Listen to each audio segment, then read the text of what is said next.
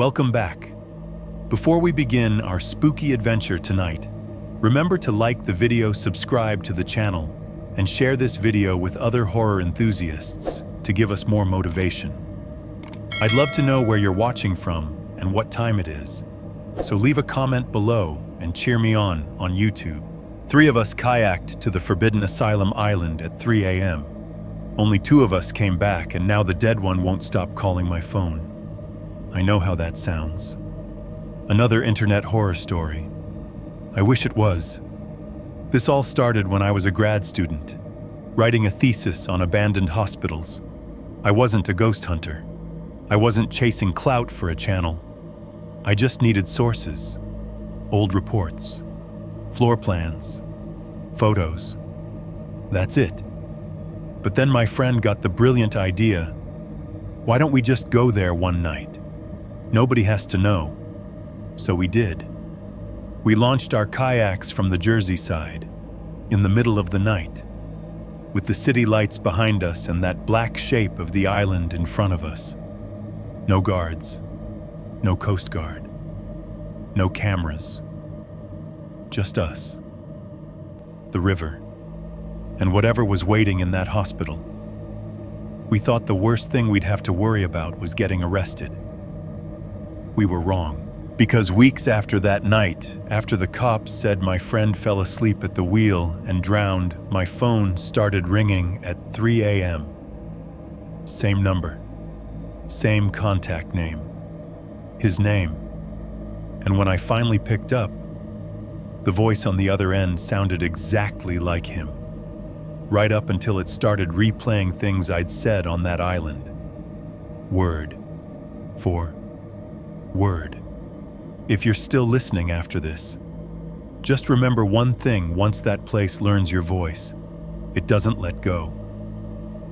1.1 Ordinary life and unfinished history. I'm 35 years old.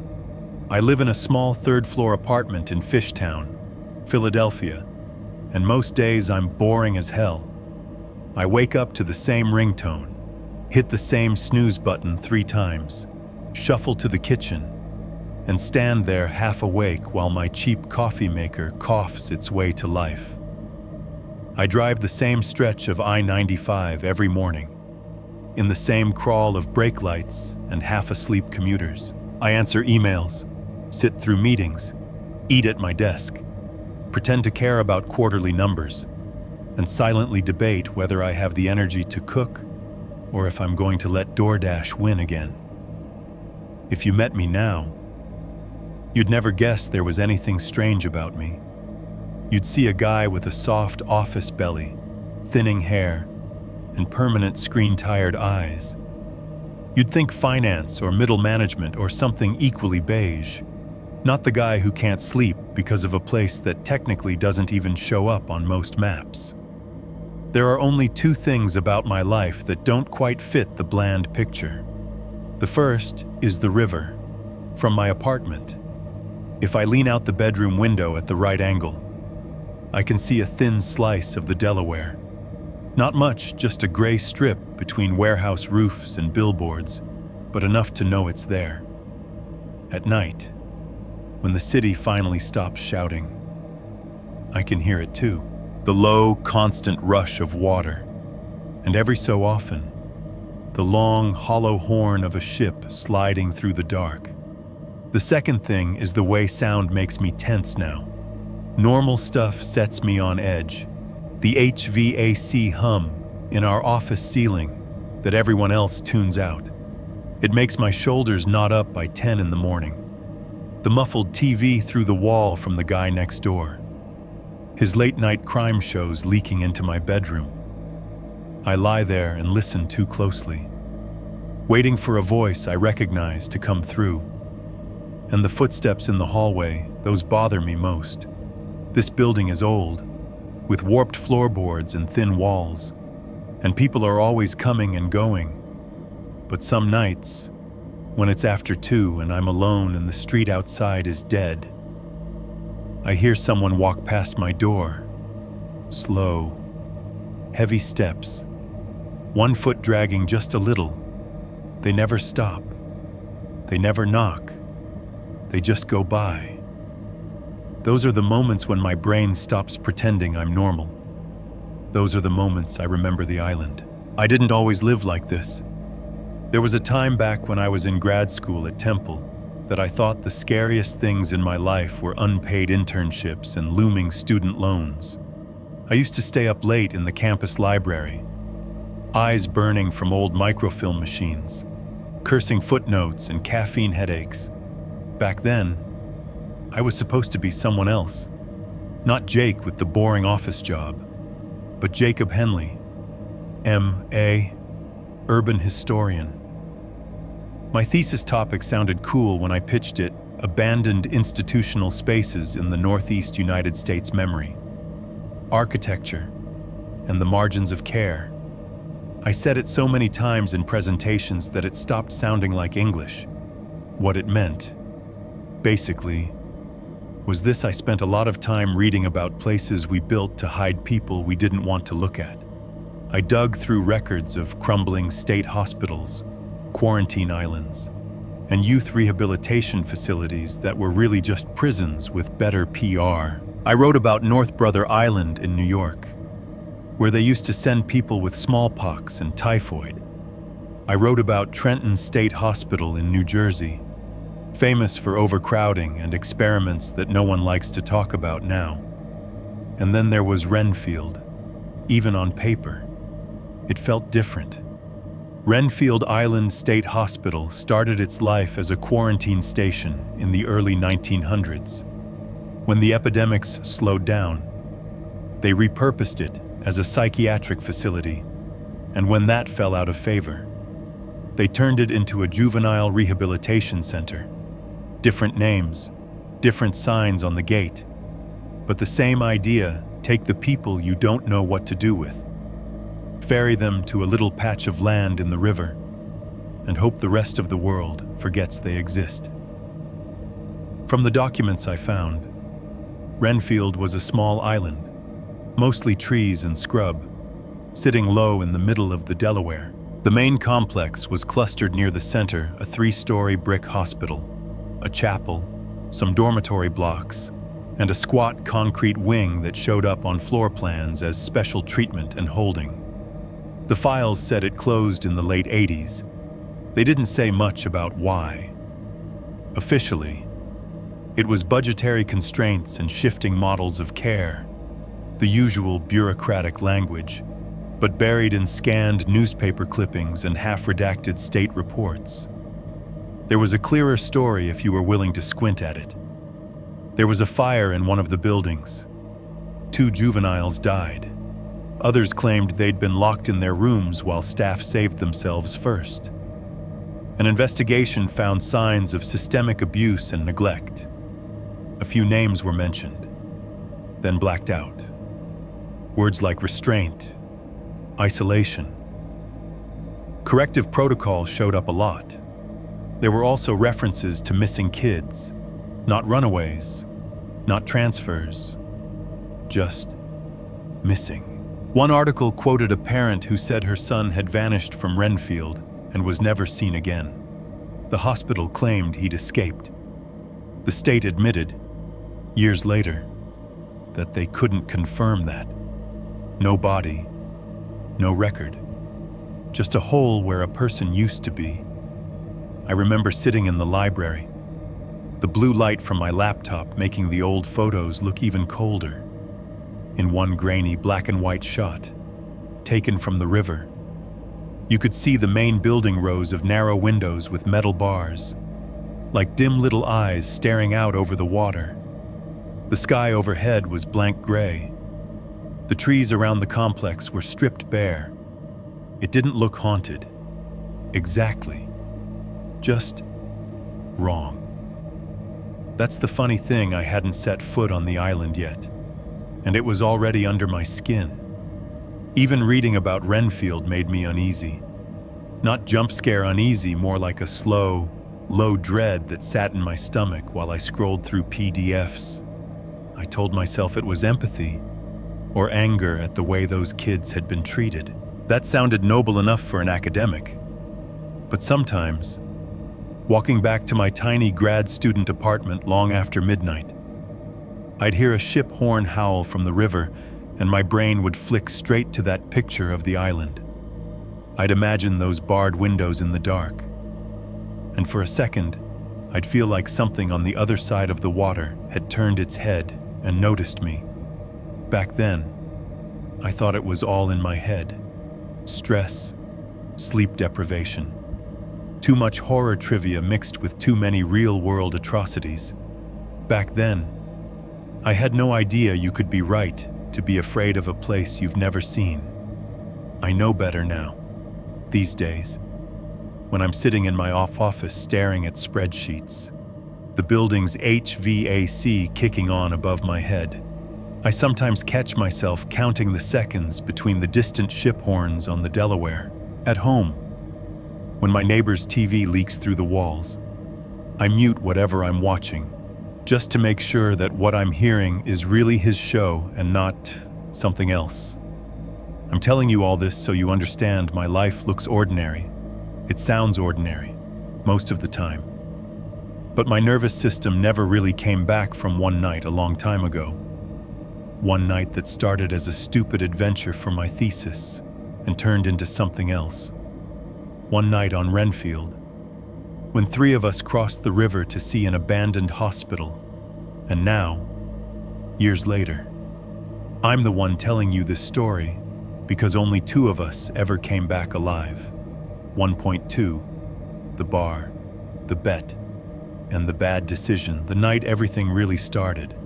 We were sitting in a bar on South Street that smelled like spilled beer and fryer grease. It was a Tuesday, I think. One of those weeknights where the city feels tired instead of loud. The place was narrow and dim, with Christmas lights strung up year-round and a floor that stuck a little under your shoes. A pool table sat crooked in the back. Its green felt scarred and faded. Someone had left half a game frozen there. 3 solids and a lonely 8-ball staring at each other under a crooked lamp. A small TV over the bar was playing a Sixers game on mute. Every now and then the bartender would glance up at it, lips moving silently as the players blurred back and forth. The jukebox in the corner was struggling through an old rock playlist, the sound tinny and too loud for the number of people actually listening. Glasses clinked. Someone laughed too hard at a joke I couldn't hear. And the bar door let in strips of cold air every time it opened and closed. I was on my second cheap beer, and I'd already talked myself hoarse complaining about my thesis. So I'm basically writing about places I've never seen, I said, finishing the sentence I'd probably started 3 or 4 times that semester. I'm describing hallways and cells and courtyards based on grainy photos from, like, 1973. It feels fake, detached, across from me. Evan tipped his bottle back, taking a long drink. He'd always looked like he belonged in places like this, more than in classrooms, dark hair and a half-grown-out fade. Sleeve of tattoos creeping out from under his hoodie. That permanent smirk like he knew the punchline to something you didn't.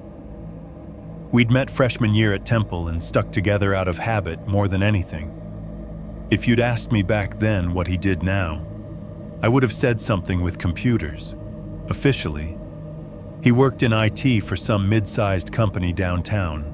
Unofficially, he spent half his time bragging about the systems he could accidentally get into, and the other half trying to talk me into doing dumb things for experience. "You're the one who picked haunted buildings for a career," he said. "Could have gone with, I don't know, shopping malls or diners.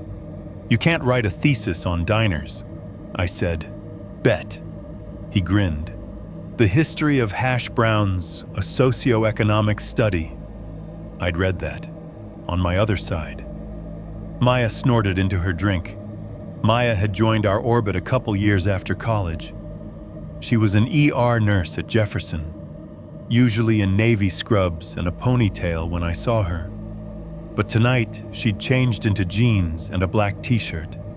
Her arms were bare, a faint line on her left forearm where someone had once grabbed her hard enough to leave a semi-permanent mark.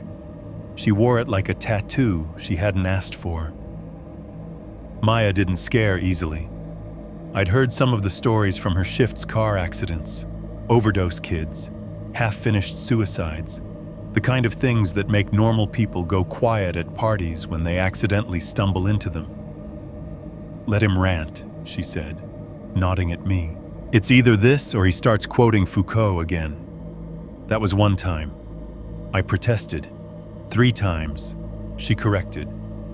In one night, Evan thumped his bottle down on the bar.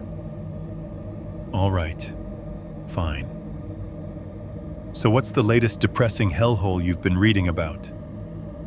You mentioned something about an island last time." I hesitated, then shrugged. "Renfield." "Bless you," he said automatically. I rolled my eyes. Renfield Island State Hospital. Tiny island in the middle of the Delaware. Used to be a quarantine station, then a psych facility, then a juvenile rehab center. Closed down in the 80s after a bunch of bad stuff. Define bad, Maya said. Fire, abuse investigations, kids going missing. The usual nightmare fuel.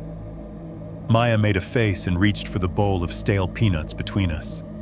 "That place with the creepy pictures you showed me, the one with the barred windows near the water, yeah?" I said. "That one." Evan was staring at me, eyebrows pulled together. "Wait, hold up. Are you talking about that little dark blob you can see from the Ben Franklin like when you're crossing from Jersey and you look downriver on the right?" "Probably," I said. "You can't see much from the bridge. Just trees and a few roofs." "Why?" He sat back, expression shifting into something bright and dangerous. I'd seen that look before, usually right before something idiotic happened. "Dude," he said slowly, "that's not history. That's content." Maya groaned. "Don't say it. Say what I asked," even though I knew exactly what. "Destination," he said, dragging the word out. "Content." He pointed at me with the neck of his bottle. "You're telling me there's a whole-ass abandoned island asylum a kayak ride away, and you're just sitting here reading PDFs about it?" I opened my mouth to argue and realized, with a little stab of annoyance, that he had a point. A stupid, reckless point. The kind of point I'd dismissed out of hand for months. "It's not that simple," I said. "The place is off limits. It's technically state property. Coast Guard patrol the river sometimes. The reports say you need a special permit to even set foot there." "Sure," he said, unfazed. "If you go during the day, waving a flag that says, 'Please arrest me.' But we're not talking about a field trip. Jake, we're talking about slipping over there at night. In and out. No one the wiser. In the name of academia. Obviously." Maya shook her head. "You two idiots would get picked off in about 30 seconds. The Coast Guard would have a field day. 3 morons in a kayak arrested for trespassing on state property." Evan grinned. "I own kayaks. Plural. 2 bright red beauties. They're dying for a spooky river adventure." I frowned. "You have kayaks," he shrugged. "Everybody copes with their 20s somehow. Some of us buy boats and go yelling down rivers. Some of us read about abandoned psych wards. I'm not judging you." Maya tossed a peanut at him. "How do you hide something that big in Philly's storage unit in South Jersey?" he said. "Cheap, climate-controlled, full of poor life decisions." I took a long drink of beer, trying to drown out the part of my brain that was already picturing it, the 3 of us, pushing off from a quiet stretch of New Jersey shore in the middle of the night. The water black as oil, the island a darker blot against the sky. "It's not just trespassing," I said. "There are real safety issues. The buildings could be unstable. Asbestos, mold, broken floors, rusted metal." Maya held up a finger, ticking off points. "Nurse, first aid, strong flashlight. I work night shift. Staying up late is my superpower. I also know how to tell when someone's about to do something incredibly dumb and talk them out of it." She looked at me pointedly on that last part. "See," Evan said, "we've got our medic, we've got the historian, and we've got the logistics department." He jabbed his thumb at his chest. "I can check currents, tides, bridge camera coverage. We go late like 2 or 3 in the morning when nobody's paying attention.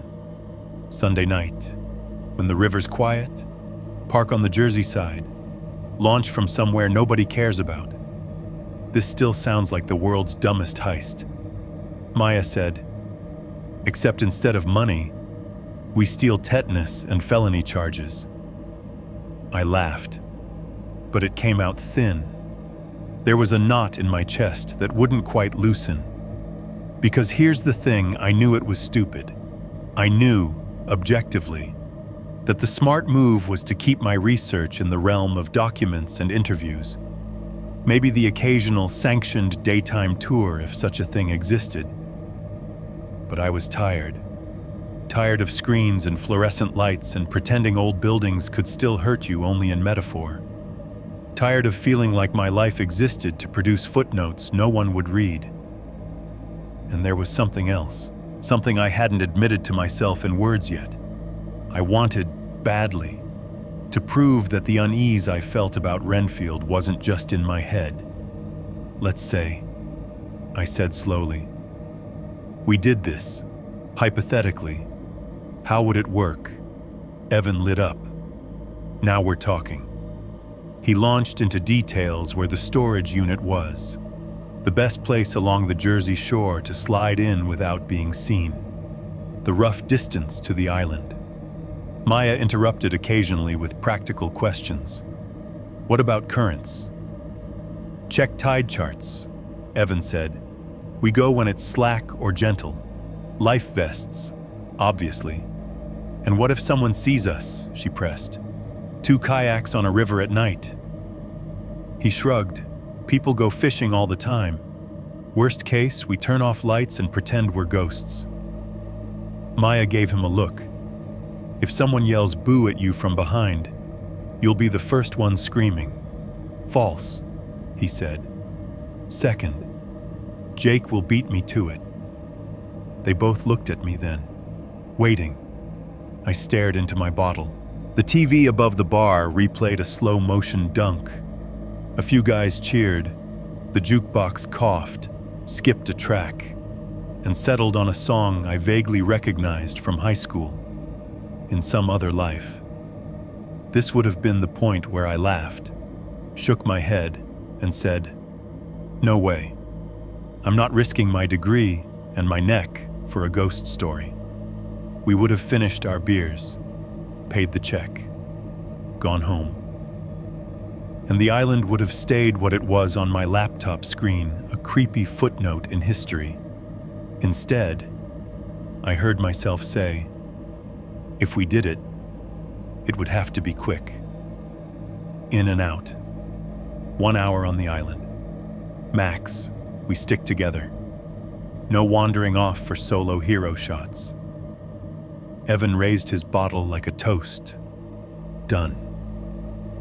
Maya stared at me like she was trying to decide whether I'd lost my mind. Then she sighed. "If you both get arrested and lose your futures," she said, "someone has to be there to explain to your parents how stupid you were." She lifted her glass.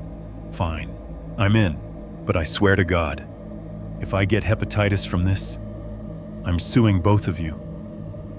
Evan whooped loud enough that the bartender glanced over. We clinked bottles like we were celebrating something other than a bad idea. By the time last call rolled around, we had a group chat set up. Rough plans made. 2 a.m., Sunday night into Monday. Meet at a small riverside park on the New Jersey side Evan knew about. Load the kayaks. Paddle out to Renfield under cover of darkness. Explore just enough to give me something real to write about. Paddle back before sunrise. Before anyone with authority started caring what was floating out there. On paper or on a napkin. Which is what Evan scribbled it on, it seemed almost simple. I walked home feeling buzzed and wired, the cold air sobering me up as I cut across town. South Street thinned out the farther I went. Neon gave way to dark windows. The sounds of the bar faded into the shuffle of my own footsteps and the occasional whoosh of a passing bus. Back in my apartment, the sudden quiet felt too big. I tossed my keys on the counter, kicked off my shoes, and opened my laptop. The screen's glow making the room look even darker around the edges. I should have gone to bed. Instead, I pulled up an online map, zooming in until the gray-blue smear of the Delaware sharpened into something more detailed. Bridges, piers, little labeled parks along the shore. And there, almost dead center between the banks, a small, irregular shape of green and brown, Renfield. Satellite view showed exactly what I'd seen in old photos, a cluster of rooftops half hidden by trees. Concrete paths vanishing into foliage. No labels, no tourist icons. Just a nameless island the software rendered like an afterthought. I zoomed closer, the image blurring, then refocusing. For a second, just a second, I saw something that didn't belong. A tiny square of light in one of the roofs, sharp and white against the dark green, like a lit window. I blinked, leaned in. The image reloaded, and the square was gone. Just gray shingles, black shadow, glitch. I muttered to myself, compression artifact, whatever. I closed the tab. It was past midnight when I finally shut the laptop. I was halfway to my bedroom when the new mail chime sounded one clean little ping cutting through the fridge hum and the distant rumble of a train passing somewhere in the city. I hesitated, then turned back. The email was from an address that looked like someone had rolled their face over the keyboard. _Q 2F7X at records-pia.gov subject line Renfield_ISH_final_report.edf. My stomach dropped in that weird, weightless way. Even as my rational brain tried to catch up, I hadn't requested anything that day. Maybe it was an automated dump from some archive request I'd forgotten. Maybe someone at a records office had finally processed a months-old form and hit send. Maybe. I clicked it. The PDF opened to a gray screen, then static. Not visual static exactly, just a wash of gray noise, like an old TV tuned to nowhere. In the middle of the page, a single line of black text slowly resolved, as if someone was typing it in over a bad connection. They keep coming at night, even after the lock. The line cut off mid-word. Nothing else appeared. My cursor spun. The laptop fan roared like it was trying to take off. The screen flashed white, then black, then blinked back to my desktop with a familiar chime. Everything looked normal. The email was still there.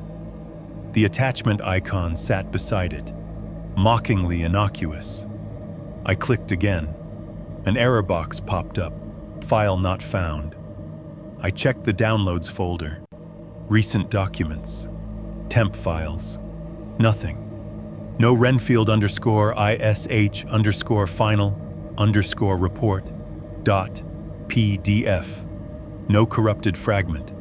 Just the faint echo of that unfinished sentence hanging in the back of my mind. They keep coming at night. Even after the lock, I shut the laptop harder than I needed to and told myself it was just a glitch. Just a weird, late-night hiccup in some overworked state server. I told myself that for a long time. 1.3. Night drive and first sight of Renfield. I left the city a little after 1 in the morning.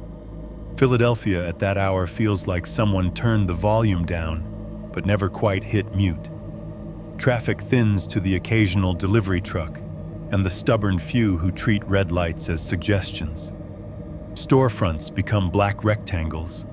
Neon flickers out one sign at a time, and even the drunks on South Street start drifting home. I got on I-95 heading north. The highway, a long gray ribbon under orange streetlights.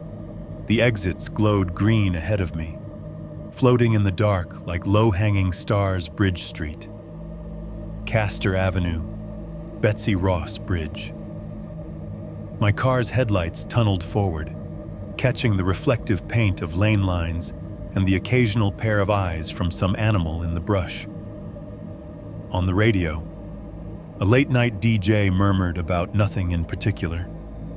I turned him off.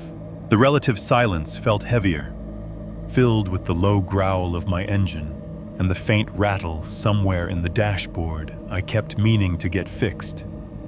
Gas stations and fast food signs rose out of the dark at intervals. Little islands of fluorescence Wawa. A 24-hour Dunkin'. A truck stop with 6 semis sleeping nose to tail in the back lot. America's late-night landscape is mostly corporate logos and exhausted people buying caffeine. I stopped at a Wawa near the Jersey border, because some habits are sacred even on the way to an allegedly haunted island. Inside, fluorescent lights buzzed overhead, too bright on my tired eyes. A few other night creatures floated between aisles, a guy in a reflective vest grabbing an energy drink. A woman in scrubs stacking her basket with microwave dinners. A teenager in pajama pants holding a gallon of milk. I poured myself a large coffee, burned my fingers on the cheap paper cup, grabbed a couple of those sad breakfast sandwiches in plastic. The cashier didn't look at me twice. Nobody ever does at 3 in the morning. You could be anybody. You could be nobody. Back in the car. I sat for a second, hands on the steering wheel, watching my breath fog the windshield. I could have turned around right then, driven back to my apartment, crawled into bed, and sent a groggy text in the group chat about food poisoning, or a migraine, or car trouble. Instead, I pulled out of the lot and took the ramp toward the bridge. Crossing into New Jersey is never as dramatic as people make it out to be. The river rolled beneath the bridge, a dark, slow-moving mass. Off to the side, somewhere downriver, I knew Renfield was out there, just a lump of shadow on the water. I couldn't see it from where I was. Part of me was grateful for that. Evan had sent coordinates for a small riverside park just south of the bridge, on the Jersey side. Nobody goes there after dark, he'd said. Perfect launch point. He wasn't wrong. The park's tiny parking lot was half empty when I pulled in. The asphalt glazed with a thin sheen of frost that made my headlights sparkle. A couple of cars sat abandoned-looking under the orange wash of sodium streetlights, their windows fogged or frosted. The light fixtures themselves buzzed faintly, a nervous insect sound in the cold air. I pulled into a space near the back. My breath made little clouds as soon as I stepped out, the air biting at my teeth when I sucked it in. Somewhere beyond the low strip of grass at the edge of the lot, the river was a flat, black sheet, reflecting almost none of the light. Evan's SUV was already there, a dark shape at the far end. As I walked over, I saw him wrestle something long and plastic and very red out of the back. The kayaks, Look who decided to show. He called, his voice low but carrying in the stillness. Henley, patron saint of bad ideas. Sorry, I said. I had to say goodbye to my will to live. You did that when you started grad school, he shot back. Maya was sitting on the SUV's bumper, zipped into a thick jacket, gloved hands wrapped around a stainless steel travel mug. Her hair was pulled back into a messy bun, a few curls escaping to cling to her cheeks in the cold. You look like shit, she said matter-of-factly, as I got closer. Love you too, I said. What's in the mug? Coffee, she said. Black. You're not getting any. You chose beer last night instead of sleep. Evan slid one of the kayaks down onto the asphalt with a hollow plastic thud. They were ridiculously bright, glossy red, like cartoon versions of boats. They looked wrong under the sickly yellow parking lot lights. Nothing says stealth like primary colors, I muttered. Relax, he said. At night, everything is just dark. He opened another hatch, tossed out life vests, paddles, a waterproof bag. Maya's got the survival kit. I've got the boats. You've got the... He squinted at me. The historical trauma I brought snacks, I said, and poor judgment. Evan grinned. Perfect. While they sorted gear, I found myself checking my phone for the third time in 5 minutes. Battery 89%. Signal bars full. Time 2:12 a.m. No new messages. No last-minute cancellation. Just the cool, indifferent numbers on the screen. Relax. Mother hen, Maya said, catching me looking. We'll be fine. That's what everyone says in the first 10 minutes of a horror movie. I said, you realize that logically. The scariest thing that happens tonight will be a raccoon, she said, or tetanus, or Coast Guard, I added. Evan snorted. Or we get bored, that's my guess. Maybe a few rats, some mold. And you hosting a TED Talk about institutional decay. Honestly, I said, that doesn't sound so bad. Someone had posted a small, rusting sign near the edge of the lot, half hidden behind a leafless shrub. On our way toward the bank, my flashlight beam caught it. White background. Letters faded and peeling, no river access after 11 p.m. By order of state police across the bottom, in jagged black spray paint. Someone had scrawled over the official warning. They watched the water. The paint had dripped in places, streaks running down like black tears. I slowed, staring at it. Charming, Maya said over my shoulder. Reading. Very welcoming. Probably just bored teenagers, Evan said. Not even looking. Or you, sleepwalking and leaving cryptic thesis notes around Jersey. I forced myself to chuckle. Yeah, very meta. But the words sat there in the back of my skull, like they were waiting for something. We crunched over the frosty grass to the edge of the river. The bank here was a sloping tumble of rocks and mud, a narrow strip of sand at the bottom where the water lapped softly. The three of us stood in a line for a minute, side by side, looking out.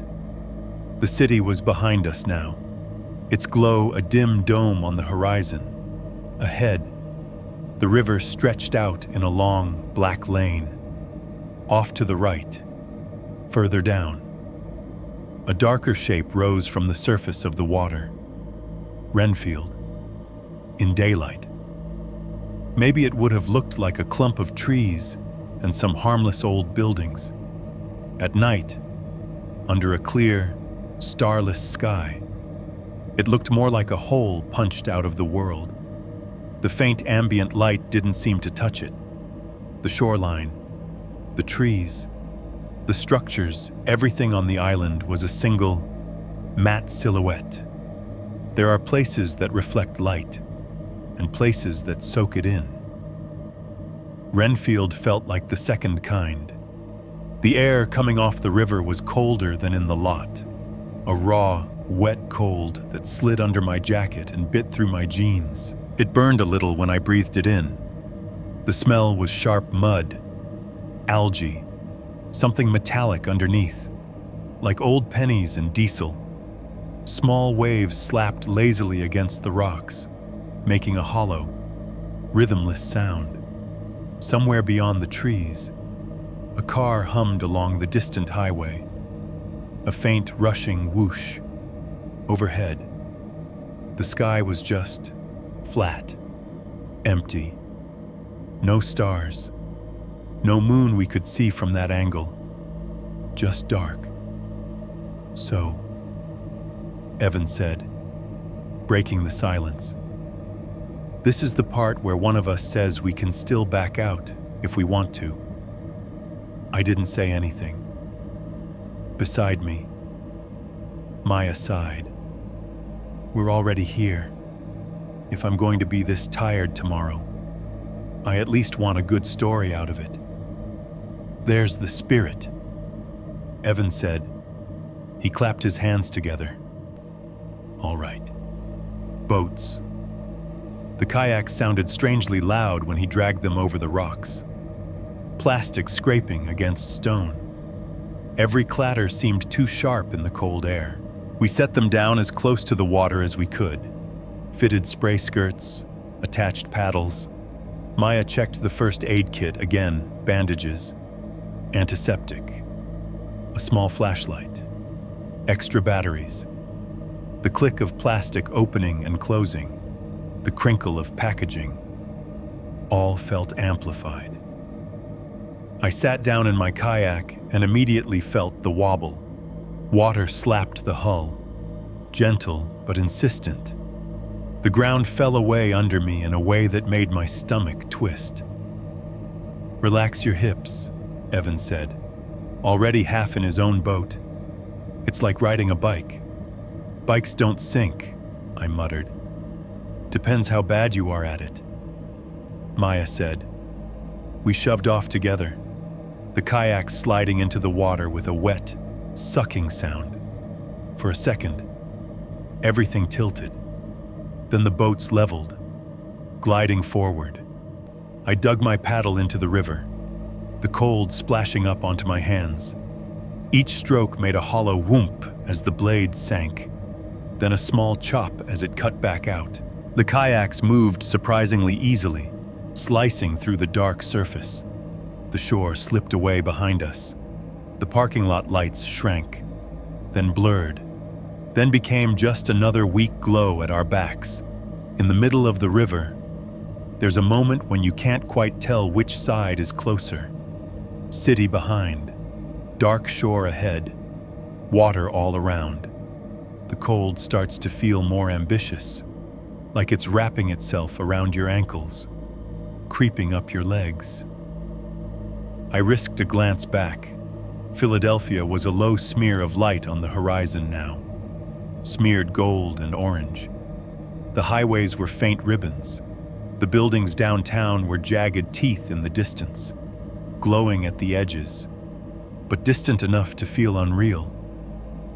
I looked forward again, and the island was bigger.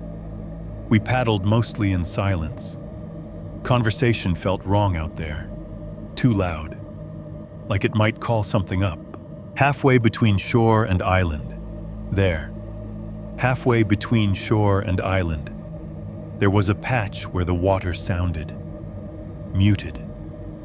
My paddle still moved, still pushed us forward, but the noise it made was strangely dull, like someone had put a hand over my ears. The only thing I could really hear was my own breathing, too loud in my head. Feel that, Maya said quietly from the kayak to my right. Feel what I asked. She hesitated. Nothing. We kept going. Up close. The island's main building resolved into sharper angles, the long brick face, rows of dark windows, the faint suggestion of a roofline. Trees bristled around it, bare branches clawing at the sky. One of the top windows caught my eye. I don't know why. Instinct. Maybe. I looked up at it, squinting against the dark. For just a heartbeat, I thought I saw something there, a pale oval behind the glass. Not bright, not glowing, just lighter than the surrounding black. Too round and too smooth to be a trick of light. The suggestion of eye sockets, the idea of a face. My paddle dipped, throwing my balance. Cold water sloshed into my lap. I blinked hard, wiped my eyes on my sleeve, and looked again. The window was empty, just broken glass and darkness. Everything okay? Evan's voice floated back from his kayak ahead. Fine, I said. My voice came out too tight. Just cold. The bow of his kayak bumped something solid. A scraping, a grinding rumble under the water. Then his boat lurched up slightly as he rode over submerged rocks. Land ho, he whispered dramatically.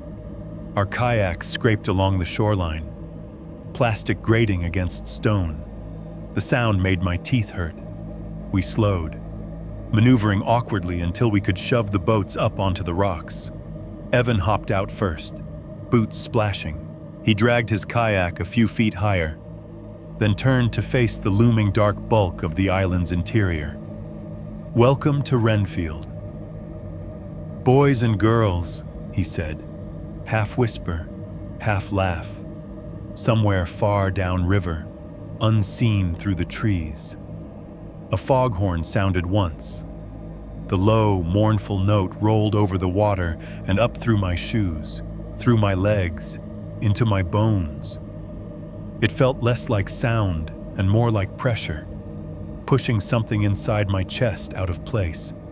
For a second, I stood there with my hands still on the kayak, heart beating too fast, breath hanging white in front of my face, thinking, this is the last safe moment, right here, right now.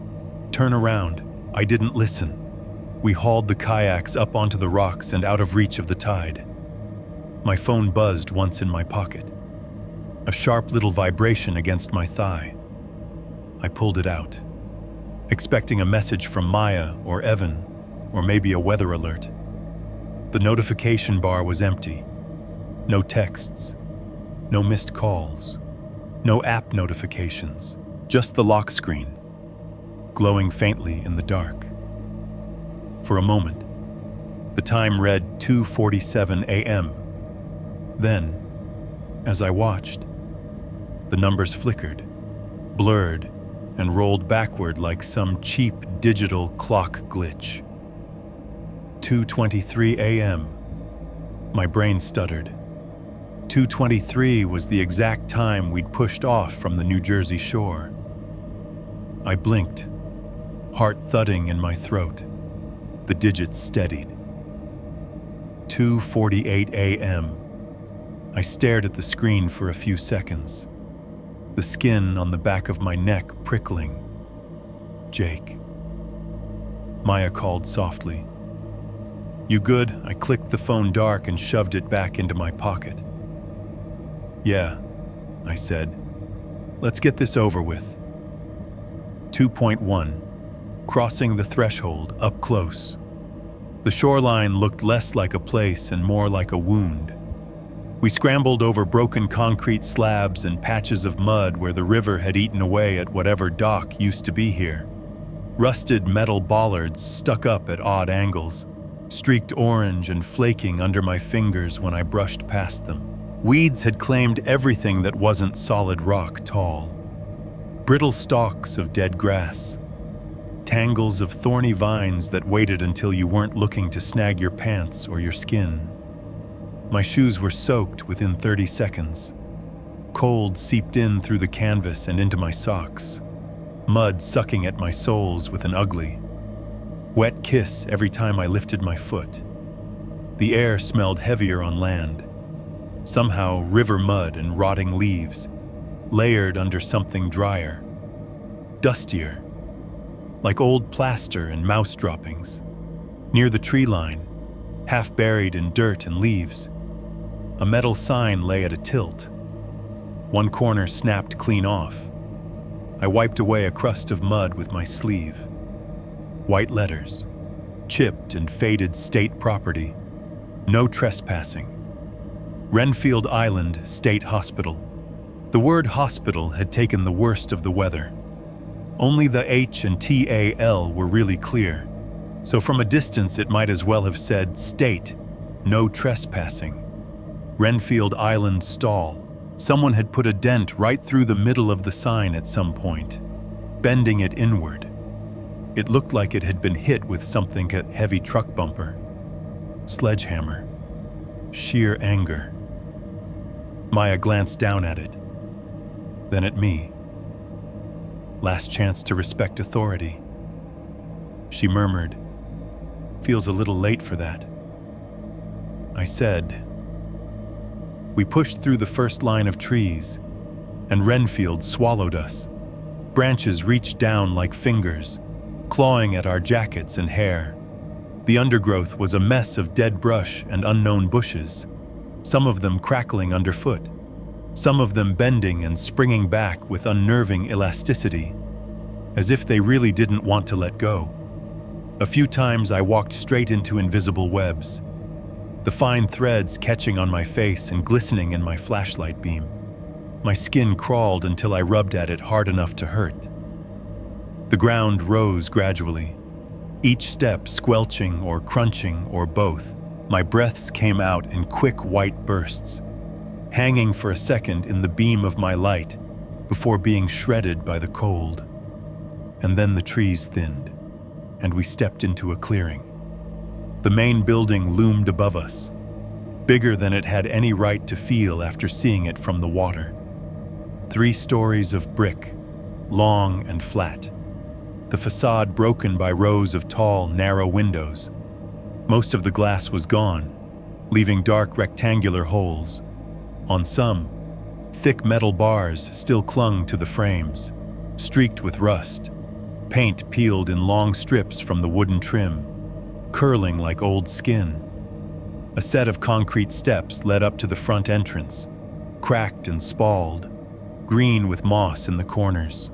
Over the doors, above a shallow concrete awning, someone had once mounted metal letters to spell out the hospital's proper name. Only a few remained, hanging crooked or missing entirely. Ren F. Eld is Aldstay E. H. Spil. The gaps made my eyes hurt. The doors themselves were heavy slabs of metal, painted an institutional brown that time and weather had turned into a mottled, flaking mess. A thick chain looped through their handles, secured with a padlock the size of my fist. "Uh-oh," Evan said. "Field trip canceled." But the chain sagged in the middle like a loop of dead snake, and when I stepped closer, I saw why someone had already been here. The padlock was still in place, but the chain links just below it had been cut clean through, the raw ends bright orange with newer rust than anything else around. Whatever tool had done it hadn't been subtle. The cuts were uneven, chewed-looking, like someone had had to fight their way through, C. Evan said, cheerfully ignoring the implications. "We're not even original. Trespassing with training wheels." Maya eyed the cut links. Or we're about to walk into someone else's bad idea. The thought that we might not be alone on the island made the hair on the back of my neck stand up. I found myself glancing back toward the trees, listening for sounds that didn't belong to us. I didn't hear anything except the faint lap of the river behind us and the quiet whine of wind around the corners of the building. Evan stepped up onto the top step, braced his shoulder against one of the doors, and shoved. For a second, nothing happened. Then, with a scraping groan that made my teeth ache, the door shifted. Dust puffed out from the gap like breath. He pushed harder, and the door swung inward a few inches, then more, the hinges screaming protest down the empty hallway on the other side. The sound seemed to go on too long, echoing back on itself until it became less a noise and more a pressure in my chest. When it finally died away, the silence that replaced it felt recalcitrant, like the building was annoyed we'd disturbed it. "After you, Professor," Evan said, stepping aside with a mock bow. The air that rolled out through the doorway was noticeably warmer than the air outside, but not in any way that felt comforting. It was a wet warmth, thick with the smell of mold and something chemical underneath old disinfectant. Maybe long dried into the walls and now rehydrated by generations of leaks. I hesitated on the threshold. On the outside, the bite of cold, the smell of river, the faint, honest sound of water moving around rock. On the inside, a static, sour stillness, the faint tick of something dripping somewhere, the echo memory of that door screech. Every rational part of my brain said, "This is it. This is the line." On one side, stupid adventure. On the other, something I couldn't take back. I stepped over. The floor just inside the door was a patchwork of cracked tile and debris. My shoe crunched down on a piece of glass that skittered away, chiming faintly against something metal. Each step we took inside seemed loud, our footfalls knocking out hollow little reports that bounced around the space and came back thin. The first hallway stretched out ahead of us, long and dim. Our flashlights painted it in slices, walls the color of nicotine-stained teeth, corners packed with shadow. Long fluorescent light fixtures hung from the ceiling, some missing their covers, some dangling at angles from severed wires, in places. Ceiling tiles had caved in, leaving black gaps where insulation bulged like old, exposed guts. On one side, a half wall with a long glass window looked into what had probably been a nurse's station. The glass was spiderwebbed with cracks, a few jagged holes punched out completely. A metal stool lay on its side inside, one leg bent like it had been used for something other than sitting. Further down, a stairwell cut off part of the hallway. Glass blocks set into its outer wall to let in what little daylight there might be outside. Tonight, they were just squares of deeper gray, the darkness behind them pressed up against the glass like a solid thing.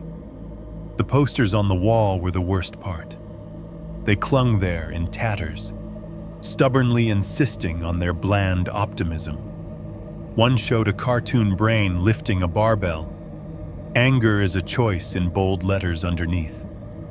Another had a black and white photo of a girl looking away, hand raised. The caption reading, "Say no to drugs." A third showed a smiling figure in scrubs, arm around a silhouetted patient, report abuse. Time had chewed the faces away. Moisture had blurred the ink. On the report abuse poster, someone had taken a marker to the patient's silhouette and colored in 2 hollow white circles where the eyes would be. "Jesus," Maya whispered. "They really tried to wallpaper over everything, didn't they?" "That's kind of the theme," I said. Before I could stop myself, my voice sounded wrong in the hallway, too loud, too thin at the same time. Hearing it bounce back to me in tiny echoes made me want to drop it to a whisper, like we were in a church or a mausoleum. These places were supposed to look like progress. I went on, because some part of me couldn't resist slipping into lecture mode. Smiling staff, positive messaging, all that. We're fixing kids, not punishing them. And behind the posters, Maya asked, funding cuts, overcrowding, staff shortages, the usual fun stuff. There were reports of corrective programs. The words tasted sour coming out. Solitary confinement, restraint, forced medication. Behavioral modification was the phrase they loved. Makes anything sound clinical if you say it cold enough. Maya's jaw tightened. I've seen what restraint looks like when it's done right in a hospital. It's not pretty. Even then, I don't want to think about what behavioral modification meant out here. Evan moved a little ahead of us, sweeping his flashlight along the walls, the ceiling. He was quieter than usual, his earlier bravado dampened by the air in here. Hey, at least we've got a cool set, he said finally, forcing a joke. You could shoot, like, 5 different horror movies in this hallway alone. He nudged a piece of fallen ceiling tile with his foot, somewhere deeper in the building. Something shifted, a dull, distant thump of wood or metal settling. The sound carried through the halls, then died slowly, trailing off like a sigh. We all froze for a half-second, listening, dripping. The faint tick-tick-tick of water somewhere over our heads, finding its way down through a crack and hitting the floor, or a metal tray or something we couldn't see. Nothing that sounded like another person. Nothing that sounded like footsteps. Old buildings make old building noises, Evan said. But his voice was just a little too tight around the edges. We moved further in. On our right, a cork bulletin board sagged on the wall, one corner hanging lower than the other. The cork was discolored, swollen in places, and covered in a patchwork of paper remnants, corners of notices, rusted staples, fragments of memos whose text had bled into unreadable gray. One sheet was still mostly intact, somehow protected from the worst of the moisture by the angle of the board. It was yellowed, edges curled. The black ink faded but legible. I stepped closer, lifting my flashlight. It was a roster of some kind, a typed list of names and numbers, columns and rows. Resident transfer log, juvenile unit. 1989, the header read. The list stretched down the page, last names, first names, dates. Some had neat lines through them. Some had notes scribbled beside them in blue pen, discharged, escaped, pending review. I skimmed without meaning to, my eyes snagging on patterns. Rodriguez, K. November 3rd. Allen, T. December 17th. McBride, S. January 9th. Near the bottom. My gaze caught on a line and stopped. Henley. Jacob. March 22nd, 1990. My throat went dry. I stared at it, the letters swimming a little in the beam of my light. The year at the top of the sheet said 1989, but someone had scrawled Ko-eno at the bottom and added a few entries by hand. My name, or close enough, sat there, typed like the others. Henley, Jacob, Jacob H.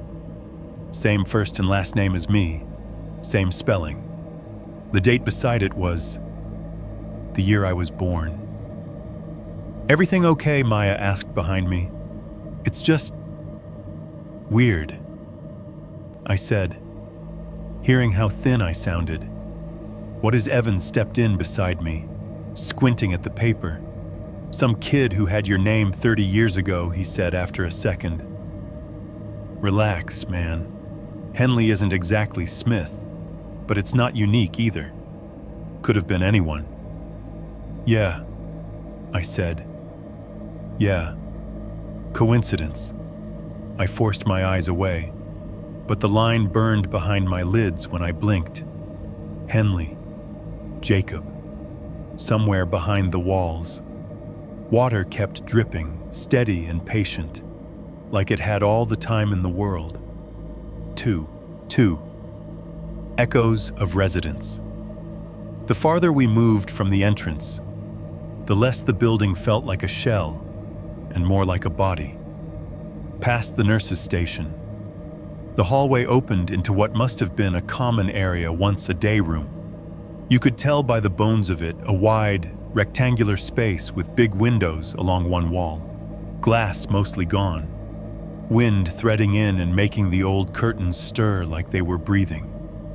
Rows of metal bed frames were stacked haphazardly there now, as if someone had run out of storage space and just shoved them all into one room.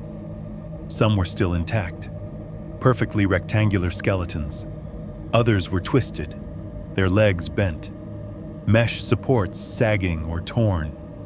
One lay upside down near the center of the room, its legs reaching into the air like something that had died on its back, frozen mid-flail. Graffiti crawled up the walls in thick layers. The older stuff was faded and flaking initials, crude drawings, gang tags. The newer paint shouted over it in glossy blacks and reds.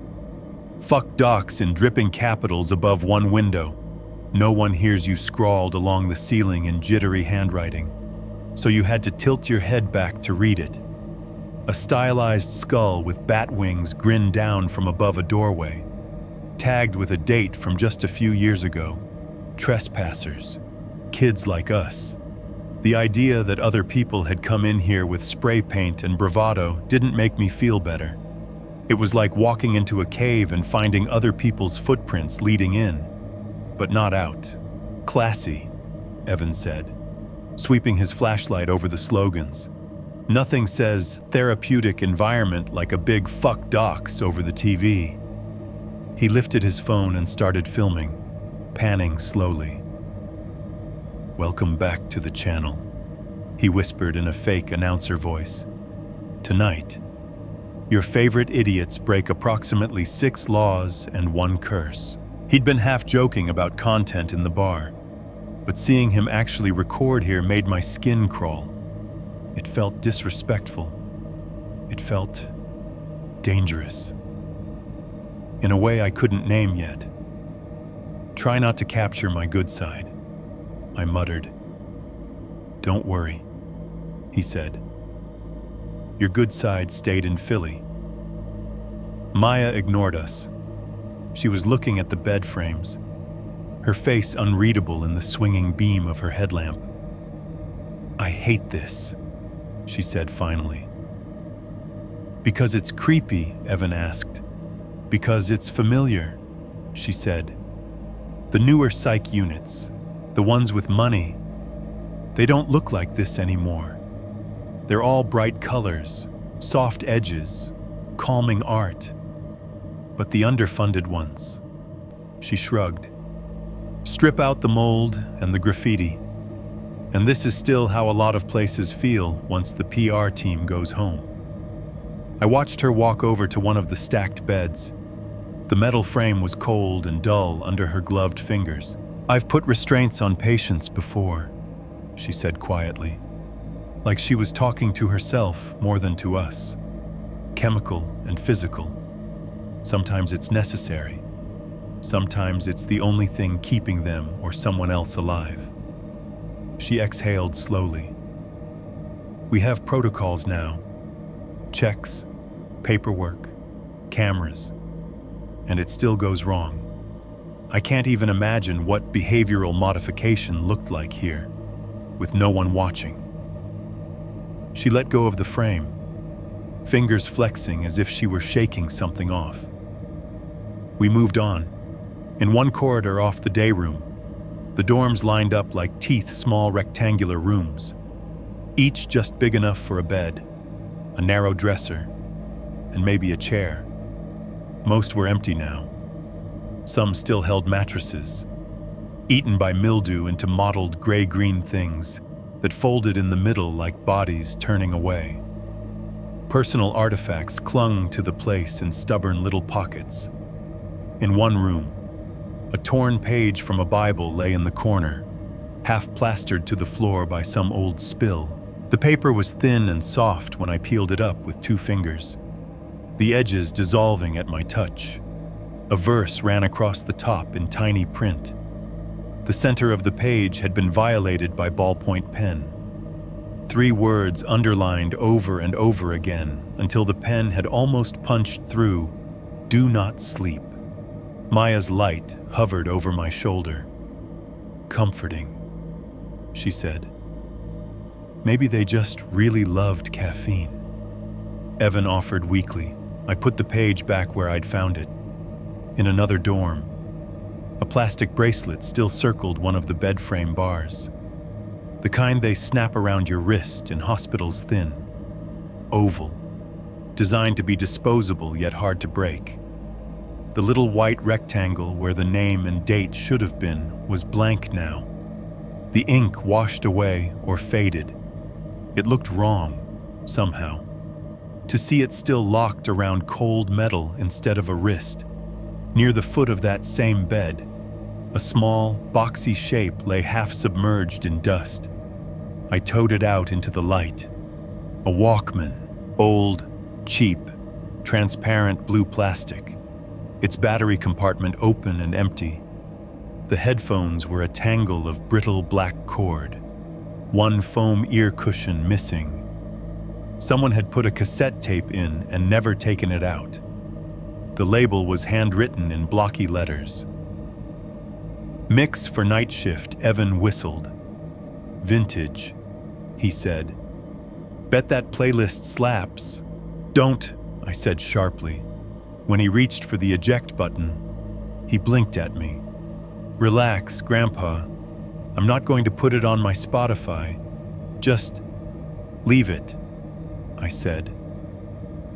There was something about the idea of hearing music that had last played in this building when it was a hum that made my stomach knot. He held up his hands in surrender. "Okay, fine.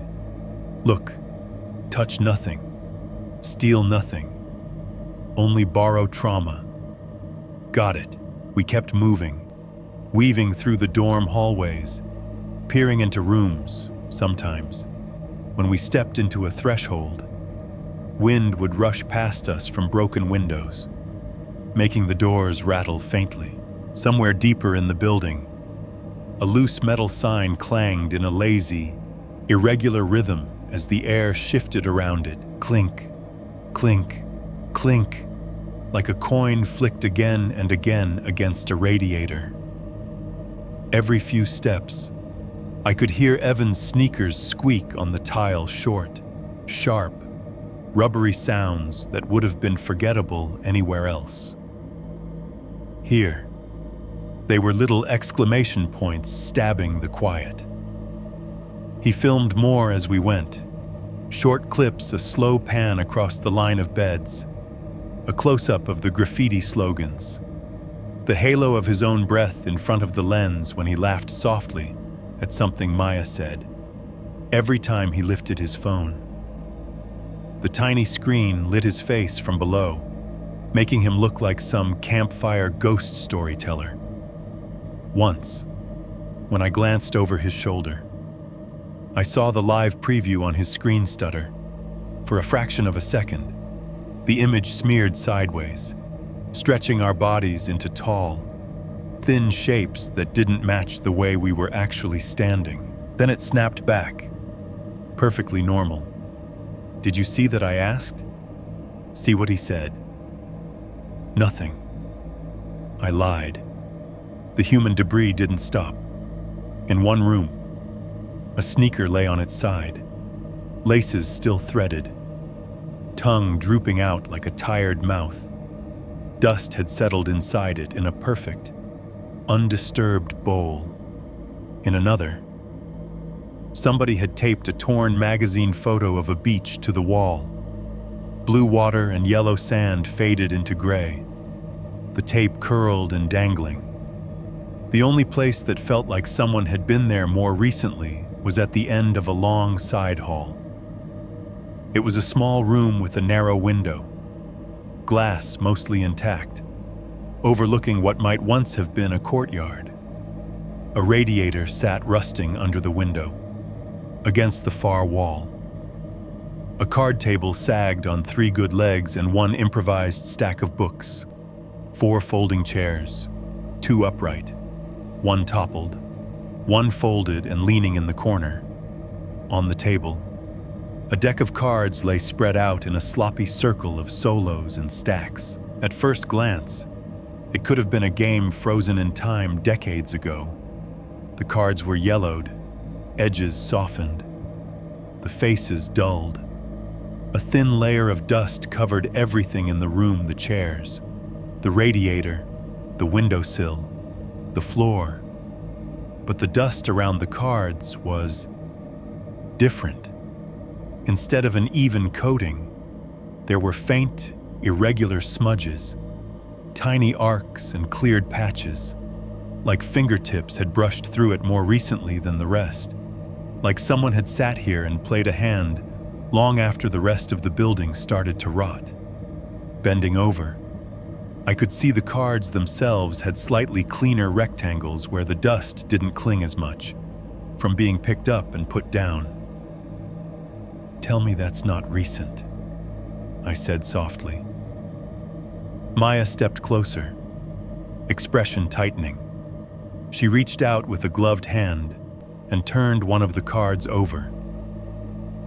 The 2 of hearts stared back at us. Near the top edge of the card, just above the little red 2, was a print, a smudge in a rusty, dark color, oval-shaped with blurred ridges. Not big, but unmistakable. A fingerprint. Maya leaned in, the beam of her headlamp steady. "That's either dried blood," she said, voice flat, "or a very elaborate attempt at ambiance. Maybe someone cut themselves on a rusty nail," Evan said. "Left a little DNA with their poker night. Maybe," she said. She didn't sound convinced. She placed the card back exactly where she'd found it, like she didn't want to disturb whatever rules governed this particular game. The building felt different after that. It was like stepping into a house where you're sure no one lives, and then seeing a mug on the counter with steam still rising from it. You realize that the emptiness you've been walking through was only empty for you. Someone or something had been here, has been here, long after the official story ended. As we moved back into the main corridor, the structure itself seemed to react. The walls creaked with little shifts, heaters long disconnected ticking faintly as they cooled further in the night air. Somewhere upstairs, we heard another dull thump, like something heavy adjusting its weight. The wind pushed through cracked windows and broken seals, making low, wandering sighs. Almost every time I thought I heard another set of footsteps behind us, I'd turn around to see nothing but our own tracks in the dust and debris. My flashlight beam would catch the motes hanging in the air, swirling lazily like something had just passed through them. The hallway started to feel less like a passage and more like a throat, like the building was listening to the scrape of our shoes, the rhythm of our breaths, the rise and fall of our voices when we whispered to each other, filing it away somewhere in its damp, rotted memory. We turned into another dorm wing, smaller than the others. The rooms here were in worse shape, ceilings peeled, chunks of plaster on the floor like fallen clouds. Graffiti had colonized almost every square inch of wall. In one of the middle rooms, I stopped dead just inside the doorway. on the far wall, above where a bed used to be. There was a phrase written in thick, black paint. The letters were uneven, but urgent. Each stroke heavy. They learn your voice underneath it, in a narrower, shakier hand. The same phrase had been squeezed in again, they learn your voice, and below that, sloping downward toward the floor in hurried, slanting script, they learn your voice 3 times, 3 different handwritings, same warning. "Okay," Evan said behind me. "That's specific." Maya's voice was very quiet. "Who's they?" I didn't answer, because the building around us, with all its broken window and hollow rooms, suddenly felt a lot less empty and a lot more like it was already repeating every word we said. 2, 3. The first wrong sound. We didn't linger long in the room with the message. It was one thing to read about abuse complaints and solitary cells in archived reports. It was another to stand in a decaying bedroom, staring at 3 separate warnings that looked less like graffiti and more like the same sentence whispered again and again by different mouths. They learn your voice. "Let's see what's upstairs," Evan said after a moment, his tone too brisk. "Maybe they've got a rooftop pool." He was trying to diffuse it. Same as always. It worked just enough to make my feet move again. The main stairwell was at the junction of the dorm wing and the central hallway. Up close, it didn't look like something I should trust with my weight. Chunks of plaster had fallen away from the walls, exposing rust-streaked rebar like wet bones. The steps themselves were concrete, covered in once white tile, now cracked and discolored, edges crumbling. "Single file," Maya said, "one at a time on the worst parts. If I fall through this floor because you two had to prove a point, I'm haunting both your asses." Evan went first, his flashlight beam bouncing with each step. Dust shook loose as he climbed, drifting down in soft little avalanches. When I put my weight on the first riser, it felt like stepping on a tired lung solid underneath, but with a give that made me want to pull back. Bits of plaster rained down from above when we passed under the landing. One chunk hit my shoulder and broke into chalky crumbs on my jacket. The smell of wet cement and old paint thickened as we climbed, the air getting close again, the echoes of our footsteps folding over themselves in the enclosed space. By the time we reached the second floor, my calves burned more from tension than exertion. We stepped out onto another long hallway, narrower than the one below, stretching away into shadow. The floor here was the same stamped tile, but more intact, on either side. Doors lined the walls metal, with small plates bearing faded numbers. Some had tiny square observation windows set into them, reinforced glass gone milky with age. A few cracked into spiderweb patterns. Patient rooms, or whatever they called the kids here. Each door had a little slot near the bottom, presumably for food trays. Most of them were closed. One near us hung off one hinge, canted at an angle, its edge scraping the floor. "Home sweet home," Evan said softly. He walked ahead, his light slipping along the walls. The ceiling felt lower up here, the air heavier. It made my ears pop like we'd changed altitude too fast. As we passed the first few rooms, the urge to look in each one was almost physical. Curiosity is a stupid, stubborn muscle. You know that whatever's behind a door won't be good, but you have to see it anyway, just to prove your imagination wrong, or right. Most of the rooms held more of the same rusted bed frames, stained walls, plastic drawers broken and left open like flayed tongues. One had a chair tipped over in the center of the floor.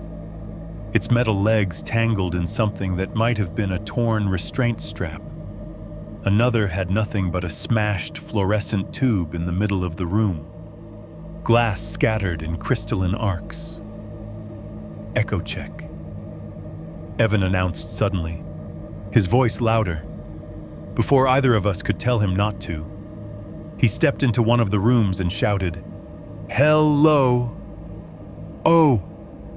His words slammed into the small space and bounced back immediately. "Hello, oh, oh, lo, oh, oh." The echo was sharp, bouncing between the walls, then, just as it should have faded out, there was one more fragment of sound. It wasn't a full word, more like a syllable with half its bones missing. A stretched, high-pitched "oh" that didn't quite match the way he'd said it. The timing was off by a hair, a stutter in reality's playback. All three of us went still. "What was that?" Maya asked. Evan stepped back into the hallway. "That was physics," he said. Too quickly. Acoustics. Weird angles. You know, science. "Do it again," she said. "Why do you want me to yell at ghosts?" he protested weakly. "Because if something's wrong, I want to know it now, not halfway through a seizure later," she said. "Do it." He sighed, rolled his shoulders like a boxer between rounds, then stepped back into the room and repeated, "Hello." We listened. This time, the sound bounced back a little differently. The first echo was clean. The second was softer. The third, if you could call it that, skittered along the edge of hearing, losing consonants, leaving vowels behind like scraps. "Hello, oh." And then, softly, something that could have been an "oh" or could have been someone else trying to say hello with a mouthful of water. The hair on my arms stood up under my jacket. "Okay," Evan said, stepping out, trying to make his voice light. "So this building has a stutter. That's cute." Maya looked unsettled in a way I hadn't seen much, even when she talked about her job. "Let me try," she said. She walked up to the doorway of the next room and leaned in, not all the way inside, just enough for her voice to aim into the box. "Hello," she said, softly. Her voice went in like a pebble thrown into a pond.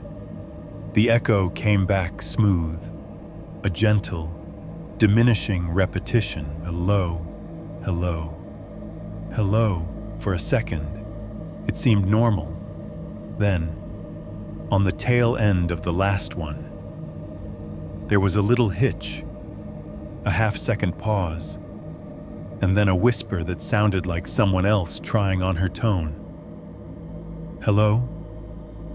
The pitch was wrong, just a little. Higher at the beginning, lower at the end. Like someone who'd heard her once and was now attempting a cover with imperfect sheet music. She stepped back, face pale.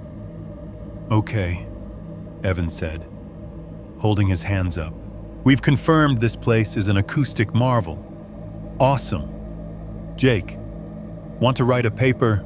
Haunted Echo Chambers of the Delaware." "I want to test something," I said. My throat felt dry. My heart was beating too fast. But the historian part of my brain, the one that had dragged me here in the first place, had latched onto the anomaly like a dog on a bone. I pulled my phone out of my pocket and opened the voice memo app. The little red circle glowed at the bottom of the screen. "What are you doing?" Maya asked. "Thesis notes," I said. It was an excuse, but not wrong. If it's just weird reverb, it should show up the same way recorded. I hit record. The timer started ticking up. "This is Jake," I said. my voice sounding small and too clean coming out of the phone's tiny speaker. Second floor, patient room corridor. Testing acoustic phenomenon, unusual echoes.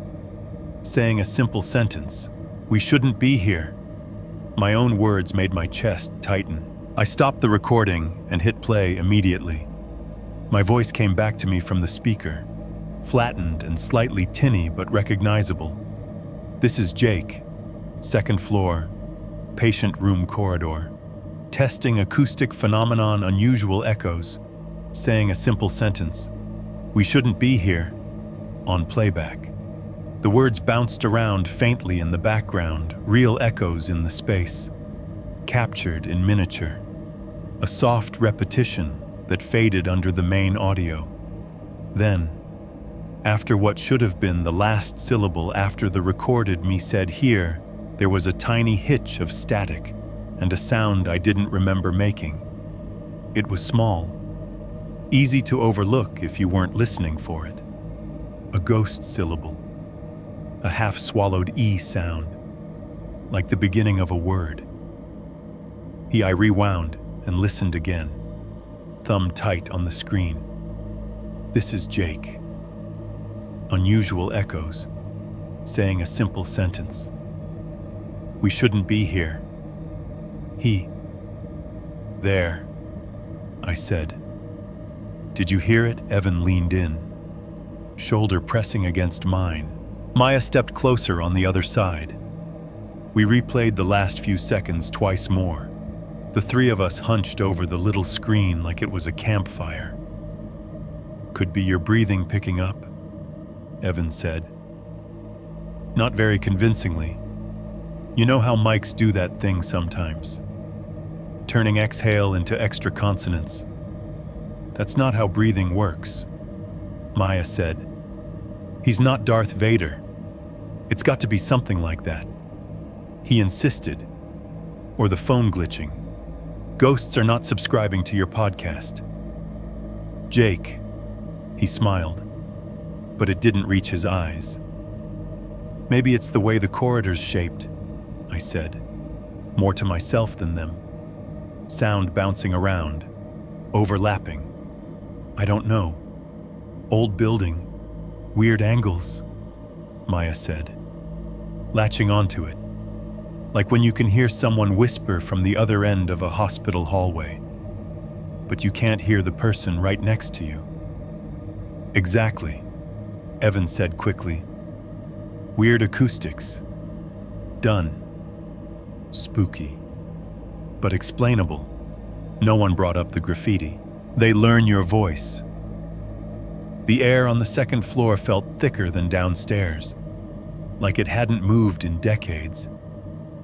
My chest felt tight for reasons that had nothing to do with asbestos. "Can we go back down?" Maya asked after a pause. "I'm starting to get a headache." "Yeah," I said. "Fresh air might be good."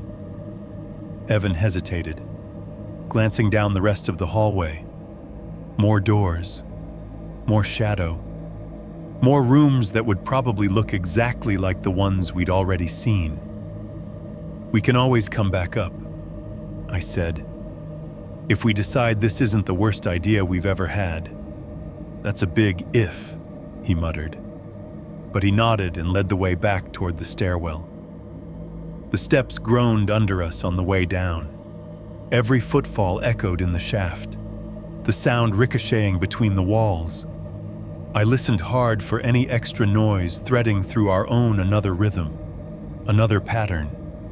If it was there, I couldn't isolate it from the crunch and scrape and wheeze of the building itself. The ground floor felt almost welcoming by comparison when we stepped out into the main hall again. My lungs appreciated the barely cooler air, even with the smell of mold. "Outside," Maya said. "Now." We followed the corridor back toward the front entrance, our lights sweeping over posters and cracked tiles and the broken nurse's station window. Somewhere behind us, that loose sign clanged faintly, as if protesting our decision to leave. At the front doors, we had to push a little. The swollen metal dragged against the warped frame. When they finally gave, they did it all at once, swinging out enough for us to slip through. The outside air hit me like a splash of cold water. It wasn't actually that much colder than the air inside, but it felt different, cleaner, more honest in its chill. For a moment, we just stood on the cracked concrete steps, breathing. The river's smell crept back in damp and metallic. The wind off the water cut through my damp socks, making my toes ache. Somewhere far away, a car hummed along the highway. The world out here felt wider, even in the dark, behind us, in the shadow of the doorway. The building breathed in our absence. I took my phone out again, more to have something to do with my hands than because I needed to check it. The screen lit up my fingers in pale blue. I scrolled to the last voice memo, the one we'd just recorded, and stared at the waveform. Maybe I'll record again later, I said. Maybe you won't, Maya said. The words were barely out of her mouth when a sound came from directly behind us. From inside the building we'd just exited, a click of metal releasing. A small, rubbery squeak as a heavy door started to move. The exact sound we'd heard when Evan first pushed the front door open, a combination of latch and hinge and warped frame. Only this time, none of us were touching it. We turned in unison. The doors had swung back a few inches after we passed through, not fully shut, not fully open. They sat like that now, still, the darkness of the hallway pressing up against the gap. But the sound, sharp, mechanical, unmistakable, had come from deeper inside, like another door somewhere in the guts of the building had just opened itself. My skin prickled, a slow wave rolling up from my ankles to the back of my neck.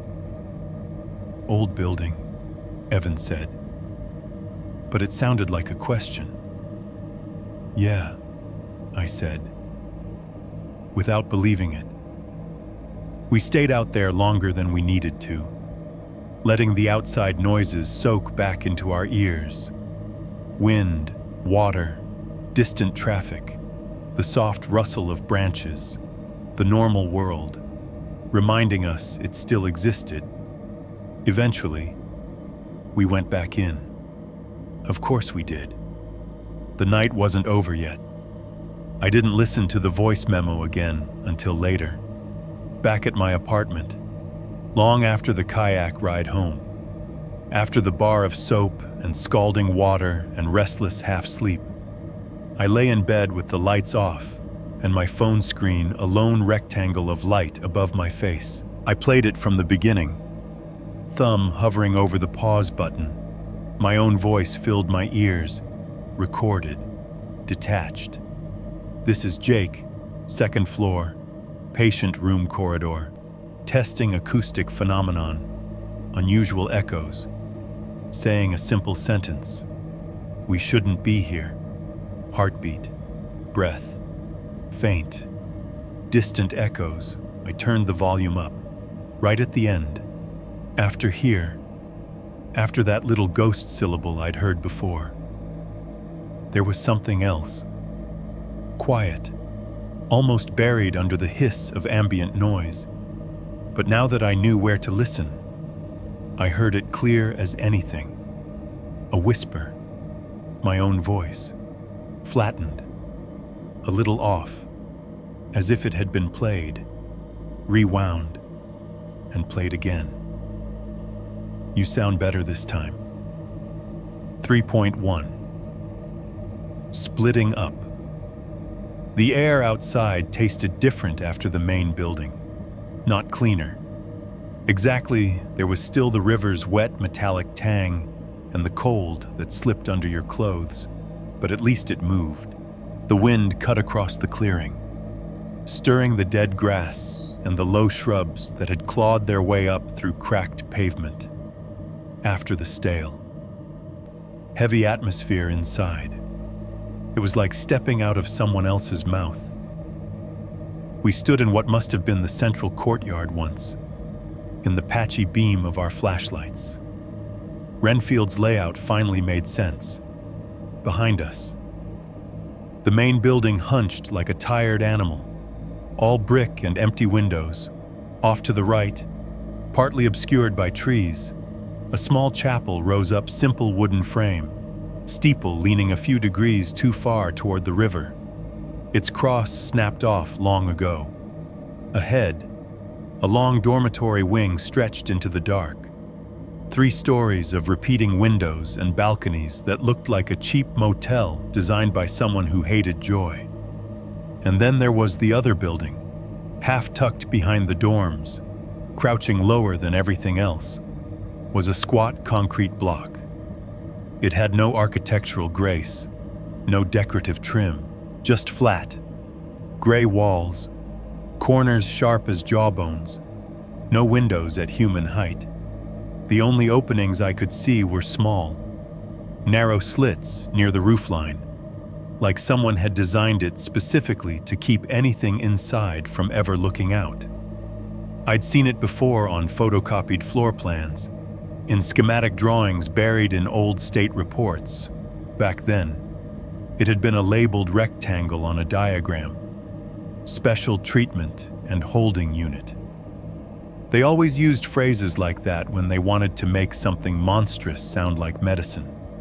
Seeing it in person made my stomach drop in a way the rest of the island hadn't. The main building felt haunted by neglect and memory.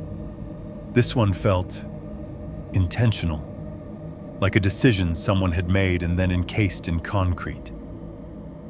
"Okay," Evan said, rubbing his hands together. "Welcome to the Renfield campus. Where do we want our next scare?" "We don't want any scares," Maya said. "We want to not die, not get arrested, and not step on a hypodermic needle." "Dream big," he said. I checked my phone for the time, half expecting it to glitch again. The lock screen came up clean this time. 3:27 a.m. We'd planned to be back on the water by 4:30, to have a cushion between us and sunrise. An hour sounded like a long time when we'd been at the bar. Now, with the buildings looming around us and the memory of that voice in my recording crawling under my skin, it didn't feel like nearly enough, and somehow, also way too much. "We should pick one more place," I said, "in and out. Then we go." "Chapel," Evan said immediately, pointing with his flashlight. "You know there's good creepy in there. Broken pews, weird altar, maybe a cross upside down if we're lucky. And the dorms." He swung his light toward the long wing. "That's where the kids actually lived." "Right. Gotta be some prime ghost real estate in there."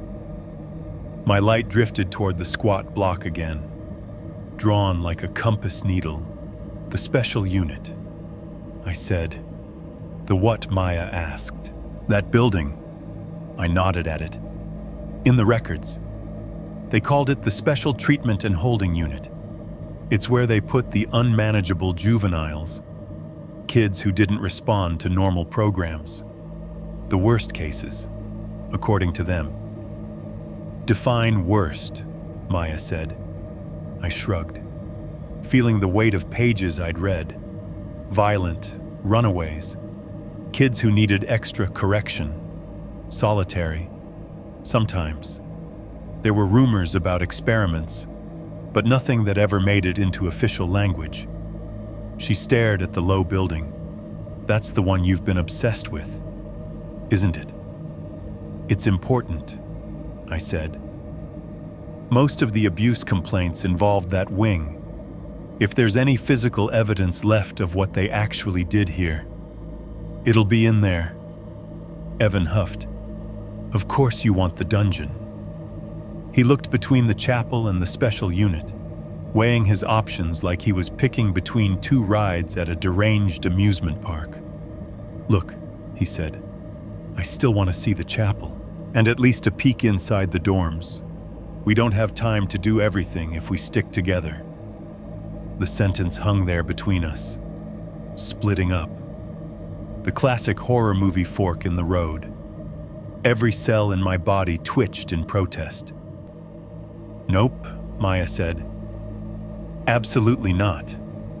We are not doing the Scooby-Doo thing in a place with asbestos and possible murder. We'll be smarter than that."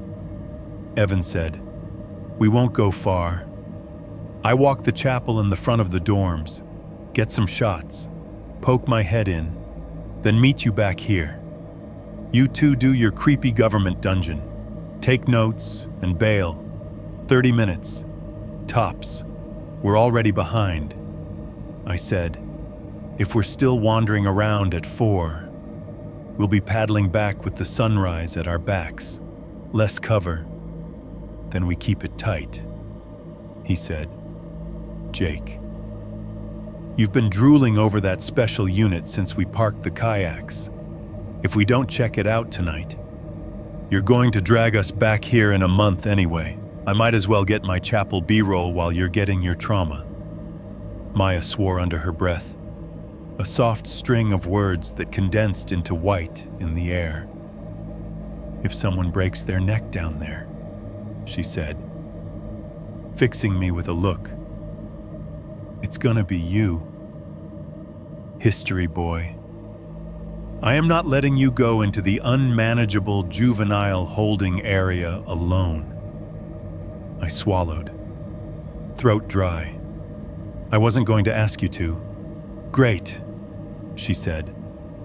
"Then the two of us will go babysit your academic crisis, and this idiot can go talk to Jesus." Evan overdramatically clutched his chest. "Wow, the disrespect. I'll have you know, Jesus and I are very tight." 30 minutes, I said, trying to sound firm. "We meet back in the courtyard no matter what. No extensions. No just one more room.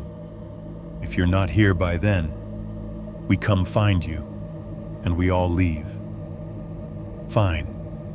Dad," Evan said, "set a timer if it makes you feel better." I already had my phone out. My fingers felt a little clumsy as I thumbed open the clock app, set an alarm for 30 minutes, and hit start. The quiet little beep of confirmation sounded absurdly loud in the open air.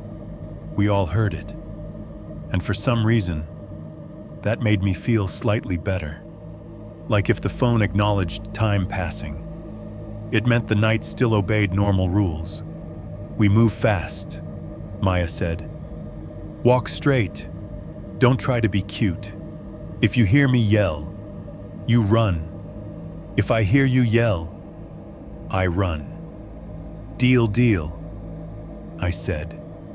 Evan gave us a mock salute with his flashlight. "Good luck in maximum juvie," he said. "I'll go light a candle for your souls." He turned and headed toward the chapel, his beam bobbing ahead of him. For a while, his footsteps through the dead grass kept pace with the rhythm of mine. Crunch, crunch, crunch. But as he angled away, they distorted, echoing oddly between the buildings. For a moment, it sounded like there was someone walking just behind him, not perfectly in sync, just a half beat off. A second set of steps, a little heavier, landing a fraction of a second after his. My skin tightened. "Do you hear that?" I asked quietly. "Hear what Maya said?" Evan's light disappeared behind the corner of the chapel. His footsteps faded. The extra rhythm faded with them. "Nothing," I said. Maybe I'd imagined it.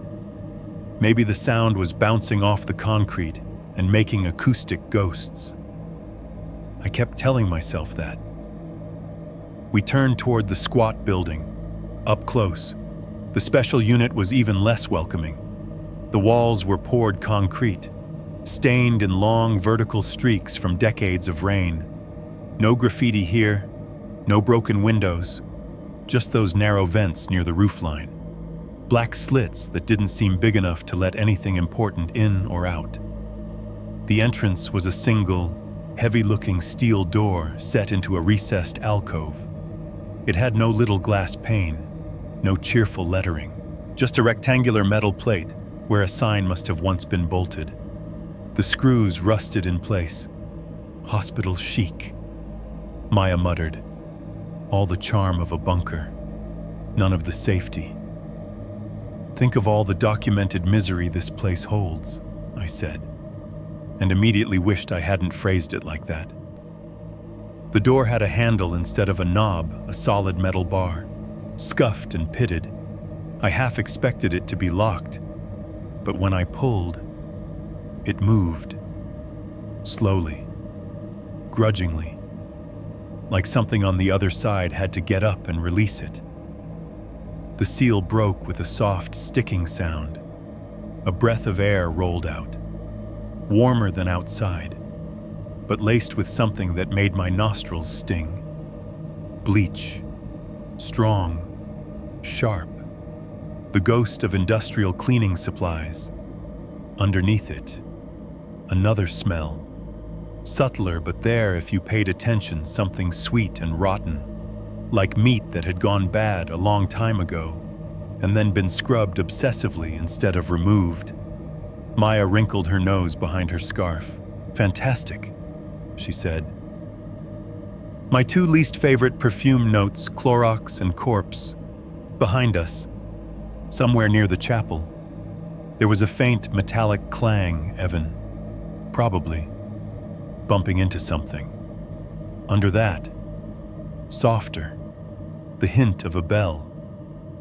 A single, distant chime. So far away it might have been in my imagination, or coming from a boat on the river, or years in the past, when services were still held here. I stepped over the threshold. My phone buzzed in my pocket as my foot hit the floor. The sudden vibration made me jump, hand flying to my chest. Maya's light flicked toward me. You good? Yeah, I said. Just my phone. We were only a few feet inside the special unit entrance. Thick walls hugged us on both sides, painted the same nausea-green color I'd seen in the morgues in old movies. There were no windows at this level. The only light came from our flashlights, catching on a shine here, a flicker there. The floor was some kind of sealed material, scuffed and stained but smoother than the tile outside. Sound died quickly in here, swallowed by the density of concrete. The door eased shut behind us with a tired hiss, cutting off the faint outside noises, the wind, the river, any hint of open space. It clicked into place with a soft, unnervingly final snick. I pulled my phone out, more annoyed at my own nerves than anything. The screen lit up my face in pale blue. New message from Evan, already seeing some weird shit. Might bail early and meet you at the boats. The timestamp said 3:34 a.m., delivered just seconds ago. He's already spooked, I said, showing the screen to Maya. Good, she said. Maybe he won't go climbing the steeple for fun. As I turned the phone back toward me, my eyes flicked up to the top of the screen. The little bars that had been full earlier were gone. In their place, a single, stark word sat beside the battery icon, no service. I stared at it, the fine hairs on my arms lifting, even under my jacket. We'd had full bars in the courtyard, full bars in the main building. Even. Enough signal for my glitchy email and for Evan's texts about the chapel. But somehow, a message from him had reached me at the exact moment we stepped into the one place on the island where my phone now insisted the outside world no longer existed. "Problem?" Maya asked. I hesitated, then locked the screen and shoved the phone back into my pocket. "Just the usual," I said. "We're officially on our own." 3.2 Rooms that Remember. The special unit swallowed sound. That was the first thing I noticed once the door shut behind us, in the main building. Every step had bounced around the halls, little echoes chasing us. In here, the same footsteps landed like punches into a mattress, thick, dull, absorbed almost immediately by concrete and paint. A narrow hallway stretched ahead, maybe 4 feet across. The ceiling felt low, the walls too close, like the whole place had been built one size smaller than human comfort. Our flashlights carved out a tunnel of pale light, leaving the rest of the corridor in thick, layered shadow. Metal doors lined both sides, evenly spaced. Each one had a small rectangular food slot near the bottom and a narrow horizontal slit at about chest height, covered with a hinged plate that could be lifted to look in. The paint on the doors had once been some institutional off-white. Now it was a sickly gray, deeply scratched around the slots and handles. In some places, the scratches had gone all the way through the paint, down to bare metal, the exposed patches orange with rust. Maya ran her gloved knuckles lightly along one door as we passed. The metal vibrated under the contact. A low, humming shiver we felt through our bones more than heard with our ears. "Feels like a jail," she said quietly. "It is a jail," I said. "They just called it something prettier." The air had that same overlay of bleach and rot, as if someone had tried to scrub horror out of the walls and only managed to smear it thinner. Under it all was a faint, persistent dampness, the smell of things that never fully dried. We stopped at the first door on the left. The observation plate hung slightly askew, one hinge bent. "Want to see how special was?" Evan asked. "Knock yourself out," Maya said. "Just don't open anything that looks load-bearing or biohazardous." Evan lifted the plate with 2 fingers. The metal made a tiny tink as it tapped against itself. He peered in, then stepped aside so I could see. The cell was barely bigger than a walk-in closet. The light from my phone barely reached the far corners. A single narrow bed frame was bolted to the floor. A disgusting mattress slumped on top of it like something that had decomposed in place. What was left of the covering was mottled with dark stains. Leather straps hung from the bed rails, their buckles dull with corrosion. The walls were what made my throat go tight. Up close, I could see they'd been painted and repainted and painted again. Layers covering layers, but the last layer had lost the war. Deep grooves cut through it in multiple directions, some shallow, some so fierce they exposed the gray concrete beneath.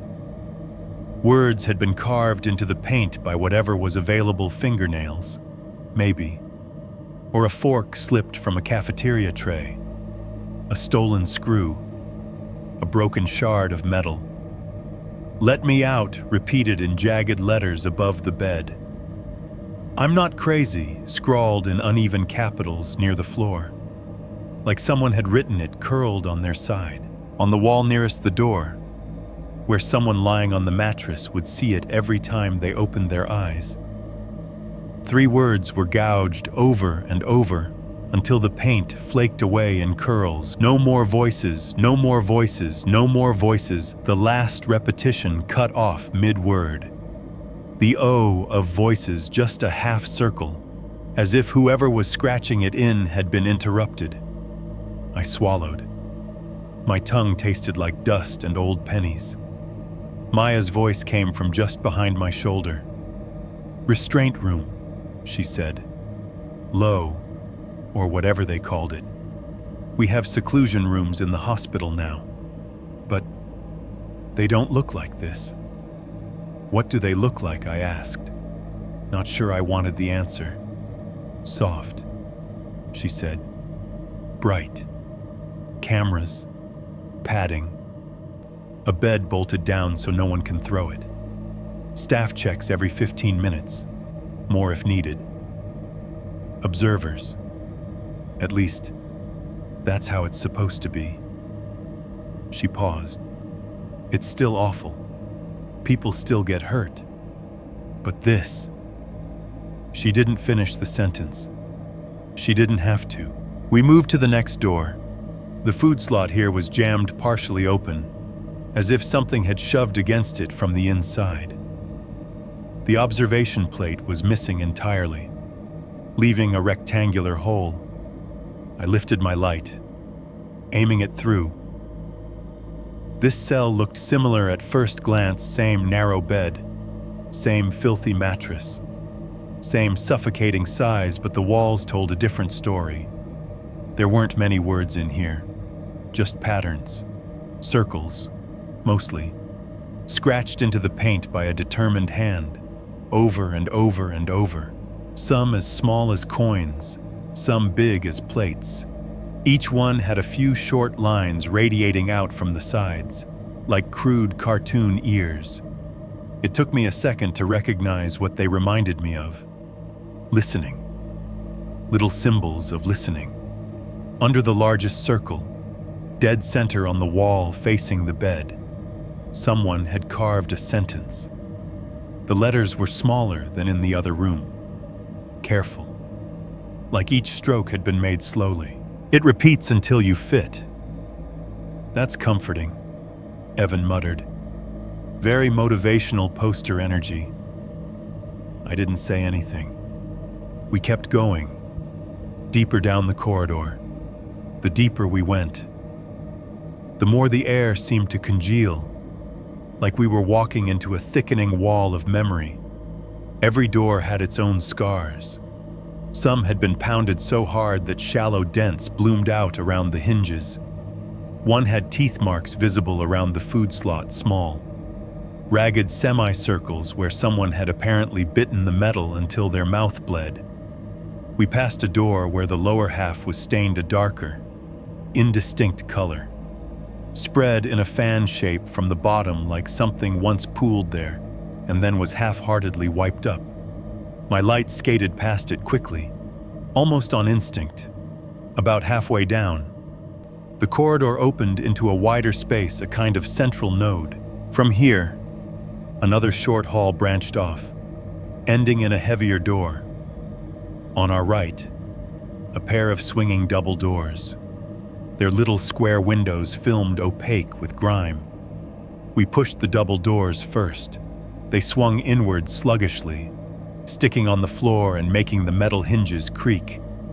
The room beyond was larger than the cells, but not by much.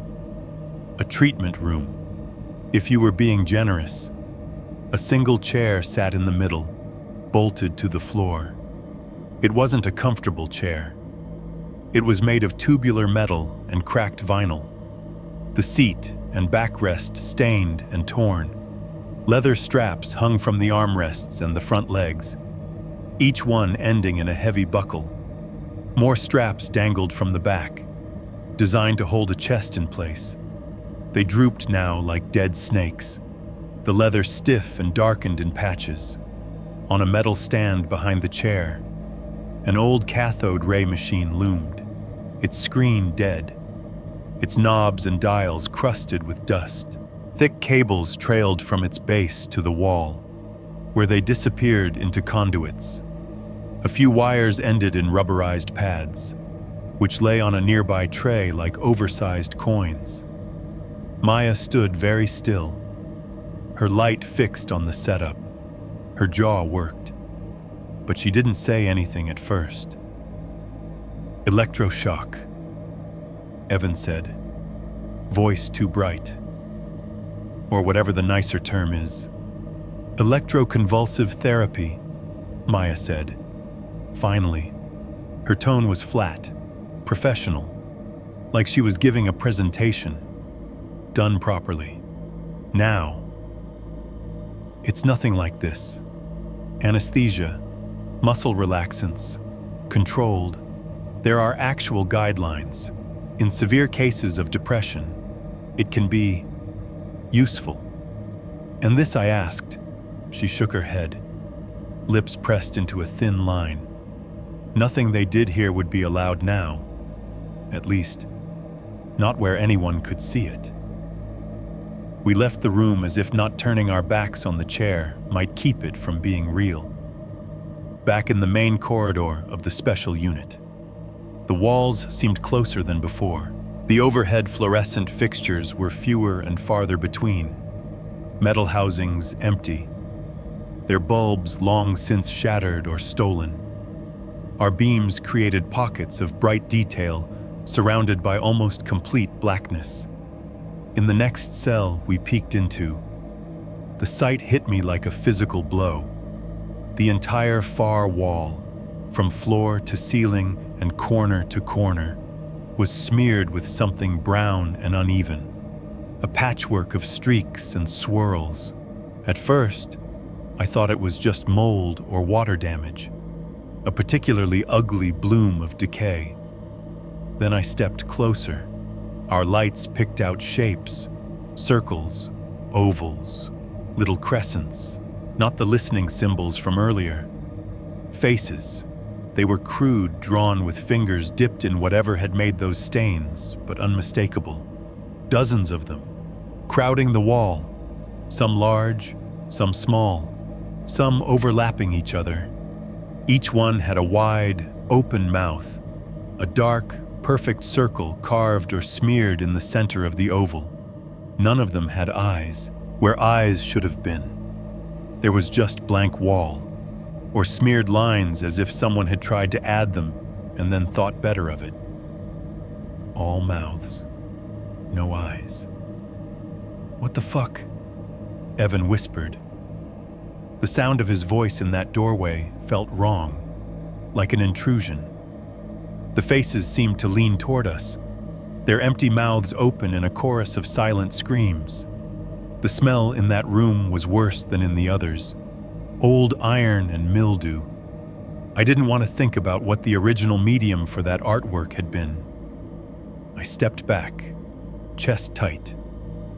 "Let's keep moving," I said. We did, because the alternative was standing there long enough for imagination to fill in details I didn't want. Somewhere down the corridor, something metal clattered. It wasn't a building settling kind of sound. It was too sharp, too specific, like a tray or an instrument had been knocked off a counter and hit the floor, then rocked once or twice before lying still. The noise echoed weirdly, bouncing around the hallway and coming from everywhere at once.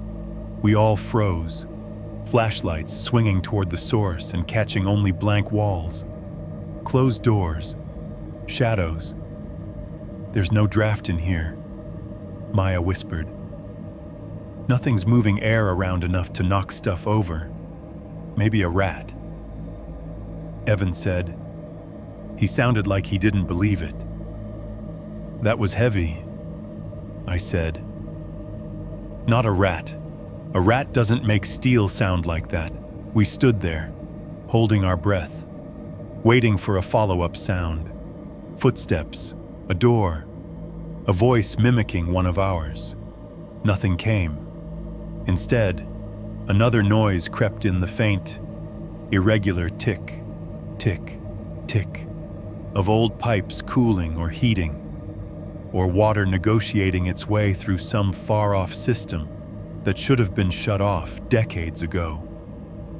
Underneath that, if I strained, I could hear a drip somewhere, not random, almost rhythmic, like a beat someone was trying to keep but kept losing track of. Whatever fell, it's done now, Maya said. "Can we please not stand still in the middle of the hallway like target practice?" We walked on, though walk felt generous. It was more like a cautious creep, each step placed carefully, every scuff, vibration, and small crunch of debris loud in my ears. At the far end of the corridor, a heavier door broke the pattern. It was slightly ajar, a thin wedge of darkness visible between the edge and the frame. A metal plaque was bolted to the wall beside it, half torn off. Only fragments of letters remained, worn and scraped. MRE/storage/AUTPSY. I mouthed the missing letters automatically. Morgue. Autopsy. Of course there's a morgue, Evan muttered. Why wouldn't there be a morgue? Wouldn't want to waste all that electroshock efficiency.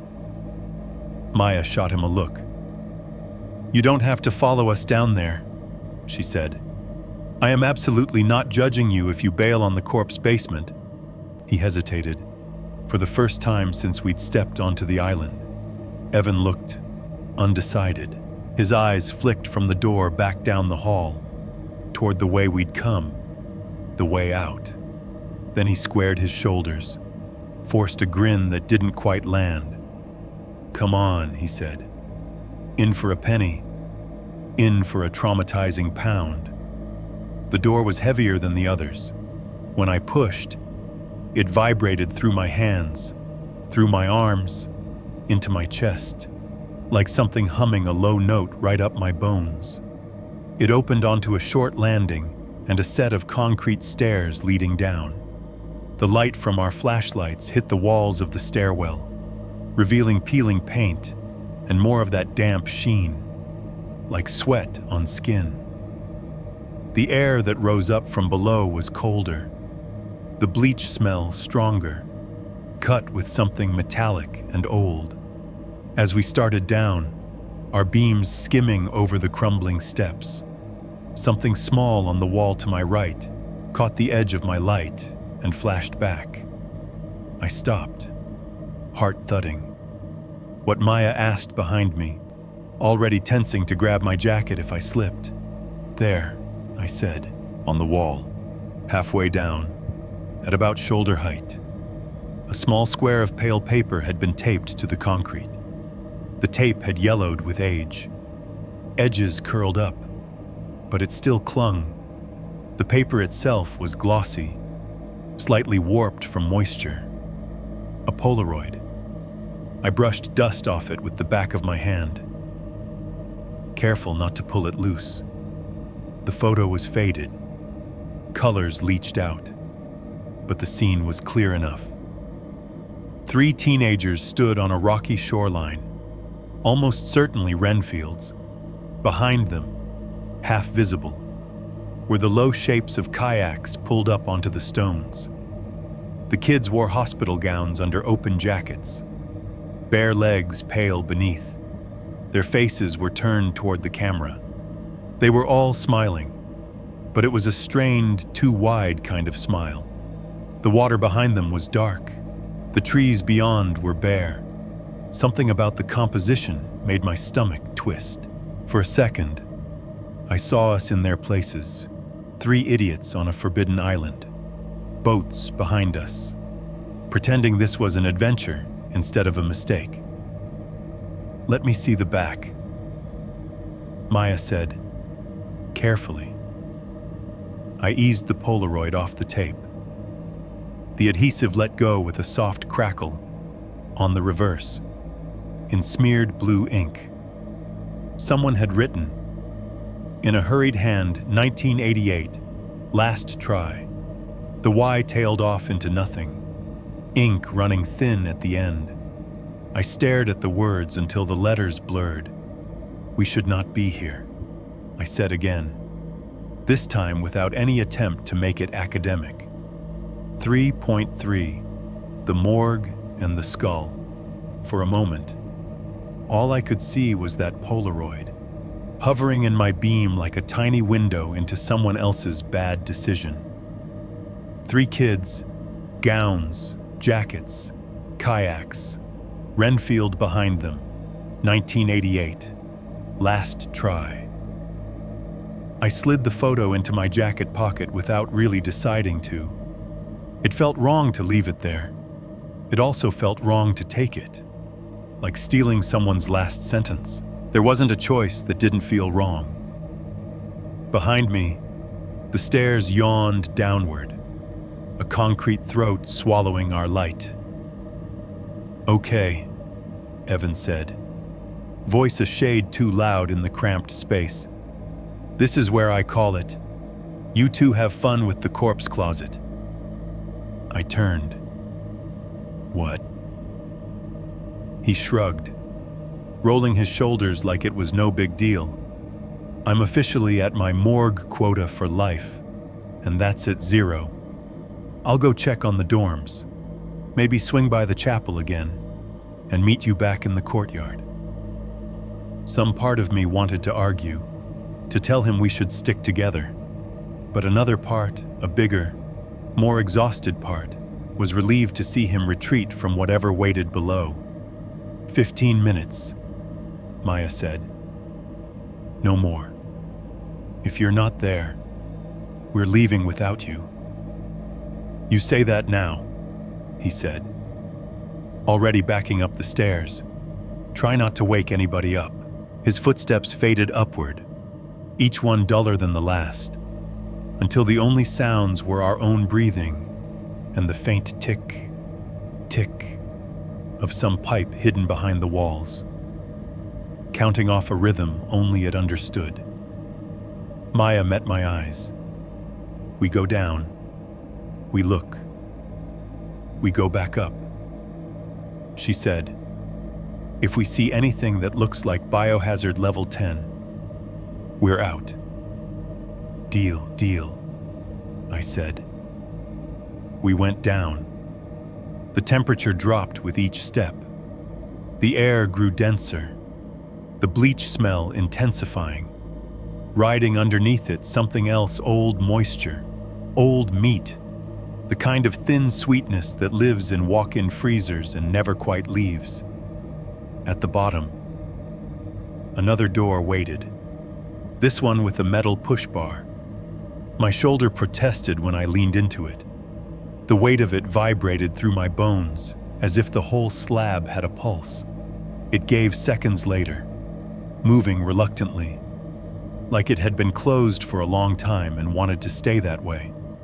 The room beyond was low-ceilinged and mean. Our beams swept over rows of body drawers built into the far wall, stainless steel rectangles, some shut tight, some gaping a few inches open like half-remembered mouths. Their handles were simple metal loops, dark with tarnish. Numbers were stamped on little plates beside each 010203, marching up and down. In the center of the room, an autopsy table stood alone under a naked, dead light fixture. The table was metal, its edges curved upward to keep fluids from spilling. A drainage channel running down the middle toward a hole at one end. Long-baked stains darkened the surface in irregular patches. A mural of browns and reds sunk into the grain. Nothing grows on stainless steel, they say. But the past had managed. Against one wall, a glass-fronted cabinet leaned like it had arthritis. Several panes were cracked or missing entirely, leaving jagged mouths in the doors. Inside, a few jars still stood, their lids rusted, their contents floating in cloudy, yellowed fluid. Shapes swam in the murk, shriveled lumps that might once have been organs.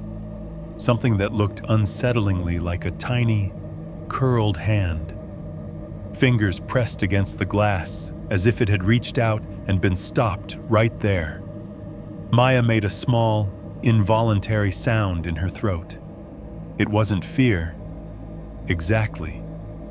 More like a nurse's exhausted recognition. Any of that look normal? I asked softly. In a teaching hospital with labels. Maybe, she said. Not in a basement under a juvie wing on a cursed island. My light lingered on one jar for a heartbeat too long.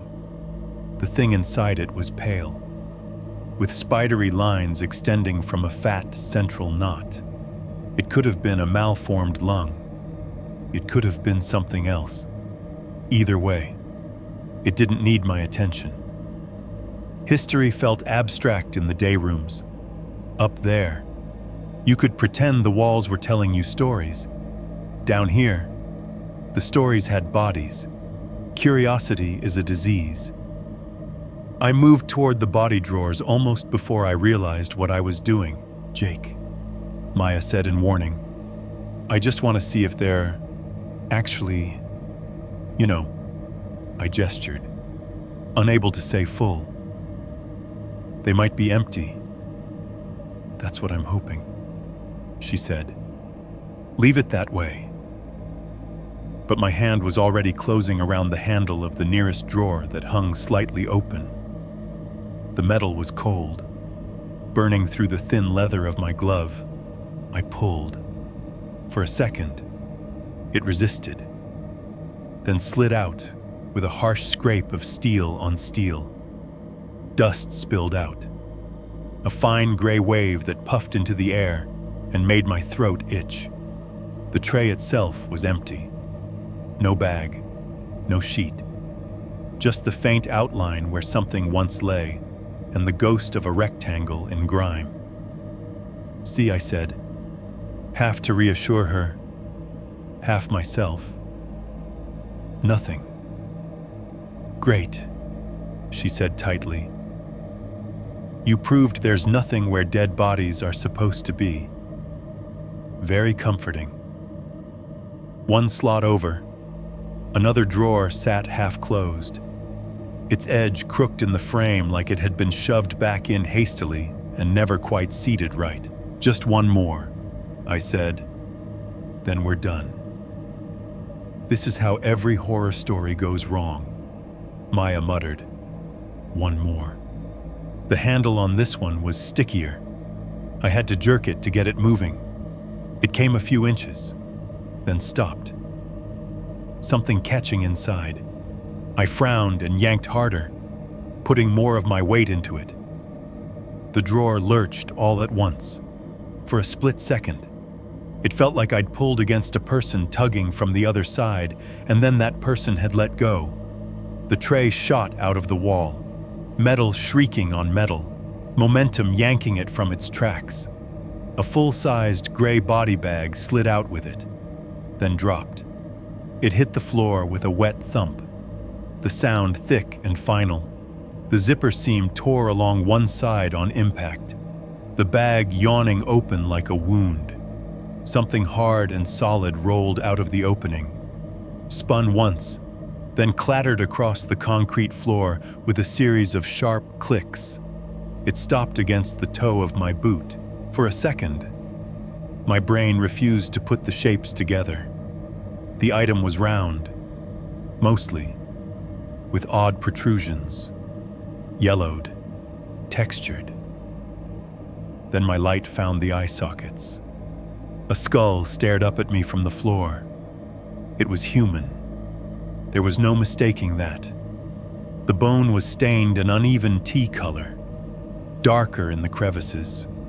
One side of the cranium was caved in, a shallow, splintered crater where something very heavy had hit very hard. The eye sockets weren't empty. Webs clung inside them, delicate nets strung between bone ridges. Tiny beetles squirmed in those webs, disturbed by the movement, glossy black bodies writhing against the pale.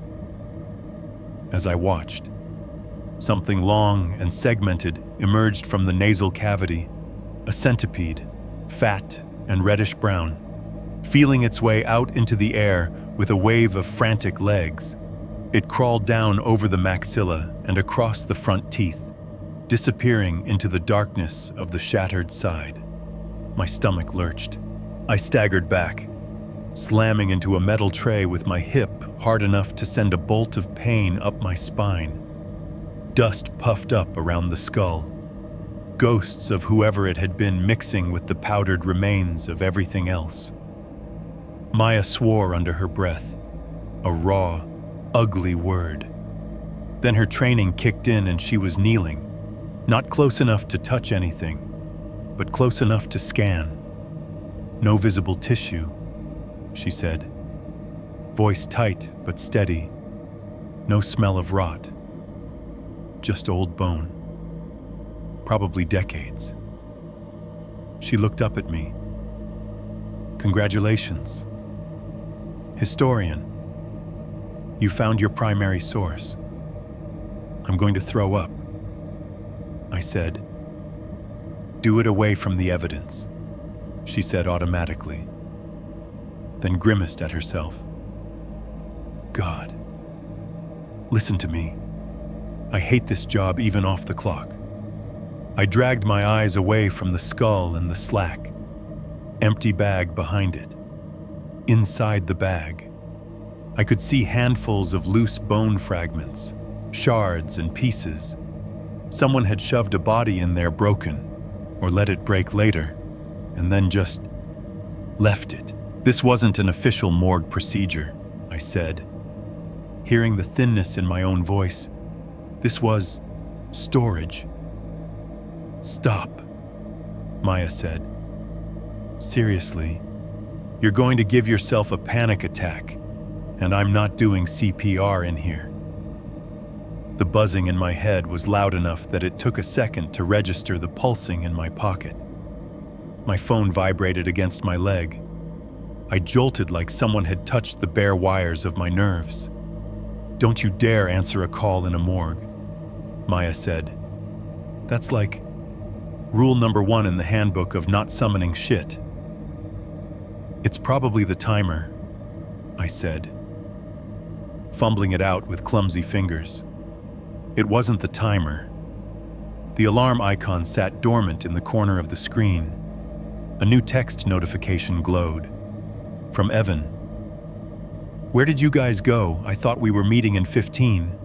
The timestamp was current. My heart did a strange, stuttering skip. At the top of the screen, the status bar still read no service. He's texting, Maya asked. I thought we lost signal down here. We did, I said. I typed back anyway, fingers tapping out letters that looked too bright against the dark surroundings. We're in the special wing. Morgue. Coming up soon. I hit send. The message hung there for a second. Status dot spinning. Then flashed. Sending failed in tiny punt. Apologetic text. A second later, the entire exchange blinked. Evan's message vanished from the thread like it had never been there. My reply. 2. The last visible message in our chat jumped back to an earlier joke about Wawa. The little timestamp suddenly from hours ago.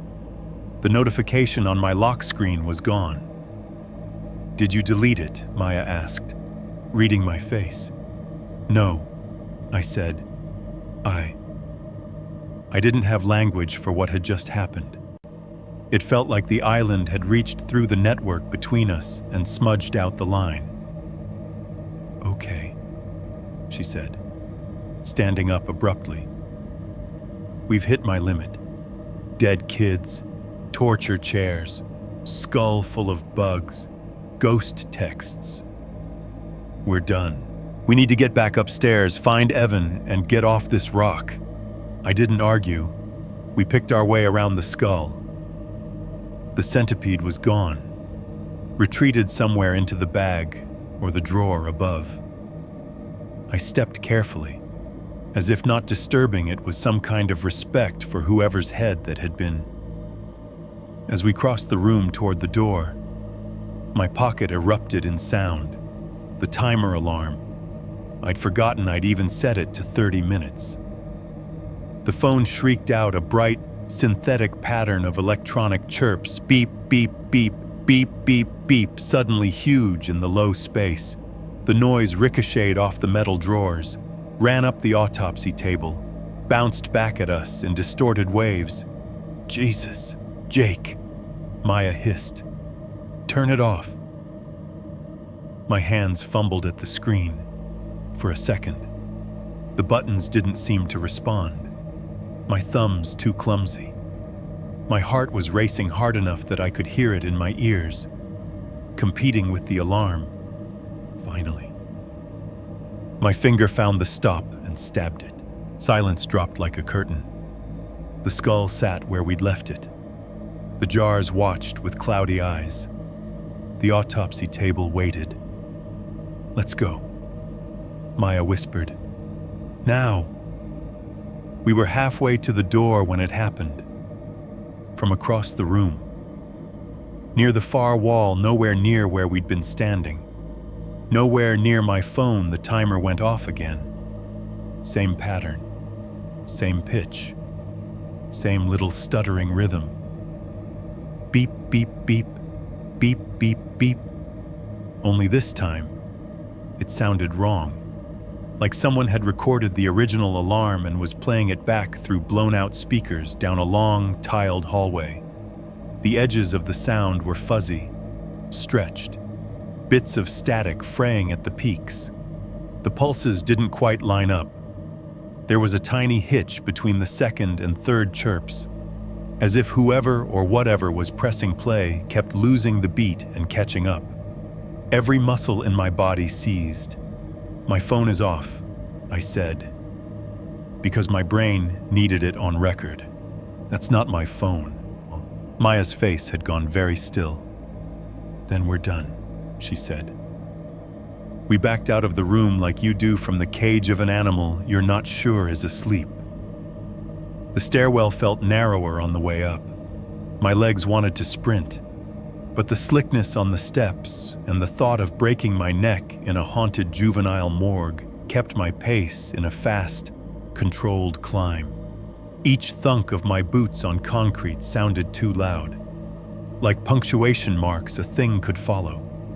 At the top, I shoved the door open harder than necessary. The hallway beyond looked almost bright, our flashlights catching familiar scars on the walls we'd already cataloged. Cells, scratches, listening circles. They might as well have been wallpaper compared to what was below. As the door swung shut behind us with a dull boom, a voice called out from the far end of the hall. "You guys done playing with dead things yet, Evan?" Cheerful, annoyed, exactly the way he sounded when we took too long at Wawa. Relief crashed over me, absurd and overwhelming. "We're coming," I shouted back, already moving. Maya and I broke into a run, our beams jerking wildly across doors and signage. Our footsteps pounded down the corridor, echoing back at us in jittery syncopation. We rounded the corner at the end, breathless. The hallway was empty. No Evan leaning against the wall with his phone. No shifting light from his headlamp. Just a stretch of corridor leading back toward the central node of the special unit. Silent and bare. What the Maya started. My phone buzzed in my hand. I looked down. A new text from Evan had appeared on the screen. Received at the exact moment we'd heard his voice. "Still at the chapel. This place is boring as hell." The status bar above it still read "No service." The echo of his question, "You guys done playing with dead things?" yet hung in the hallway. Even though the air was completely still, Renfield wasn't just learning our voices. It was starting to use them. 4.1. The hallway that answers. For a few seconds, the three impossible facts just stacked in my head and refused to resolve. We'd heard Evan's voice. We'd seen an empty hallway. We'd gotten a text from him saying he was somewhere else. Maya was the first to speak. "He's messing with us," she said. But it sounded like she was trying the idea on, seeing if it fit. He could have looped around. The acoustics in here are insane. Maybe he shouted from the courtyard, and it bounced.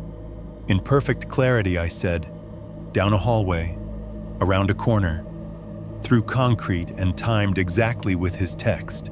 "Jake." Her voice sharpened. "I need this to be a prank, for like my nervous system." I wanted to give it to her. I wanted to say, "Yeah, absolutely. He's just being an asshole, and we can punch him later." Instead, I heard myself say, "We're getting out of this wing. Now. We can yell at him in person." We started back the way we'd come, retracing our steps past the listening symbol cell, past the room with the wall of mouths, past the treatment room with its waiting chair and dead machine. The corridor felt tighter now, ceiling lower, the concrete pressing in.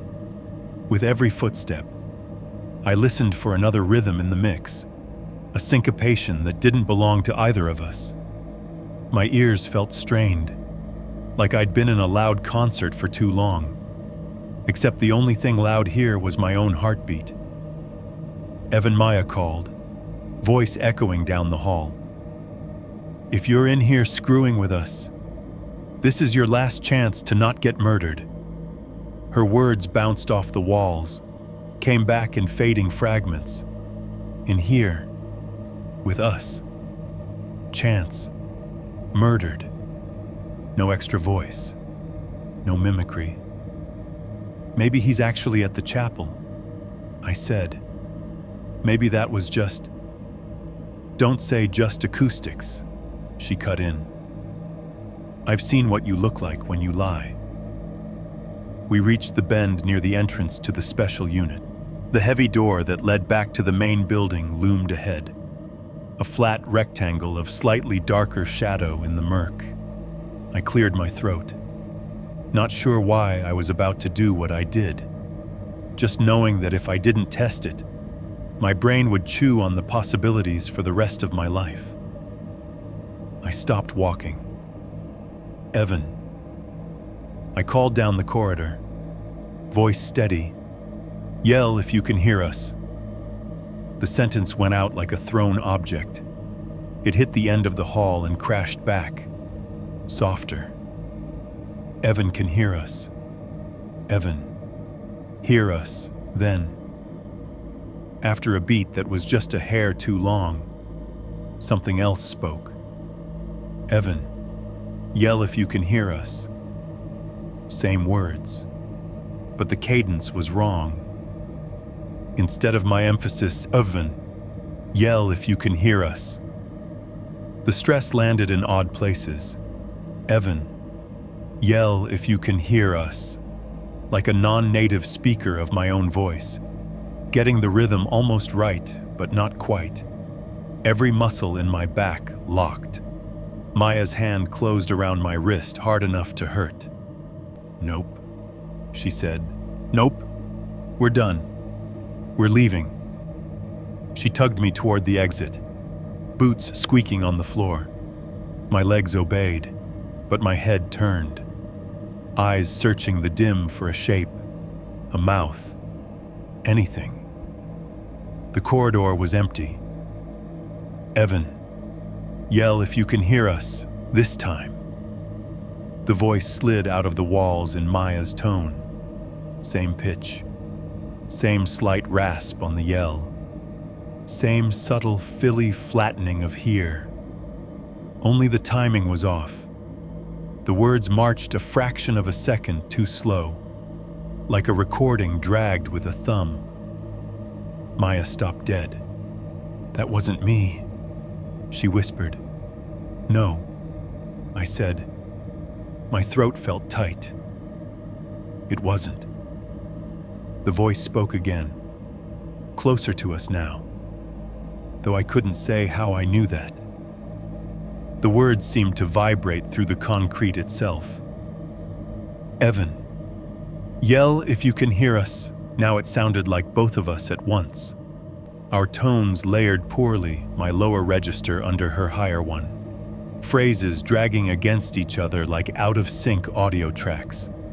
The building was practicing, replaying, rehearsing our sentence over and over, trying out different weights and accents. It repeats until you fit. The phrase carved into the cell wall echoed in my head so loud It felt like a physical sound. "Jake," Maya said. Her grip on my wrist tightened. "Door. Now." We bolted. Our footsteps exploded down the corridor, pounding in a ragged rhythm. Each impact seemed to call more echoes out of the walls, the hallway answering with its own staggered percussion. Behind us, the voice kept going, like a child or a parrot, or something far older trying to get its mouth around a new phrase. "Evan, yell if you can hear us. Yell if you can hear us. Can hear us. Hear us." Each repetition smeared a little more, consonants slipping, vowels stretching. The pitch wobbled, sliding from too deep to too high, as if cycling through registers, looking for the perfect match. We reached the end of the corridor. The heavy door loomed up. Suddenly, the most beautiful thing I'd ever seen. I slammed my palm against the push bar. It didn't move. For one heart-stopping second, it held like a solid wall. Then something inside the mechanism gave with a metallic ping, and the door lurched open, swinging out into the small entrance vestibule. As it moved, a noise cracked down the hallway behind us, a deafening slam. I whipped my head around. One of the cell doors halfway down the corridor shuddered violently. It had been slightly ajar when we passed earlier. Now it was fully closed, the edge flush with the frame. As we watched, the metal vibrated faintly, like something on the other side had just thrown its weight against it. Maya swore, low and fierce. She shoved my shoulder. "Move." We stumbled into the vestibule and shouldered the outer door open. The air outside hit us again cold. Damp. Huge. I sucked it in like I'd been drowning. For a second, all I could see were gray shapes, the main building's bulk looming to the left. The dorm wing stretching into darkness. The chapel's crooked steeple jutting up against a sky that looked even more black than before. I expected the usual sounds to rush in with the night, the soft slap of water on rocks, the hum of wind in trees, maybe a distant engine on the river, or the faint rush of the highway. Instead, the quiet that met us was so complete it had its own texture. The wind was there. I could feel it on my face, biting my ears, but I couldn't hear it. The river was there.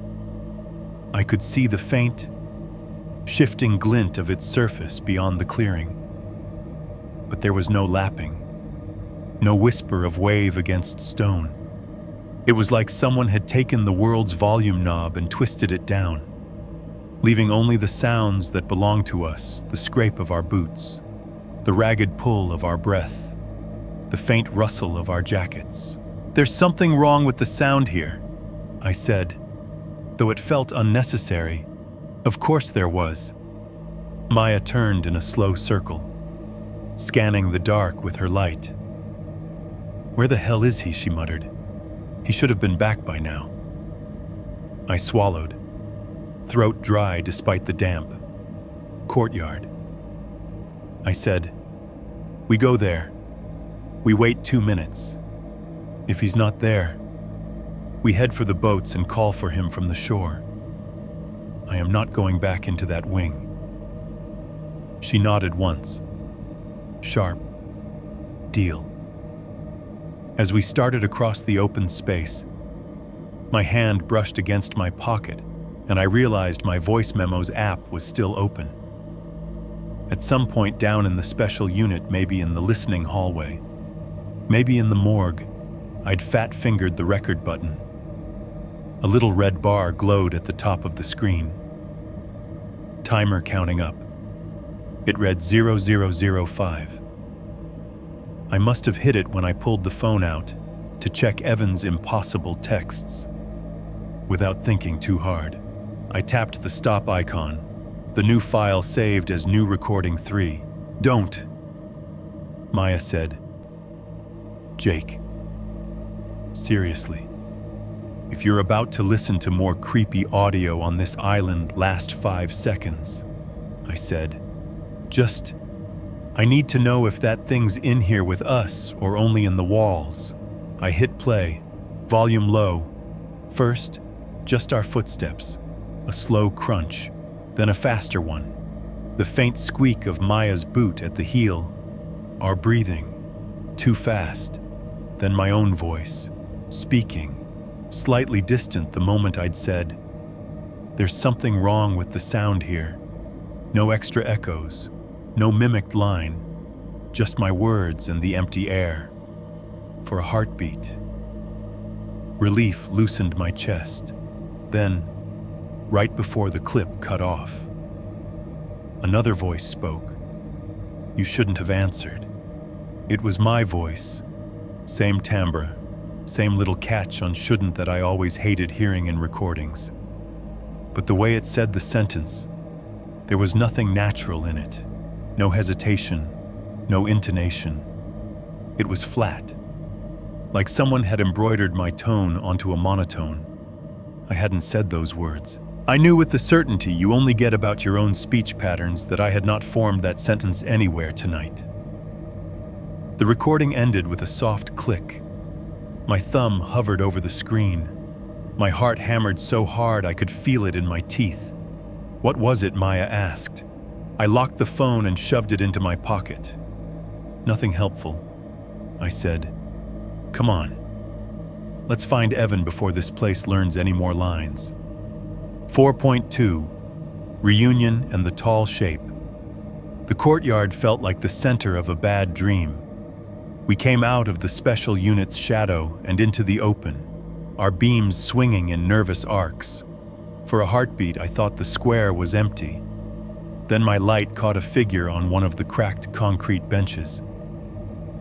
Evan sat hunched there, arms folded tight over his chest, breath steaming in short, impatient bursts.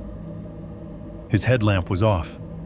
His flashlight lay beside him on the bench, casting a dim puddle of light at his boots. Finally, he said, voice edged with irritation. I was about to come drag you two out by your whatever academic credentials you have. Relief hit me so hard it almost hurt. I hadn't realized how much tension I'd been carrying until it had somewhere to go. You've been out here the whole time, Maya asked, already halfway between a scolding and genuine worry. Yeah, he said. Where the hell were you? I thought we said 30 minutes. Not vanish into the catacombs forever. I glanced at my phone. 3:59 a.m. We'd split up a little after 3:30. It's been like 30 minutes, I said. Evan snorted. My ass. I've been sitting here freezing for at least 45. Time moves like molasses on Murder Island. Your sense of time is garbage, Maya said. You know that, right? He held up his dead phone like a prop in a courtroom drama. My sense of time was backed up by my battery percentage. I had, 30% when I got here. Checked it once, walked around a bit in the chapel, and boom, he tapped the blank screen. 0. Just dropped. No low battery warning. No nothing. That's not how batteries work, I said, unless your phone is older than the hospital. Ghost EMI, he said with a forced grin. They don't teach you that in urban history. I didn't laugh. Instead, I pulled my own phone out and flipped to our message thread. The screen lit up. The little bubbles of our earlier banter stacked above the more recent ones. Did you send this? I asked, scrolling to the line that had arrived while we were in the special unit. Still at the chapel. This place is boring as hell. Evan squinted at the text, eyes narrowed. Then he looked up, expression flat.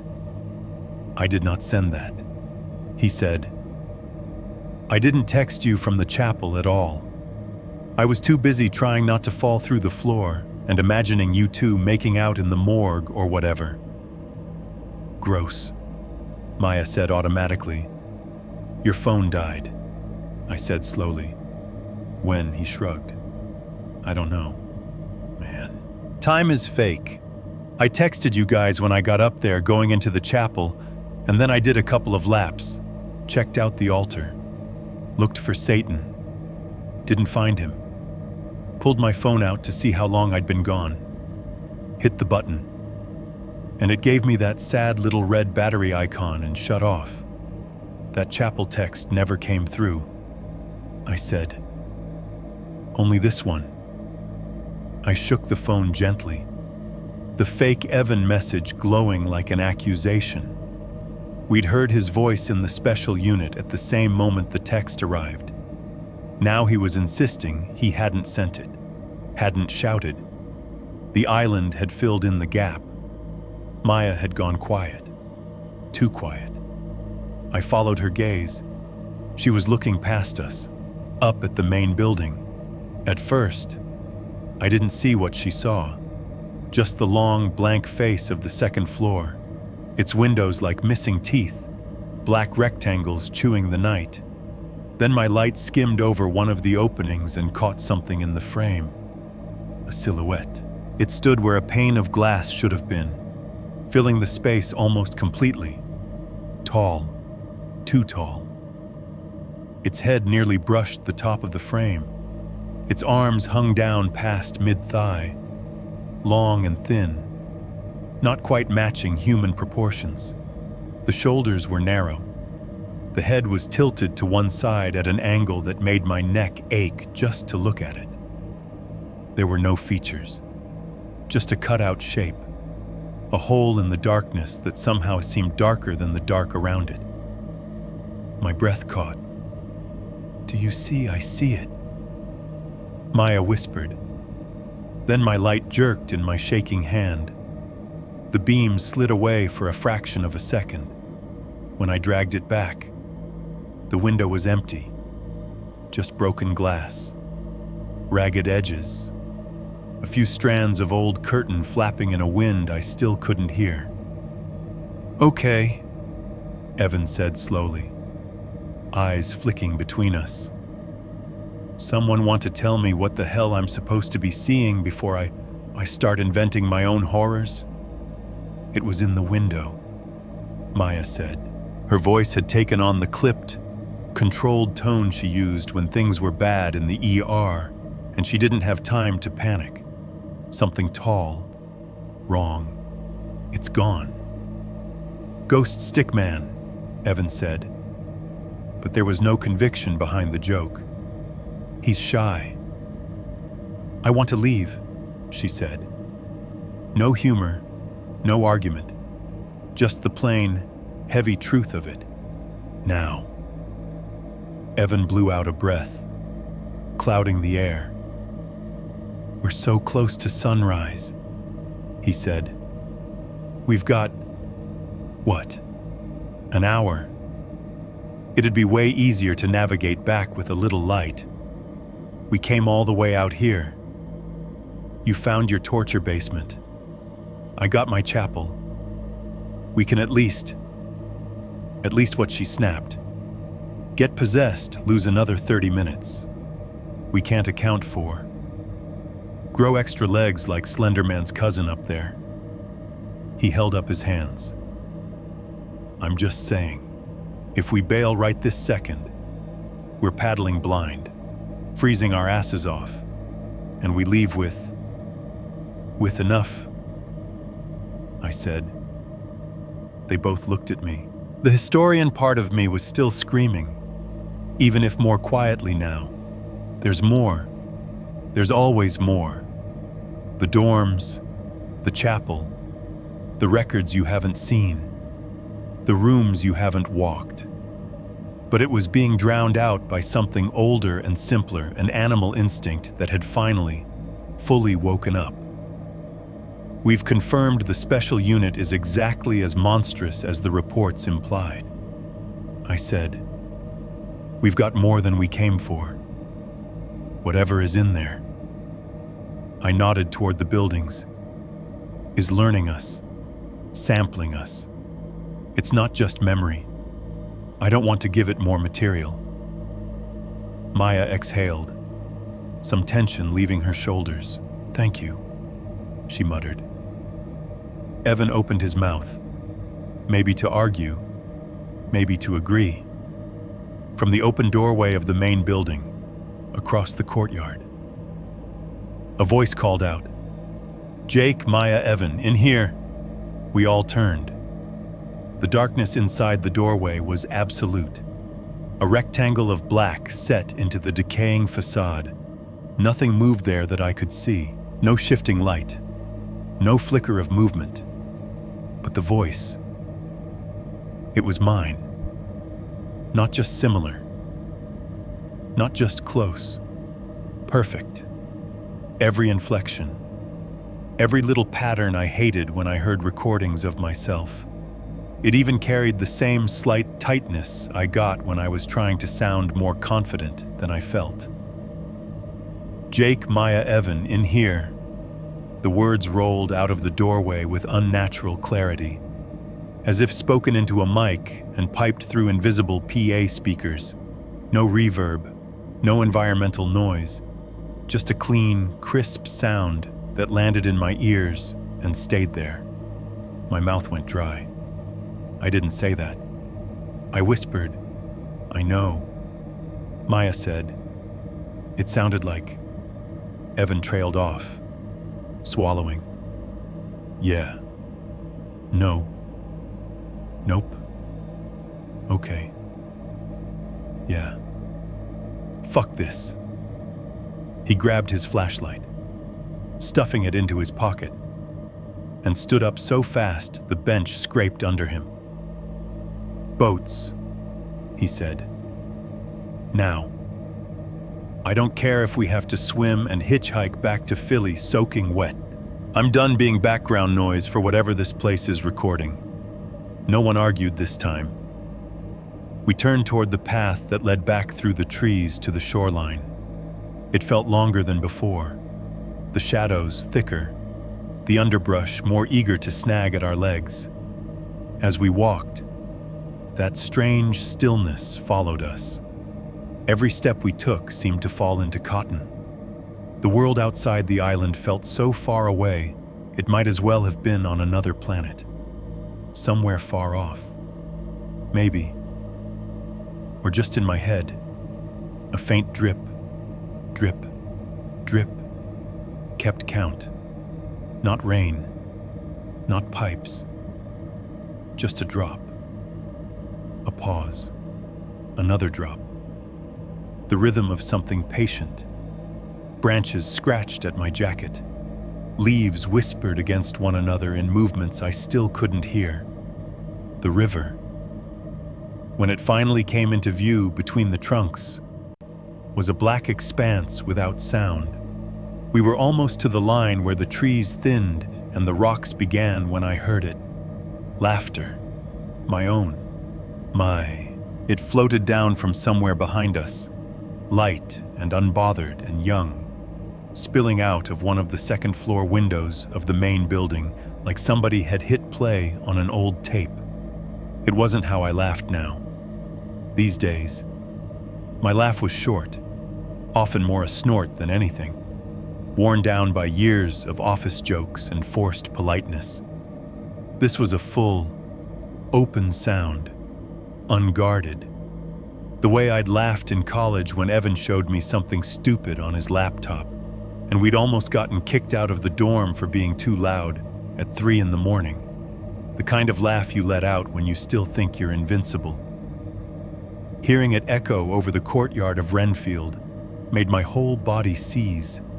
I hadn't laughed like that in years, Jake, Maya said softly, stopping beside me. I didn't turn around. I didn't want to see if there was a shape in the window to match the sound. "That's not me," I said. "Not anymore." The laughter played on for a second longer, like a clip replaying on loop. Then it cut off mid-breath, snapped away as if someone had hit stop. The dripping, somewhere unseen, kept counting. We headed for the shore without looking back. 4.3, shoreline and the thing in the water. The path back to the shore felt longer than it had on the way in, like the island had subtly stretched while we weren't looking. Branches hooked at our sleeves and backpacks, catching and dragging as if the trees had decided we'd made it far enough. The air grew colder with each step downhill, the kind of damp chill that crawled under your clothes and sat on your bones. Twigs snapped occasionally somewhere off to our right, then our left. Not close enough to see anything in our beams, just the crisp, clean sound of small branches breaking under weight. "Deer," Evan said once, voice too loud. Or raccoons, something boring. "Nothing about this place is boring," Maya said. I didn't say anything. I was listening too hard, trying to find a pattern in the snaps and rustles. Sometimes they matched our pace. Sometimes they didn't. When we broke through the last line of trees, the river hit my eyes like a negative photograph, flat black water, a ribbon of slightly less dark sky above it. The far shore, a jagged, darker strip beyond. Our kayaks were where we'd left them, mostly. We'd hauled them up onto the rocks earlier, bow ends resting on higher stones to keep them out of the reach of the tide. They still sat roughly in that position, but they'd shifted. One had slewed sideways, nose pointed downriver. The other had been dragged a few inches closer to the waterline, grooves in the sand behind it like something had pulled from the front. "Did you move them?" I asked. "No," Evan said immediately. "Maybe they slid," Maya said, but even she didn't sound convinced. The slope here wasn't steep. There hadn't been enough time or waves. One of the paddles lay partway buried in the wet sand, a few feet from where it had been. The handle was slick, streaked with fresh mud, as if someone with filthy hands had gripped it hard and then dropped it. My stomach twisted. "Come on," Maya said. "We can psychoanalyze the boat positions when we're back on the real side of the river." We moved faster then, fumbling with life vests, clumsy with adrenaline and cold. The plastic buckles felt like they'd shrunk, my fingers thick and stupid as I tried to clip them. My breath fogged the air in short, irritated bursts. Every second felt like one the island could use to listen more closely. Evan shoved his kayak down first, the hull scraping over rocks with a screech that made my teeth ache. He hopped in as soon as it hit enough water to float, legs swinging over gracelessly. The boat wobbled, then steadied as he dug his paddle in. "Hurry up!" he called. Maya already had her boat half in, half out, one foot in the cockpit, one still on the rocks. I dragged mine into position, too focused on not tipping to think much about how close I was to the edge. The river kissed my shoes. The first step down sent a cold shock through my damp socks. I shifted my weight, ready to drop into the kayak. That's when something grabbed my leg. It wasn't a snag on a rock or a submerged branch. It wasn't the brush of weeds. It was a hand, thin fingers, too many of them. Or maybe my panic just multiplied them. Bone hard under soft, slimy skin. They curled around my bare ankle just above the shoe, digging in with a grip that was more animal than human. The cold that shot through me had nothing to do with the water temperature. It was sharp, needling, like ice being injected straight into my veins. I screamed. It came out wrong, higher than I meant it to. Instinct yanked my leg up. The grip tightened for a split second. Nails, or something like nails, scraping down the side of my ankle, then let go.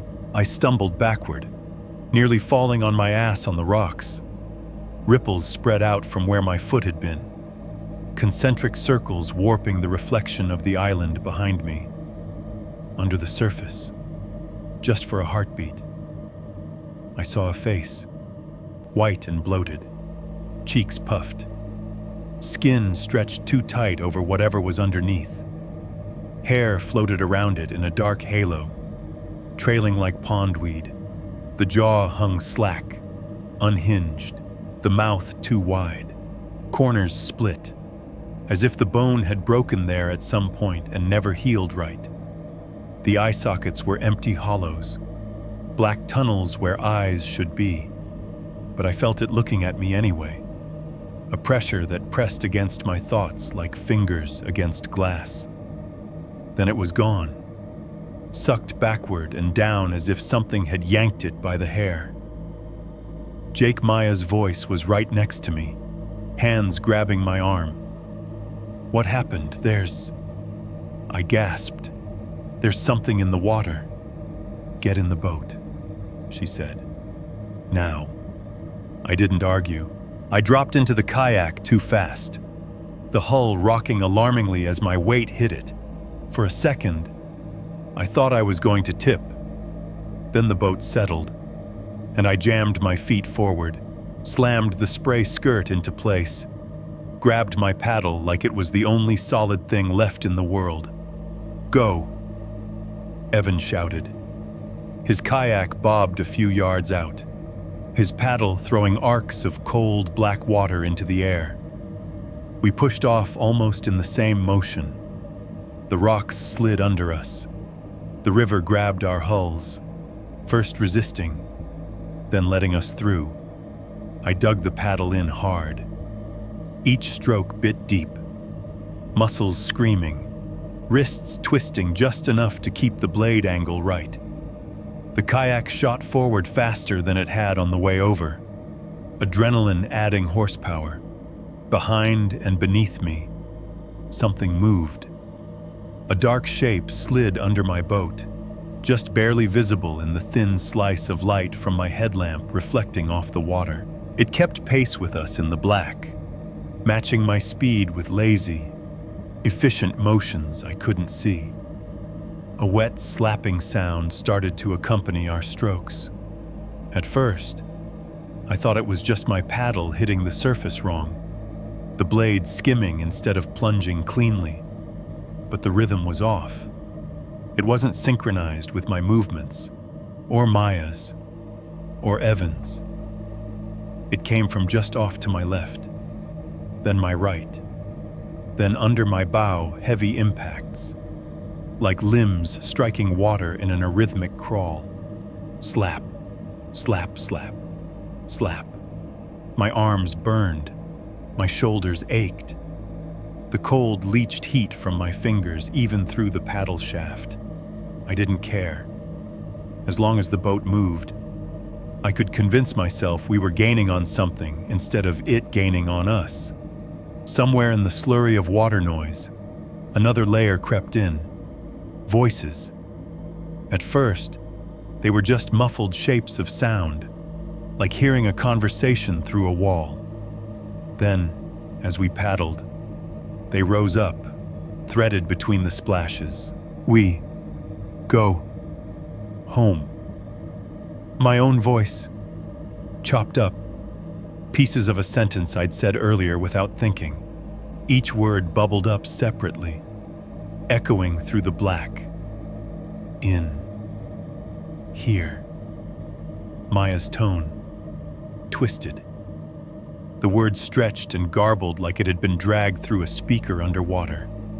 Ma, ya, Jake, Evan. All our names, strung together, each syllable in a slightly different register, like the island was shuffling through its collection of us. They came from everywhere, from the water below, from the air above, from some middle distance that didn't map onto space correctly. I squeezed my eyes shut for a second, then snapped them open again. The far shore was still a smear of darkness ahead, not getting closer nearly fast enough. "Don't listen," Maya shouted. Just paddle. Easy for her to say. Her name sounded wrong in the air around us. Vowels bloated, consonants falling off. Mine did too. My own voice turned into a foreign language with only a few familiar words. We were halfway across when everything stopped. The slapping ceased. The dark shape beneath my kayak dropped away so abruptly, the boat wobbled.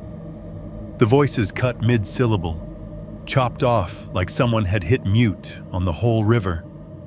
1 second, the world was a mess of overlapping noise. The next, it was dead quiet. My paddle sliced into the water. No sound. The blade came up dripping. No sound. The only thing I could hear was the rush of my own blood in my ears, the rasp of air in my throat, the faint creak of plastic under my thighs. It was like the river had decided we didn't get to hear it anymore. The kayaks glided, momentum carrying us forward through the thick, silent dark. No wave slap against the hull, no distant foghorn, no hum of traffic on the bridge. Philly might as well have vanished along with the noise. Keep going, Evan said. His voice sounded wrong in the silence. Too clean. As if someone had pasted it in afterward. We did. Stroke after stroke. Muscle and fear and cold combining into blind, stubborn motion. The far shore grew from a dark line into discernible shapes, trees, rocks. The faint grid of the little riverside lot's fence. When the kayaks finally scraped sand and stone instead of sliding over deep water, I almost cried. We hit the shallows badly, too fast. My bow rode up over a submerged rock and jammed. I didn't wait. I tore the spray skirt off, half crawled, half fell out of the kayak, boots sucking into the mud with a wet, obscene schlorp. The normal world rushed back in like a slap. Traffic noise muffled but real from the highway. The hiss of wind through reeds. A truck's air brake hissed in the distance, somewhere. A dog barked twice and then gave up. I hadn't realized how much sensory starvation we'd been in until it broke. We dragged the kayaks up onto the sand, rocks grinding under the hulls. The plastic sounded too loud, too bright. As if the mundane scrape was offensive after the morgue's sounds and the river's silence. I leaned over, hands on my knees, chest heaving. My ankle throbbed where the thing had grabbed me. I didn't want to look. When I finally did, the skin above my shoe was pale and goosebumped, ringed with faint red marks like finger bruises. A few thin scratches curved down toward my heel. I'm checking that when we get to the car. Maya said, eyes on the marks. You're getting a tetanus booster and probably a bullshit explanation. Fine by me, I said. My voice shook. Lie to me, please. We pulled the kayaks further up the bank, into the shadow of the grass. The Jersey lot lay quiet above us. Sodium lights buzzing, cars sitting oblivious in their spots. It looked like another planet. I took a step toward the incline. Gravel crunched under my boot. The world felt flimsy, like a set waiting to be torn down. Behind me, down near the waterline, something whispered, "Don't leave me here again." It was my voice, not the flat, practiced copy from the recordings, not the bright, forced cheer the hallway had played. It was my voice the way it had sounded in grad school, late at night, when I was exhausted and half laughing at my own bad decisions. I spun around. The river stretched out behind us, a long black muscle flexing under the night. No boats, no heads bobbing, no pale faces just under the surface. The kayaks sat where we'd left them, dumb lumps of plastic. The shoreline was empty. Evan called from halfway up the slope. "You coming?" Maya was watching me, eyes sharp.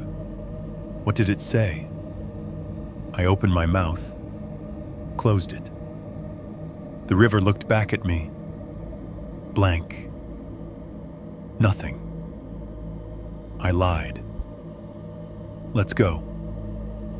5.1. Denial, rationalization, and the news. The drive back felt like someone had put us in a car-shaped coffin and rolled it along the highway. We didn't talk much. It was still dark when we hauled the kayaks back into Evan's storage unit in Jersey, a corrugated metal tunnel that smelled like dust and gasoline, crammed with forgotten furniture and broken tech.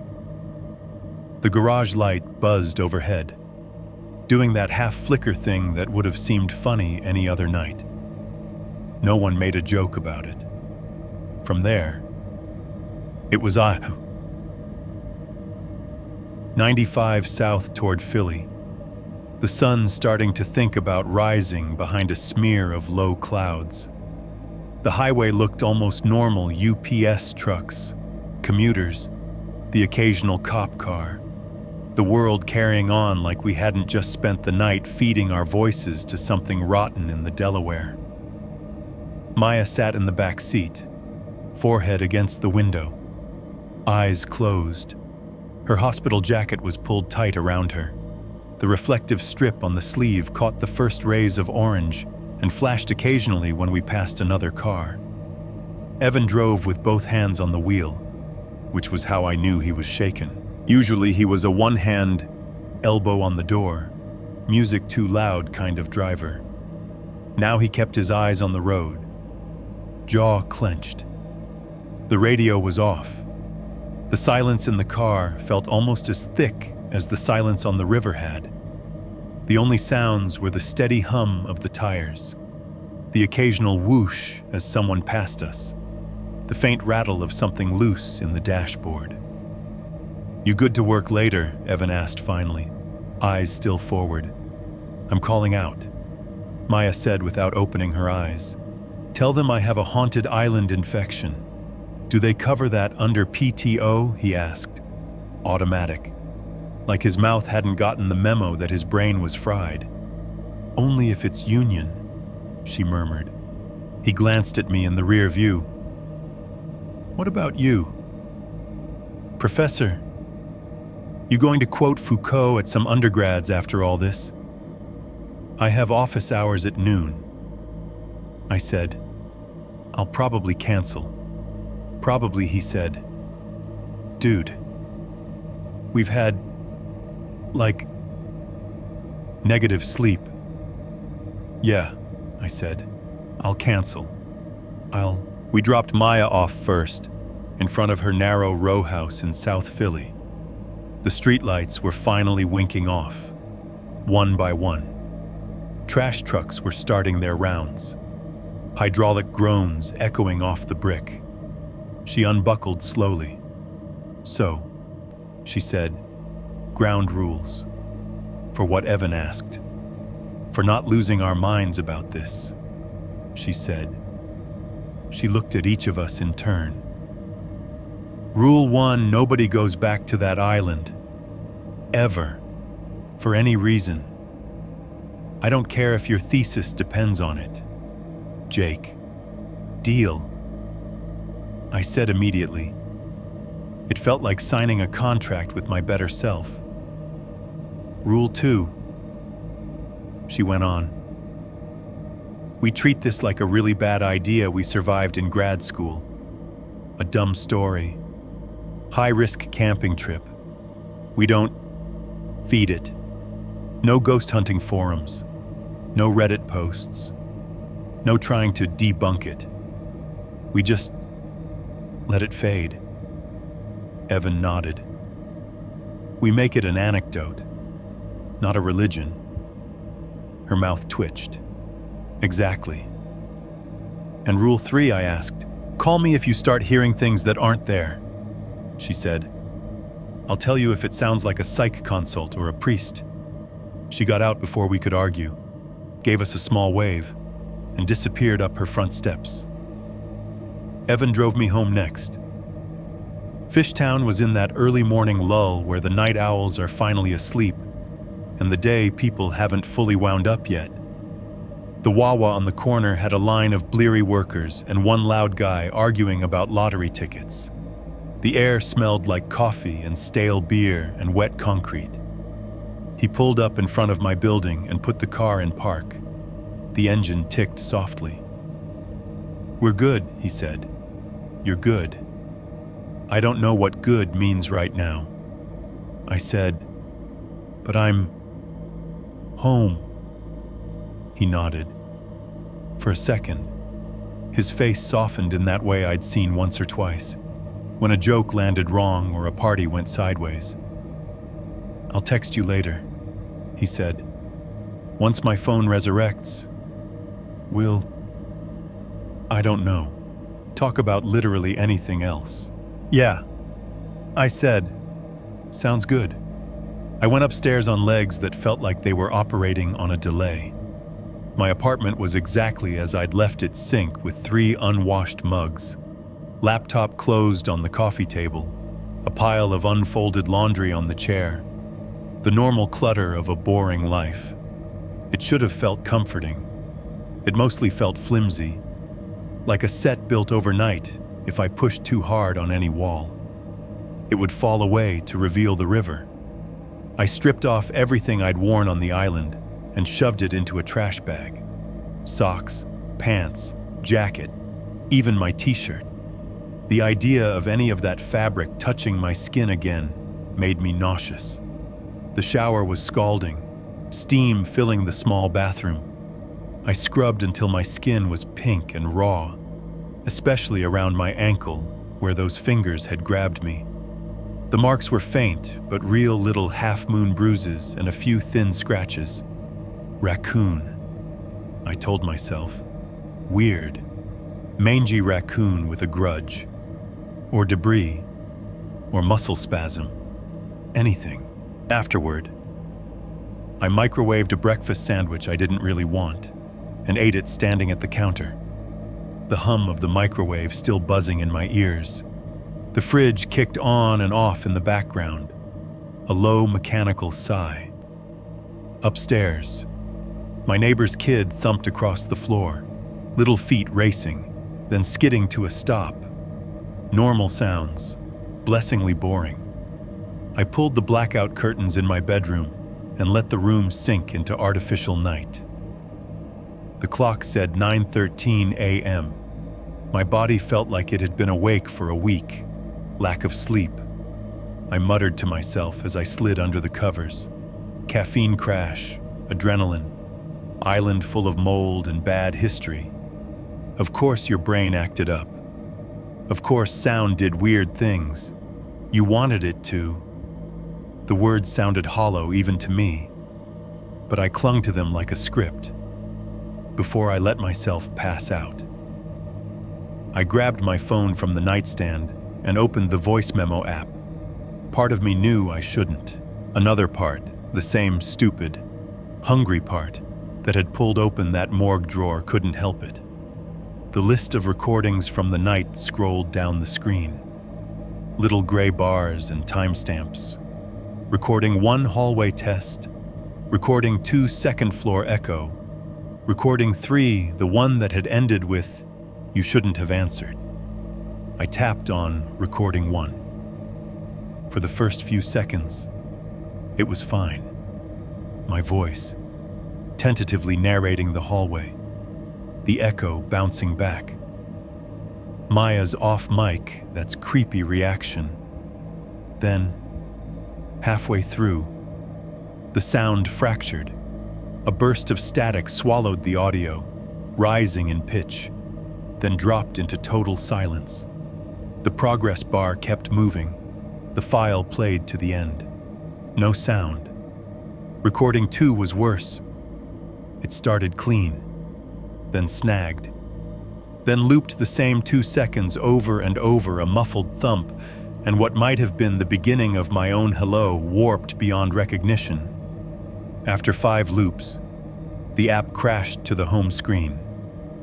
I tried again. Same result. A knot formed in my stomach.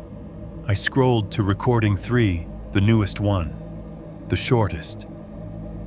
"You shouldn't have answered," it said in my voice when I hit play. Nothing before. Nothing after. Just that one line, clean and sharp. Then the soft click of me stopping the recording. I stared at the waveform for a long time. Then I did what I should have done hours earlier. I deleted the entire folder. All of the Renfield recordings, every corrupted snippet, every glitch, every stolen syllable, gone in a digital blink. The app's empty screen reflected my own tired face back at me in miniature. Dumb grad school story, I said to myself. Dumb, illegal field trip, that's all. I slept for almost 12 hours, dead to the world. The week that followed tried its best to be normal. Classes, thesis meetings, the mind-numbing grind of grading freshman book reports, a couple of shifts at the Starbucks near campus, grinding beans and writing names wrong on cups. The mundane rituals of American city life, SEPTA, grumbling by outside. The hiss of bus doors. The fluorescent glare of CVS at midnight. At night. My apartment made its usual noises. The fridge hummed and clicked. The radiator rattled when the heat kicked on. My upstairs neighbor fought with his wife once at 3 a.m. Their voices muffled through plaster. Once or twice. I woke up to the sound of someone walking down the hallway outside my front door, slow. Deliberate footsteps. They'd stop right in front of my apartment for a beat, then move on. I told myself it was other tenants. The guy from 2B who worked nights. The woman with the loud dog. The new couple I'd seen hauling boxes last month. I did not open the door to check. Maya and I texted a little. Mostly about work and class and a mutual hatred of pumpkin spice season. Every time I tried to bring the island up, she shut it down with a joke. We survived being idiots. End of story. She wrote once, "If I start hearing things, I'll call you. If you start hearing things, call literally anyone except me. I'm busy pretending none of that ever happened." We had one short phone call where I tried to say, "Hey, that voice thing was messed up," and she cut me off with, "Jake, I just got off a 12-hour shift where a guy walked in with a wrench embedded in his skull. I'm at my quota for real and pretend horror." Okay, I'd said. Dumb grad school story. Got it. The island receded to the edges of my thoughts. I still flinched when I heard a foghorn on the river at night. But I could almost convince myself that was PTSD light and not something more. And then, on a Thursday morning, I opened a local news site while I ate cereal and the world tipped sideways. The headline was bland, the way those headlines always are. Young man found dead in drainage ditch off I-295. There was a highway sign in the thumbnail shot, a strip of police tape fluttering. I almost scrolled past it. Then my eyes snagged on the photo inset below the headline. Evan. His driver's license shot. The one he always said made him look hungover. Shaggy hair, slight smirk, eyes daring the camera to call him out. The article was short. They always are. Police believed he'd fallen asleep at the wheel sometime after midnight. His car drifted, clipped the guardrail, and went through. It ended up nose first in a shallow drainage ditch a little ways off the highway, half submerged in murky water. He'd likely drowned before anyone saw the wreck. Alcohol may have been a factor, the piece added, because they have to. I read it twice before the meaning sank in. Shallow water, drowned. The spoon sagged out of my hand and clattered into the bowl. Milk splashed onto the table. The numbness came first, a kind of cotton wrapping around my brain. Then the guilt hit, hot and sudden. I should have called him more that week. I should have insisted we grab a beer and talk. I should have something, anything. But underneath that, coiled like something waiting at the bottom of a river, was horror. I kept replaying the image from under my kayak, that white, bloated face looking up, jaw unhinged, the way the water had reached for us, the way the voices had followed. It wants people in the water. Some small, rational part of my mind said, and I hated it for being so quick. My phone buzzed on the table. For a second, I thought it would be Maya, already having seen the news. It wasn't. Just a spam email alert and a delivery notification for a textbook I'd forgotten I'd ordered. I sat there for a long time in the kitchen chair, cereal turning to mush. Later that day, after texts and calls and the slow, awkward gathering of grief, I found myself scrolling through my call log, staring at Evan's name. His last outgoing call to me was from the night we went to the island. Nothing since. Just a smeared line of silence. There was one voicemail, though, from a number I knew was his. The timestamp was from 2 nights ago, the night he'd died. I didn't remember my phone ringing. My stomach dropped, hands shaking. I tapped it. The message started with static, not the gentle kind, the hiss you get with a bad connection, but a thick, grainy wall of noise under it. Something pulsed, a low, wet sound that might have been sloshing water or might have been breath. Then a voice came through. My voice. "Come back," it said. The words were slow, each syllable dragged out, syllables stretched thin. The tone was wrong, too flat. No emotion, just raw sound. "Come back." It repeated, again and again. Sometimes the B and back blurred into something like black. Sometimes the come lengthened into a sound that didn't quite fit any English word. Come back. Come back. Come back to the water. On the last repetition, the water warped, the vowels bubbling, as if spoken through someone else's mouth. The message clicked off. I sat there with the phone pressed to my ear long after it ended, the quiet of my apartment suddenly full of something heavy and listening. I checked the call details. The system showed that voicemail as if I'd left it on Evan's phone at 1:13 a.m. I had been asleep at 1:13 a.m. I didn't remember calling him. I didn't remember saying those words, but my voice did.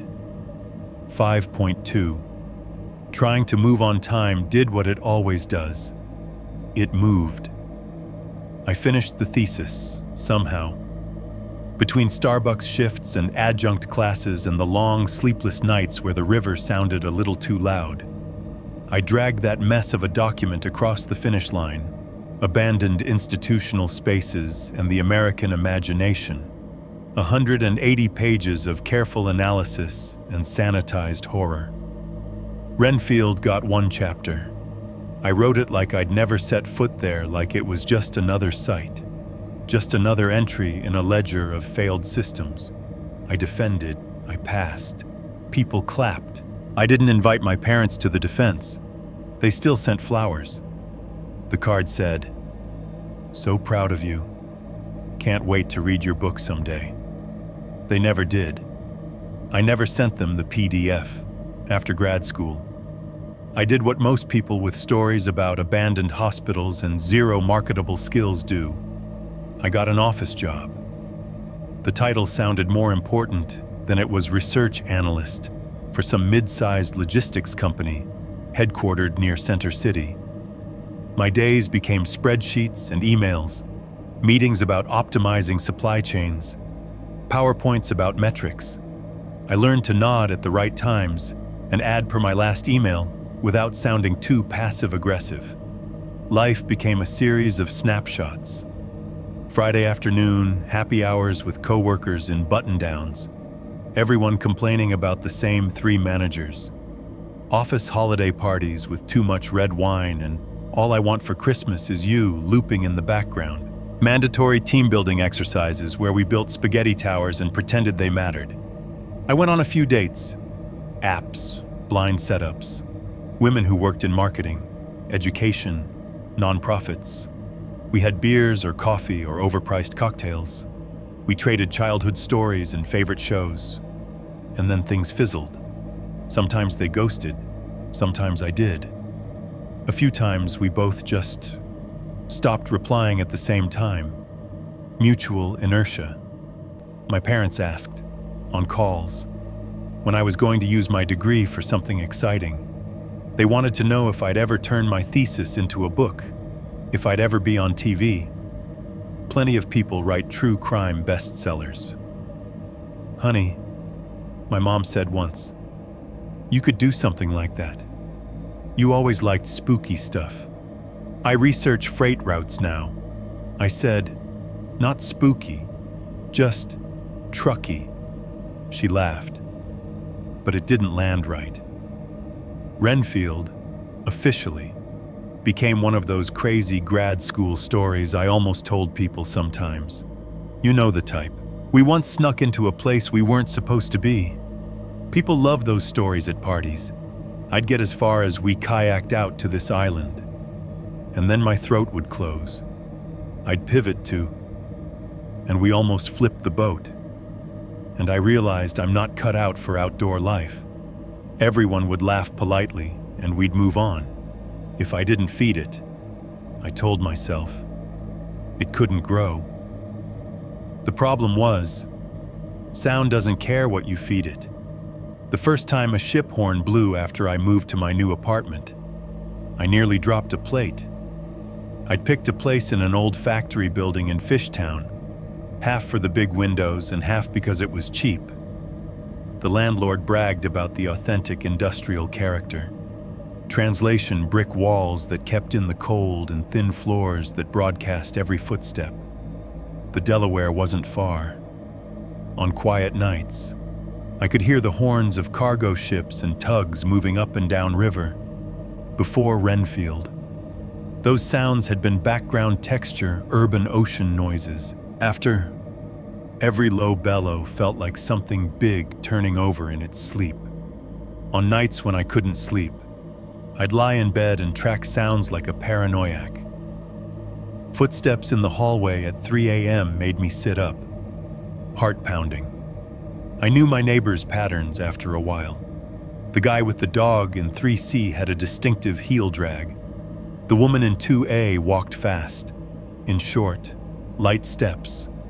When I heard anything that didn't match those signatures, I lay very still and watched my door, sometimes. The footsteps stopped right in front of my apartment and waited. Nothing ever knocked. Running water took on a new life of its own.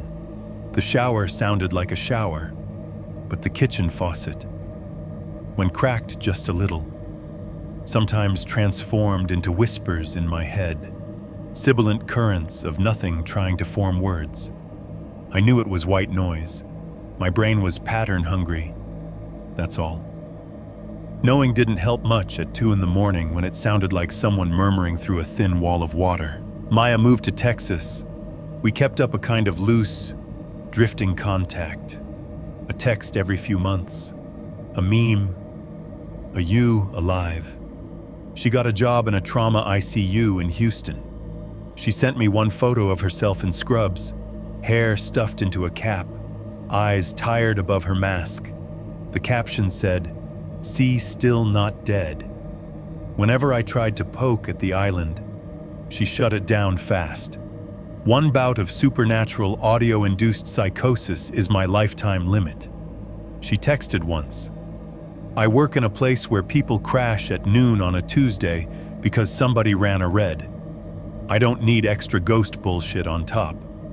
So I let it go. On the surface, technology had other ideas. Every so often, late at night, my phone would light up unprompted on the nightstand. The little colored sphere of the voice assistant would pulse, waiting. I didn't catch that. It would say into the empty room. Could you repeat? I'd roll over, groaning, and stab the button to shut it up. Once or twice, before I could. It misfired in the other direction. Playing your recording, it said once, in that artificially cheerful tone. My own voice flowed out of the tiny speaker. Not current me, grad school me, laughing, talking, snippets from old video files or notes I'd made for presentations. The assistant was pulling them from somewhere in my storage, mislabeling them as music or podcasts. You can't just lock people up and pretend the building forgets, a younger version of me said one night. My tone animated, confident. I didn't remember saying that exact sentence, but it sounded like me. It sounded like something I would have said before I understood how literally true it could be. I disabled the voice assistant after that, or thought I did. It still woke sometimes, half awake, little colored glow breathing on the dark nightstand. The worst moment came on a night that should have been utterly unremarkable. I'd fallen asleep on the couch with the TV on, some cooking show humming along quietly, contestants arguing about whose risotto was more authentic. The room was warm. The city outside was in that half-loud but half-quiet state where sirens are just far enough away to be ignorable. I woke to the sound of dripping. At first, I thought it was the kitchen sink. The rhythm was classic faucet drip slow, then faster for a second, then slow again. Drip, drip, drip. I rolled off the couch, joints aching, and stumbled into the bathroom, flipping on the light. The faucet was dry, no water in the sink. The tub was empty, toilet tank quiet. The dripping continued. It took me a second to realize it was coming from the front door. The sound was subtle but unmistakable liquid hitting a hard surface, then spreading, pooling, a rhythm building, not rain. The night outside the window was dry. The street lamp glare showed no streaks on the glass. I moved toward the door slowly, every nerve in my body tightening. There was a faint, darker patch at the bottom, like a shadow where the hallway light didn't quite reach. The dripping grew louder as I got closer. It sounded like someone soaking wet was standing just outside, water running off their clothes, their hair, their fingers, pooling under the threshold and slipping underneath to patter onto my hardwood. I stopped an arm's length from the door, hand hovering over the deadbolt. My skin prickled, remembering that first night, the way footsteps had stopped outside the cottage on the main island, the voice that had known my name. Don't, I whispered to myself. Do not open it. The dripping stopped, not gradually, not with a final, reluctant droplet. 1 second it was there, the next it was gone. The silence that followed pressed up against the wood. I backed away until I was in the center of the living room, heart hammering. I didn't sleep the rest of that night. I just sat there in the dim light of the TV, listening to my building breathe. Eventually, even the weirdness became routine. Humans are adaptable. We'll get used to almost anything as long as it doesn't kill us outright. Years wove themselves together. The job changed. I moved from logistics to a research role at a nonprofit looking at urban development. New office, new coffee machines, same fluorescent headaches. I moved apartments once, trading brick and thin floors for a smaller place in a high-rise with better insulation and a view of the river. The horns still made me tense. One rainy Saturday, I decided to be responsible for once and back up my files. I'd been getting those annoying pop-ups about cloud storage. You're almost out of space, and I finally cracked. I spent the morning sorting through old documents, class syllabi, drafts of articles that never went anywhere. Eventually, I opened the audio folder. It was a mess. Lecture recordings, interviews I'd done with experts for papers, snippets of voice memos I'd made about random ideas. Some were labeled clearly, most weren't. Toward the bottom of the list, under a cluster of grad school timestamps, was a file I didn't recognize. No date, no standard naming convention, just a title, Renfield_test_01. A cold knot formed in my stomach. I hadn't named anything that, not in my system. I'd been careful about that. I'd avoided typing that word Renfield into anything I couldn't control. Curiosity and dread wrestled in my chest. Dread lost. It always did. I clicked. At first, there was nothing, just the faint hiss of a cheap microphone picking up room noise. I turned the volume up. Breathing. My breathing.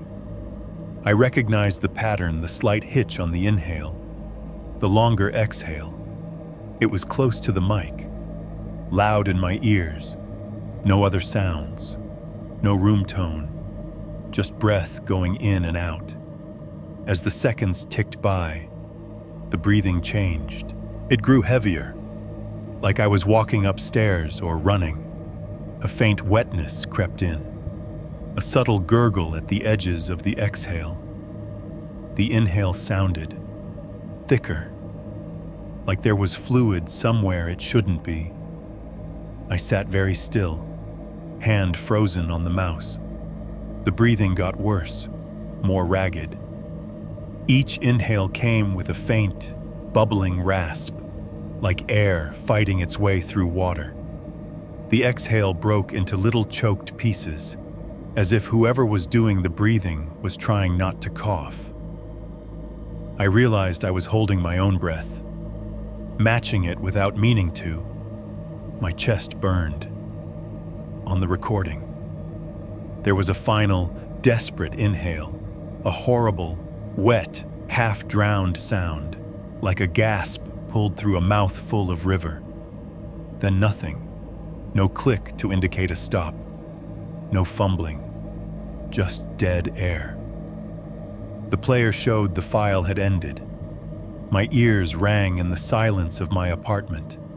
Outside, somewhere on the river. A horn blew, low and distant. I deleted the file. Then I emptied the trash. 3. Signs of a return. It didn't happen all at once. If it had, if Renfield had just kicked my door in and announced itself with a chorus of dead kids, I probably would have cracked faster. Maybe that would have been cleaner. Instead, it came back the way sound always does in old buildings. Slow, subtle, through the walls. The first time I heard my name, I was fully awake. I was in my kitchen, chopping vegetables for a dinner I wasn't really hungry for. The kind of vaguely healthy stir-fry you make because you feel guilty about how many takeout containers are in your trash. The vent fan hummed above the stove. The fridge cycled on, a low, familiar rattle. Behind all that, threaded through, a voice said, "Jake," soft, right behind my left ear. I jerked, knife slipping and nicking my fingertip. Blood welled up bright and stupid. I spun around, heartbeat suddenly too loud in my head. Empty kitchen, empty doorway, living room beyond. TV dark. blinds closed. No one. I was still alone. The sound could have been a neighbor in the hallway, or someone outside, through the window. The timbre warped by thin glass and bad angles. I wrapped my finger in a paper towel and told myself that's what it was. It happened again a few days later. Different context, same chill. I was brushing my teeth, foam in my mouth, electric toothbrush buzzing away, when I heard Maya say, "You good," from inside my bathroom, clear as if she were standing in the shower behind me. Same cadence she used back in grad school when I'd obviously bullshitted my way through a presentation and she was trying to decide whether to roast me or hug me.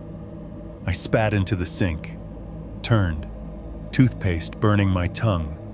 The shower curtain hung half open. The tub was empty. The only thing in there was a damp towel and a bottle of shampoo tipped on its side. Maya was 2 time zones away in Texas. I stood there, toothbrush still vibrating in my hand, heart rattling my ribs, staring at the empty tub. "You good," I whispered back, "because I'm an idiot." Silence. The apartment creaked as it always did, pipes shifting. Someone's TV muffled through the wall, the building's bones complaining. I started sleeping with a white noise app on, one of those generic rain on a window tracks.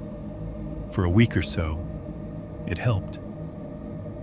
The hiss of manufactured rainfall smoothed over the small sounds, gave my brain something boring to latch onto. Then one morning, I woke up and realized my feet were wet. Not soaked, just damp, like I'd stood in a shallow puddle for a second and stepped out. My sheets were dry. My skin was clammy with sleep sweat. Sure, but this was different, cooler, focused. I swung my legs over the side of the bed and froze. On the hardwood floor between the bed and the door, a trail of footprints marched across the boards, not full prints, partial. The front half of a foot and the ball, smeared a little. Each one glistened in the light sneaking around the blackout curtain, edges already drying. They started at the side of my bed, went in a straight, dragging line to the front door, stopped there. 1 foot, the same foot, over and over, as if someone had been trying to walk with only half a leg. I followed them slowly, heart doing that weird, hollow stutter it had perfected since the island. The prints weren't bloody, just wet. A little bit of murky residue ringed each one, a faint gray outline like river mud diluted and spread thin. At the door, the last footprint was pressed right up against the threshold, toes touching the base, nothing on the other side. I opened the door anyway, because apparently I never learn. The hallway outside was empty, carpet dry, no soggy trail leading away, no prankster neighbor crouched with a camera ready to film my reaction. When I closed the door again, the prints on the floor had faded to ghostly patches. By the time I got a towel, they were gone. I started having people over more often after that. Not parties.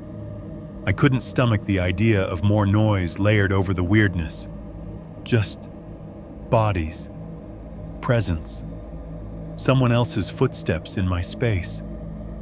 There was a woman from work, Allison, who lived 2 floors down. We'd grabbed lunch a couple times. She had a laugh that didn't feel like it belonged in a spreadsheet universe. One Friday, she came up to my place with a bottle of wine and a bag of chips, the universal offerings of exhausted office people. We sat on the couch, TV murmuring in the background, a trashy true crime show doing its best to convince us every neighbor was secretly a serial killer. "I don't get how you can watch this," she said at one point, shaking her head. "Don't you already read enough depressing stuff for your job occupational hazard?" I said, "It's either this or baking shows." She snorted. "Yeah, okay. But at least nobody's haunted by sourdough starter." While she was refilling her glass, my smart speaker, an overpriced little cylinder I mostly used as a glorified radio, woke up on its own.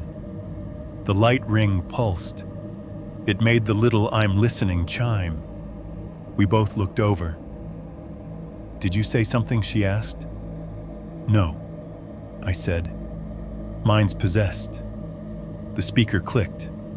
Then, in its chipper, synthetic tone, "Playing your most recent recording." I lunged for it. But before I could reach the mute button, sound poured out. Not music. Not a podcast. Not anything I recognized as something I'd saved. Dripping. Slow, heavy drops hitting metal. Drip, drip, drip. Underneath. Faint.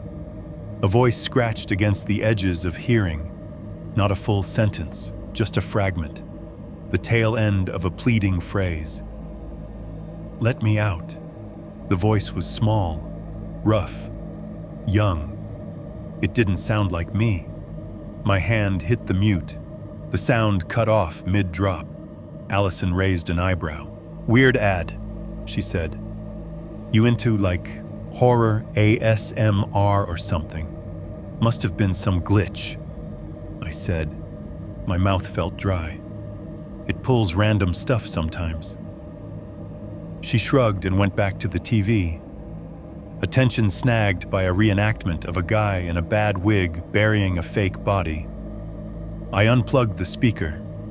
Later that night, when she'd gone home and the apartment was back to its usual half-light and hum, I opened my thesis file for the first time in months. Specifically, the chapter on Renfield. I told myself I was just checking some dates, that I wanted to make sure the numbers I'd used in a recent report lined up. It wasn't true. Some part of me wanted to make sure the story stayed where I'd left it. The PDF opened to the last page. I scrolled up to the section on special treatment and holding facilities. My own writing stared back at me. Familiar sentences about mid-century juvenile justice. Funding fluctuations, the history of solitary confinement as treatment, bland academic language that made monstrosity sound boring. In the middle of a paragraph I knew I'd written so well, I could almost recite it, a sentence sat, that I did not remember typing. It wasn't highlighted. It wasn't in a different font. It was just there, seamless. Once you speak, it knows you. Once it knows you, it can try you on. The line rode the rhythm of the rest of the paragraph perfectly. If you didn't know my voice, you'd never spot it as an intruder. For me, it stuck out like a shard of glass in bread. I scrolled back to older versions of the document, the ones auto-saved in my cloud. The sentence was there, too, exactly the same, nested like a splinter in each draft. I shut the laptop hard enough to make the screen flicker. That night, I decided to test something I'd been avoiding doing for a long time. I sat at my kitchen table, phone on the placemat. The fridge hummed behind me, somewhere down the hall. Someone slammed their door, the vibration traveling up through the floor and into my chair. I opened the voice memo app. A blank waveform stared back. "Okay," I said to the empty room. "Control group." I hit record. "This is Jake," I said, feeling stupid. It's Tuesday night. I'm sitting in my kitchen, trying to prove to myself that I'm not being haunted by my own voice. I talked for maybe a minute. Mundane stuff. How work sucked. How the Sixers were already disappointing me this season. How my neighbor's new dog barked only between the hours of 2 and 4 a.m. Then I stopped. thumb hovering over the button. My chest felt tight. I hit stop. The new file appeared in the list. New recording 27. I pressed play. My voice came through the tiny speaker, slightly tinny, familiar. I winced at my own cadence, as always. This is Jake. It's Tuesday night.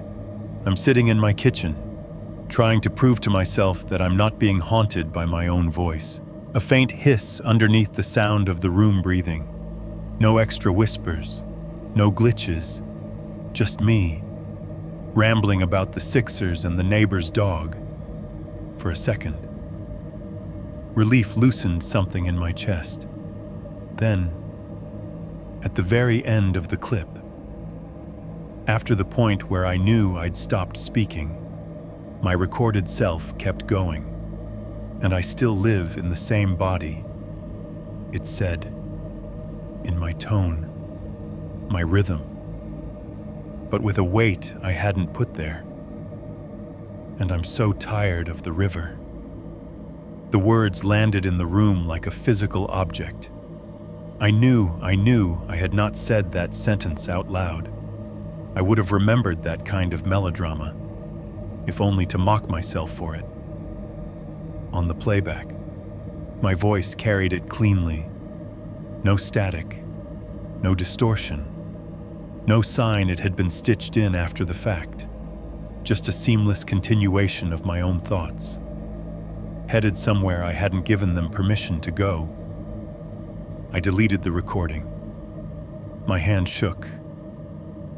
It didn't matter. The words were in my head now, tattooed on the inside. Once you speak, it knows you. Once it knows you, it can try you on. The calls started after that. Not robocalls. Not wrong numbers. Not at first glance. They came late. Always after midnight. Always from numbers my phone labeled as unknown. Not spam risk. Not any city I recognized. Just a string of digits and the little generic silhouette icon. The first time, I let it go to voicemail. Nothing recorded. Just silence and then the automated tag. No message left. The second time, curiosity or stupidity won. It was 1:41 a.m. The city outside unusually quiet. A snowstorm muffling traffic. I sat on my couch, wrapped in a blanket, rereading an email I'd written 3 times because my brain wouldn't land. The phone lit up on the coffee table. Unknown caller. I stared at it until the second ring. Third. On the fourth, I picked up. Hello. For a second. All I heard was a low, wet sound, like someone exhaling through a mouthful of water. Then it resolved into syllables. We. The voice was warped, bubbly. Each consonant seemed to struggle through liquid, but the tone underneath was painfully familiar. Evan. We should have stayed, he said. Words dragging. We belong there and in the middle of now. The voice shifted. The first half of the word came out in his tone, gurgling and wrong. The last half, ow, finished in mine. Clean, dry, perfectly enunciated. Like someone had cut the word in half and pasted us together. The line went dead. I sat there with the phone pressed to my ear, listening to the emptiness. My own breath echoing back. On the screen, the call log updated unknown, 0007. No callback number, no voicemail. Just 7 seconds of proof that Renfield didn't need the island anymore. It had our voices, and it was still practicing. 6.1. The email from nowhere. The night this really started again didn't feel special. It was a Tuesday, or maybe a Wednesday. One of those midweek dead zones where the days smear together into the color of office carpet. I was at my kitchen table with my laptop open, pretending to care about a grant proposal. The nonprofit I work for wanted to pitch a study on post-industrial waterfront revitalization. I was trying to make the phrase community stakeholder feedback mechanism sound less like a threat. The apartment was mostly quiet. The hum of the fridge, the occasional whisper of a car passing 12 floors below, far off, on the river. A ship's horn bellowed once and faded. I ignored the way my shoulders tightened. I was midway through editing a paragraph about zoning overlays when my inbox pinged. Little blue badge. One new email. I should have ignored it. It was late. I was already fried, and whatever it was could have waited until morning. But avoidance isn't my strong suit. I clicked over. No sender name, just an address, if you could call it that. No reply at underscore underscore underscore underscore underscore underscore underscore underscore underscore. The domain wasn't something I recognized. It was mostly blank characters and a single glitchy symbol, like whoever had set it up hadn't quite agreed on what language reality was in. The subject line was simple, clinical. A string of text my brain read automatically before my gut could throw up a wall. Audio underscore 2014 underscore 11 underscore 23.wav. I stared at the date. November 23rd, 2014. The night we went to Renfield. It wasn't formatted like any automated spam. No hijack fake personalization. No offer to reset a password. Just a date, a file type, and an address that felt less like it came from a server and more like it had just appeared. My cursor hovered uncertainly. I absolutely knew that I should delete it. Close the laptop. Throw it in the bathtub for good measure. Text Maya something stupid and let her ridicule me until my brain stomped all this down again. Instead, I clicked. The email's body was empty. No text, no signature, just an attachment icon at the bottom, a little gray paperclip, and a file name that matched the subject line exactly. Audio underscore 2014 underscore 11 underscore 23.wav size, 46.6 megabytes. Big enough to be something, not big enough to be everything. My heart was beating too fast. The cursor hovered over the download arrow, jerked away, hovered again. Don't, I said out loud to myself. Seriously, don't be that guy in the movie who pushes the obviously cursed button. I clicked anyway. The file downloaded to my desktop, a little progress circle spinning, then completing. I double-clicked it before I could talk myself out of it. My media player opened. Black rectangle blooming across the screen. The timeline showed a length of just under 5 minutes. I put my fingers on the trackpad, ready to slam pause if anything sounded too wrong. The audio started. Water first. Soft slaps of it against plastic. The hollow plunk of paddle blades dipping in and out. The creak of a kayak hull shifting with weight. Underneath, the low hush of the river itself. The wide body of it moving in its own slow, steady time. Then breathing, my breathing, close to the mic, a little labored. I could hear that faint hitch at the top of the inhale, the longer exhale I'd learned to recognize from too many late nights. Dude, you're gonna tip us before the ghosts even get a turn, Evan's voice said, floating in from a slight distance. Paddle on the left. Professor. I flinched. He sounded alive. Not just in the obvious way that all voices on recordings are alive. He sounded present, slightly out of breath, amused, cocky, the way he'd been that night, nudging my boat with his paddle, laughing whenever I swore. I hadn't heard him like that since before the obituary. Another voice, closer to the mic, cut in. "Maya, if you drown before we even get to the island, I'm not filling out the paperwork," she said. There was a smile in it, folded underneath the sarcasm. I realized something. This wasn't recorded from any of our phones. The quality was too good and too strange. It didn't have the compressed, clipped feel of a phone mic. It was wide.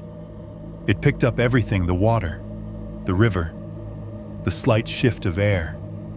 My breathing and Evan's and Maya's were balanced perfectly, as if whatever was listening had been sitting somewhere above and between us, catching all three at once. Like the island itself had been holding a microphone. Our kayaks slid across the speakers. The sound shifted as we approached shore. The water became shallower, more textured. Pebbles grated under plastic. Someone cursed when a hull bumped a rock. Evan laughed again. It shouldn't have been comforting, but it was. For a heartbeat. Proof that, at least at the start, we'd been three idiots on a river and nothing more. Then the file jumped. No click. No obvious cut. Just a sudden shift in the soundscape. Too abrupt to be natural. One moment we were at the shore. The next, we were inside the main building. Our footsteps echoed off tile. A door hinge squealed. My own voice narrated, half under my breath, that we're entering the central corridor now. Note the posters on the wall, in full grad student documentary mode. Only this wasn't how it had gone in my memory. Snatches of dialogue played out of sequence. Evan's home sweet home joke overlapped with the first time Maya mentioned restraints.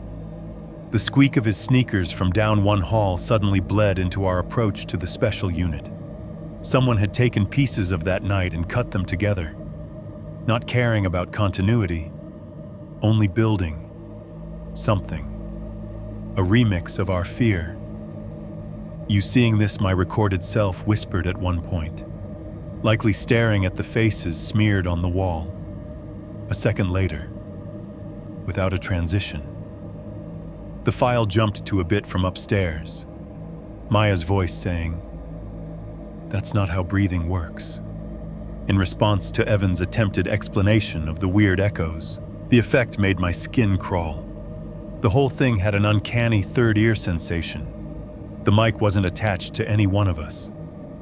It moved, phantom-like, from room to room, always perfectly placed to catch whoever spoke next. Sometimes it seemed to be right behind my head. Sometimes it was up near the ceiling.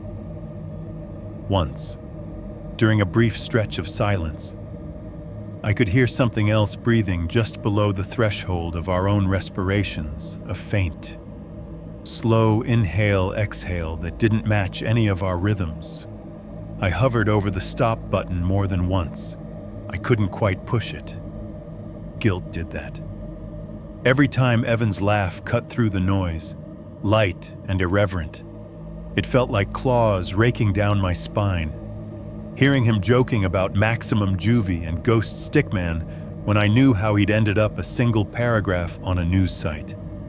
Nose down in muddy water made me feel like I'd swallowed glass.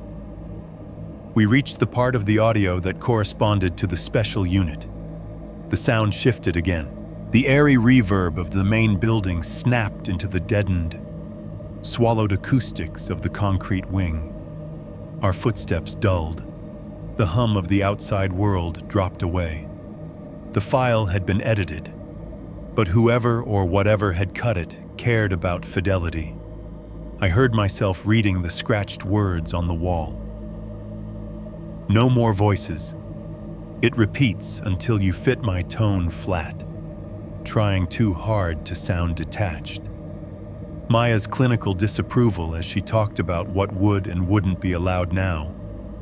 Evan's nervous jokes skipping over things he didn't want to look at too long. It was like watching a home movie of a car accident you hadn't realized you were driving toward at the time.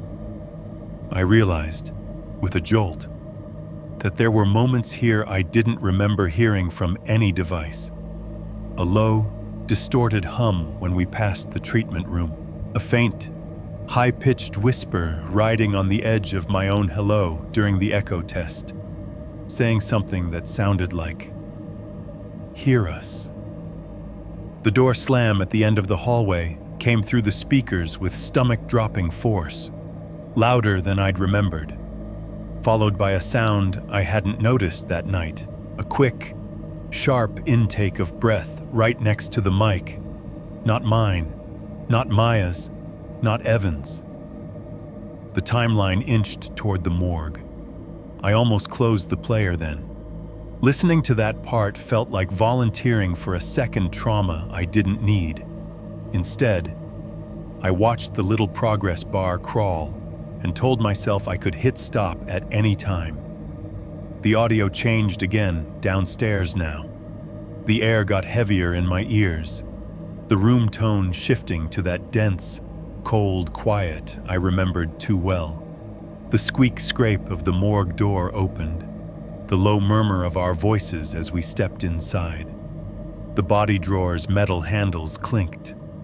A small, hollow sound, my own voice, closer to the mic, said, "Just one more. Then we're done." On the recording, I heard the thin wheeze of the drawer sticking, my grunt of effort. The clatter that followed made me flinch even through laptop speakers. The bag hitting the floor sounded worse than in my memory, a wet, heavy impact, zipper teeth snapping under strain, the skull rolling out, clacking across concrete. Each bounce distinct, in the real moment. My brain had blurred that into one shock. Here, the file lovingly preserved each detail. The first hard knock, the smaller, lighter tap as it rolled, the final hollow touch as bone met my boot. My recorded breath hitched. Maya's hushed, furious. What the fuck followed? Barely a whisper. There was the centipede sound. Two, a soft, dry click, click, click of legs on bone. I hadn't realized you could hear that. Then, layered under all of it, something else spoke. I froze. It wasn't on top of us. It wasn't loud. It was tucked underneath the main audio, the way a backing vocal sits under a chorus. A voice flat, sexless. Neither mine nor Maya's nor Evan's whispered. Perfectly clear. This one fits better. The words rode the tail end of the clatter, aligning with the moment the skull stopped rolling, as if someone had been watching that bone come to rest against my shoe and commenting on the fit. The file kept playing my timer going off. The scramble, the second. Warped alarm, but I didn't hear it. All I could hear were those 4 words, looping in my head, in a tone that sounded eerily like my own run through a filter and stripped of anything human. This one fits better. 6.2. At the end of the recording, I should have stopped there. Any sane person would have. I'd already heard more than enough my dead friend laughing. The morgue replayed in surround sound. That stolen whisper about this one fits better. Instead, I sat there with my hand on the trackpad, fingertip hovering over the stop button like the world's most useless safety. The progress bar said the file had more than a minute left. We'd been off the island by then, in my memory. Anyway, I told myself maybe it was dead air. Maybe the rest was just noise. Maybe if I listened to the end and it was nothing, my brain would file the whole thing under corruption and coincidence and leave me alone for one night. So I didn't stop it. The soundscape shifted again. We weren't in the morgue anymore. The room tone changed, less dense, but still confined. The air on the recording had that thick, padded quality of the special unit hallway. The concrete ate most of the echo, left only muted tales of noise. We had already gone upstairs at this point. We were outside when the door slammed. Walking toward the courtyard when my phone buzzed. The audio had no reason to still be inside. Footsteps sounded on the track, not ours. Ours had a particular rhythm shoe on concrete, shuffling. The little scuff my left heel made when I wasn't paying attention. These were different. Bare feet. You can hear the difference. Shoes click or squeak or thud. Bare skin on tile makes a wet, smacking sound.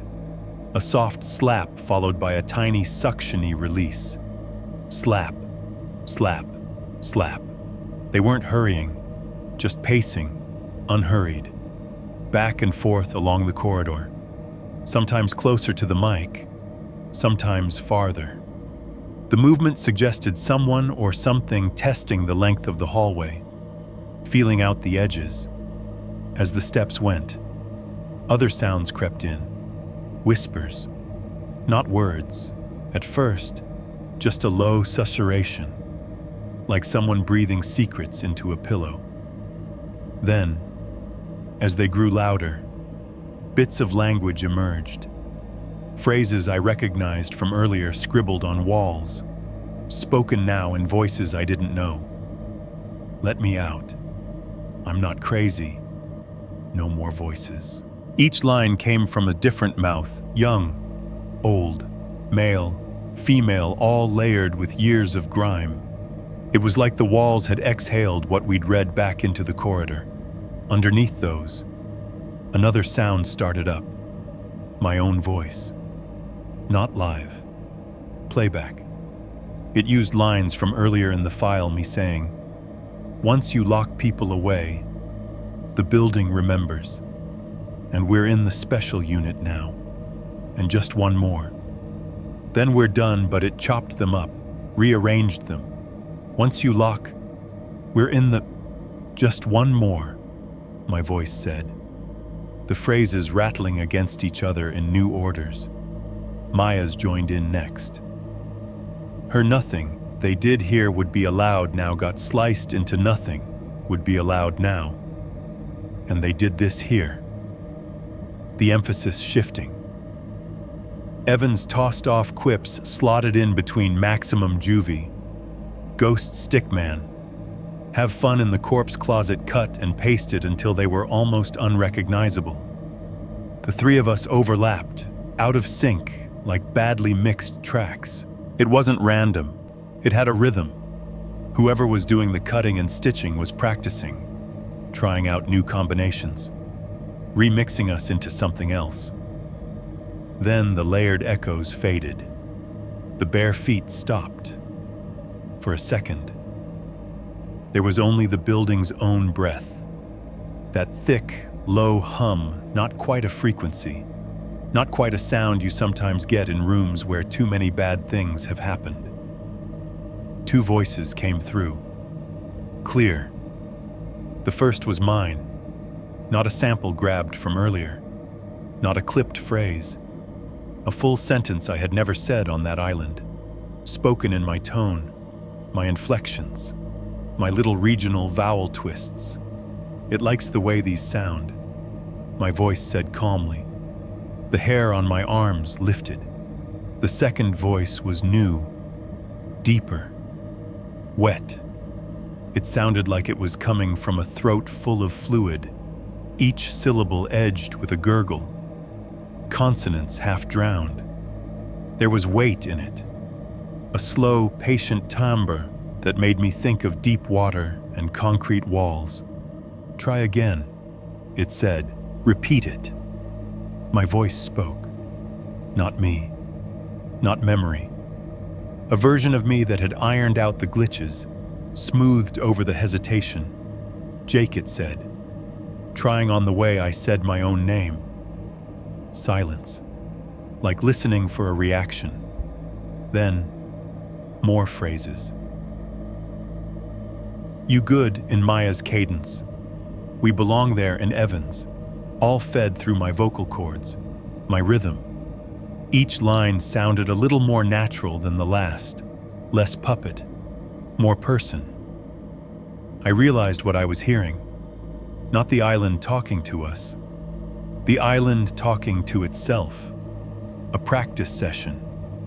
It ran through more lines, snatches of that night, bits of my voicemails, phrases I'd thrown away years ago in casual conversation. Some I recognized, some I didn't. But they wore my shape. I still live in the same body. It said at one point, stealing a line from my own haunted recording. And I'm so tired of the river. Hearing that sentence come out of a version of my voice that sounded satisfied made my stomach twist. The deeper voice, whatever sat behind all of this, made a low, approving sound. Half word, half noise. Closer, it said. You're almost there. There was a pause, the kind that feels like someone leaning in. Soon. The wet voice murmured, soon they'll open when we call. On the last word. Call. The recording picked up something else, a faint honk in the distance, low and mournful. A ship horn on the Delaware. The file cut out. For a second, I thought my laptop speakers had died. The apartment around me snapped back into focus. The fridge hummed in the corner. The heating system clicked as it kicked on. Somewhere above, a neighbor laughed at something on TV, on the screen. The media player window showed the end of the track. Timestamp frozen at 4:57. The play button sat there innocently, ready for another run. I realized my hands were clenched so tight on the sides of the laptop, my knuckles ached. I was about to close the window when something changed in the corner of the screen. A tiny red dot blinked to life on the status bar. The icon next to it, one I'd seen 100 times in a different context, glowed softly. Microphone active. I hadn't opened any recording software. I hadn't given anything permission. But my laptop thought something was listening. A new file name appeared in my media player's sidebar. audio_2026_02_25.wav. Today's date. I hadn't clicked new recording. I hadn't hit any hotkeys. But a live waveform appeared in the center of the player. Those jagged peaks and valleys you get when sound is being captured in real time. The line moved. Not much. Little tremors. Tiny spikes. Like breathing. Like someone shifting their weight. Like the subsonic thrum of a building's heart. I held my breath. The waveform kept going. 6.3. Reaching out to Maya.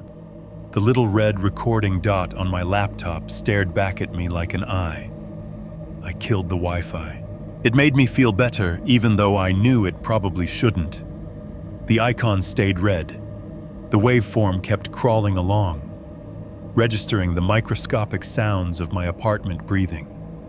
I slammed the laptop shut. The click of it closing sounded too loud.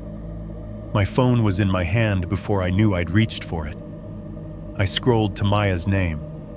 The last real call between us was months ago, about some mutual friend's wedding and how we were both definitely going to go this time, and then didn't. I hit call. It rang 3 times. 4. By the 5th, I was already rehearsing a voicemail that didn't sound unhinged when the line clicked. Yeah, she said. Her voice was rough around the edges. Fatigued but awake. "This is Maya." "Hey." I said, "It's me." There was a tiny pause, then a sigh. "Jake, you know it's, what, almost midnight here." "Sorry," I said automatically, glancing at my own clock. I shouldn't have." "What's wrong?" she cut in. "Because you don't call me at midnight to ask about my day. Did somebody die?" The word hung there between us. "Not recently," I said, wincing at how bad that sounded. "Look, something happened. With Renfield." Silence. In the background on her end, I could hear the faint textures of the hospital, a monitor beeping steadily somewhere, the distant crackle of an overhead announcement, wheels squeaking on linoleum as something rolled by. Maya didn't say anything. I pushed ahead, because if I stopped, I knew I'd never start again. "I got an email," I said, "from nowhere. Basically, no sender, no message, just an attachment. Audio file, dated the night we went out there." Another stretch of silence. I pictured her in some on-call room in Houston, scrub top wrinkled, hair pulled back, eyes narrowed at the wall. "Please tell me you deleted it," she said finally. "I listened to it," I said. She let out a noise that was half laugh, half groan. "Of course you did. Of course. It's us." I went on. All three of us, paddling out, walking around. The special unit, the morgue. But it's not from any of our phones. "May, it's like the island had a microphone. It's cut together out of order. And there are bits we never heard. Voices under ours. Something else talking. Practicing." She was quiet long enough that I pulled the phone away to make sure the call hadn't dropped. "Maya, I hear you," she said. Her voice had gone small and tight, the way it had in the boat when the river went silent. "I just really wish I didn't. I know we said we wouldn't." "Open the door again," I said. My mouth tasted like metal. "But I need you to know it's not staying put. It recorded us. It's editing us. That's what the email was. I think a demo tape." She laughed once, sharp and humorless. In the background, someone paged a doctor to the ER. A monitor alarm started beeping faster, then was silenced. "You ever think about how you sound when you say shit like that?" she asked. "Because from this end, it sounds like my friend is auditioning for a possession movie." "Maya, you promised," she said, cutting me off. There was more in that than just the last week. It carried 10 years of denial. We both did. Dumb grad school story. Remember, we survived. We move on. We do not feed it. Not talking about it didn't make it stop. I said, it didn't leave us alone. It followed us through devices, through recordings. It learned our voices, and now it's using them whenever it wants. She was breathing quickly now. I could hear it in the slight rush of air past the receiver. "You really think I don't know that?" she said quietly. Something cold uncoiled in my stomach. "How long?" I asked. A long beat. I heard the faint squeak of a chair as she shifted, maybe leaning back, maybe pressing her hand to her face the way she did when she was trying not to cry. "I work in a trauma ICU," she said. "We live on alarms and codes and people screaming. I hear stuff all the time. Half the night shift is me trying to filter out what actually needs me and what's just my brain being a dick."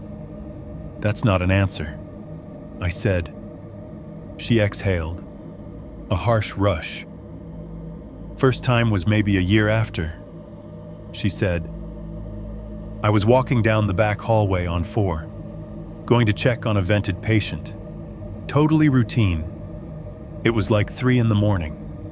Nobody else back there. Just that humming fluorescent buzz. The usual horror movie lighting. In my ear, the hospital soundscape seemed to sharpen, as if it was listening in on itself. And I hear you, she said, clear as day. Behind me, you say, Maya, wait. In that exact whiny voice you get when you're about to ask for a favor.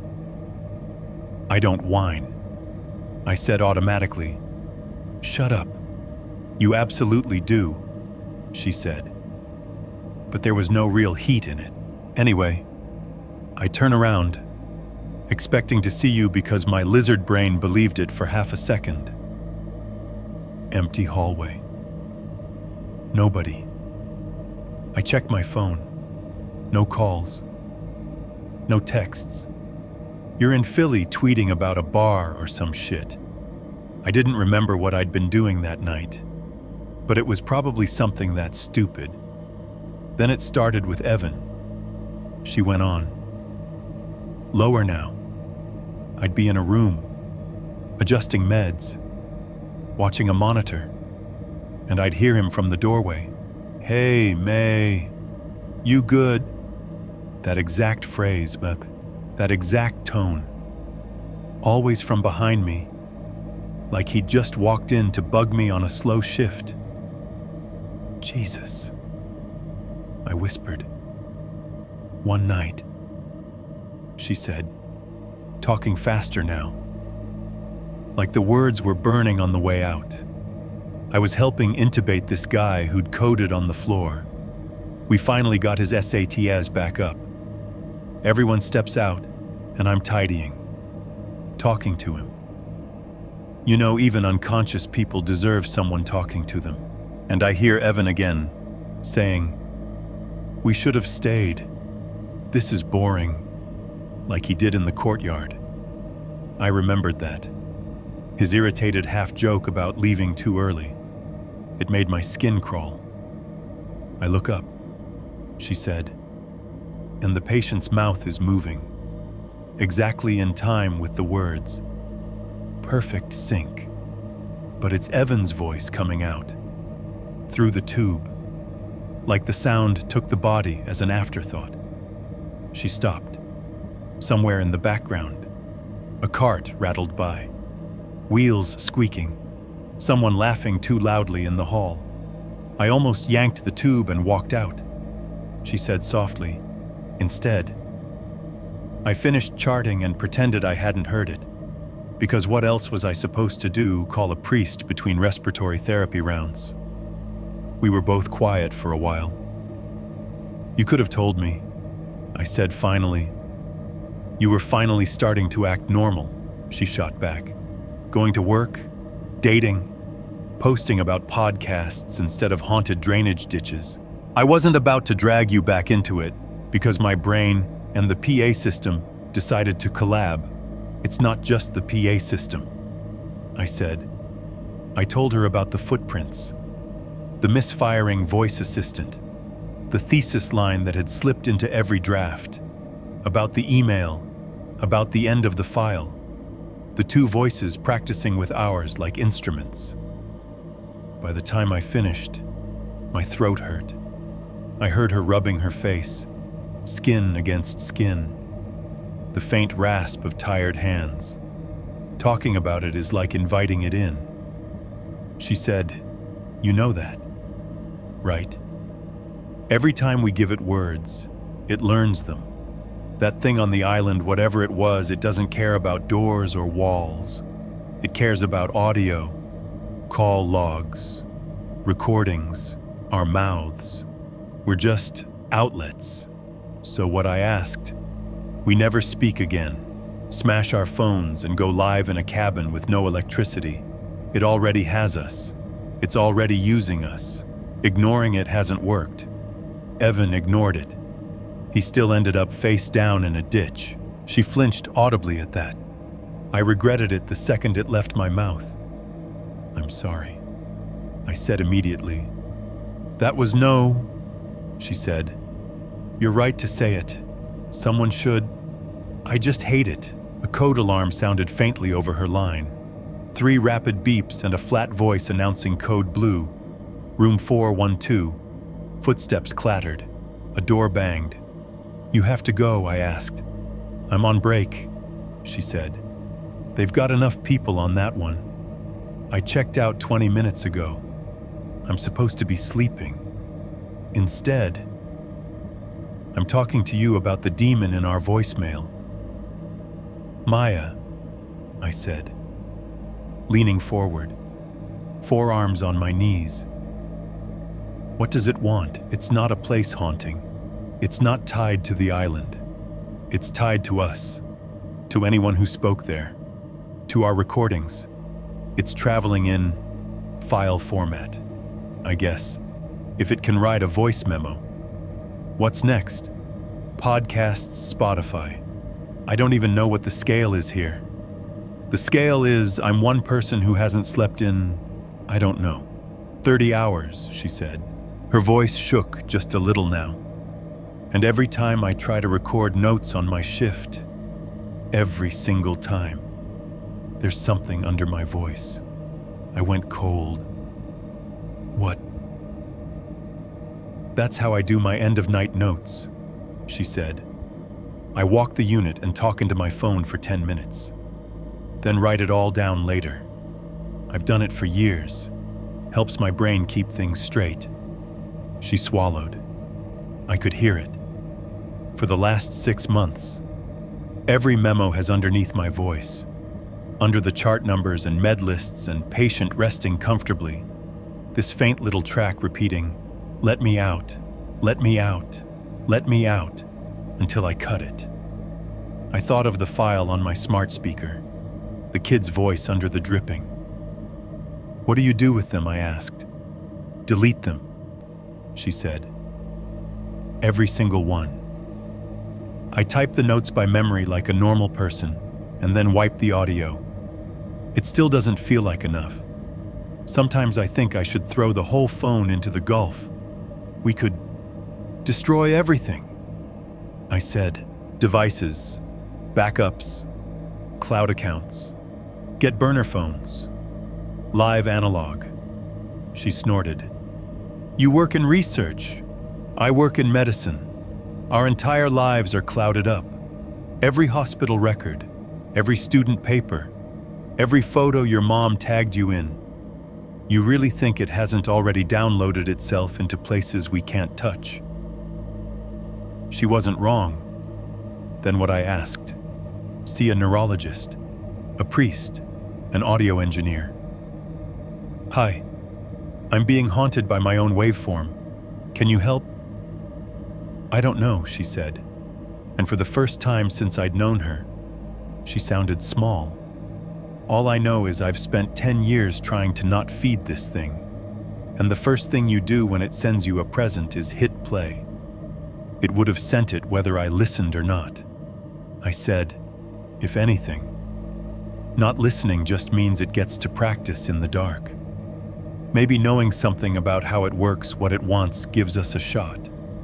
A shot at what she asked. Winning, you think this is a movie best case. We end up the crazy people ranting on forums until we die in our sleep.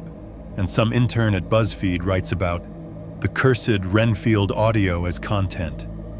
Worst case, it uses us as mouthpieces until there's nothing left of our own voices, and all anyone ever hears when we speak is it." The hallway on her end got quieter again. The code must have been resolved or moved away. A lone monitor beeped in a steady rhythm. "Don't send me that recording," she said suddenly. I wasn't going to. I lied. I had already hovered over the share option once. "I'm serious. Jake," her voice sharpened, "if you send it to me, if you put my name on a file with that thing, we're both done. I don't know what that means, Exactly. But I know it's not good. I won't. I said, I swear. There was a pause. I have to go, she said. My break's almost over. Some guy who fell off an oil rig is trying to die creatively, and I kind of need to stop him. Maya, delete it, she said. Delete the file. Delete the email. Delete this call if you can. And for the love of God, stop answering when it calls you. The line clicked. She hung up. I sat there for a minute, phone still pressed to my ear, listening to the soft hiss of the disconnected line. Then my laptop chimed. The sound was bright and cheerful, a little notification trill I'd heard 1,000 times for work, a "your download is complete" or "your colleague has shared a folder" kind of noise. The screen lit up as I opened it. Wi-Fi was still off. In the corner, a pop-up bloomed anyway. The icon was for my cloud storage app, the one tied to my work and personal accounts. New file shared with you from unknown contact below that. A file name Maya_voice_note_02.m4a, length 0013.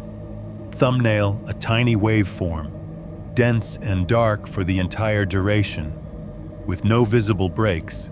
7. 1. The shared file. The little pop-up sat in the corner of my screen like it had always been there.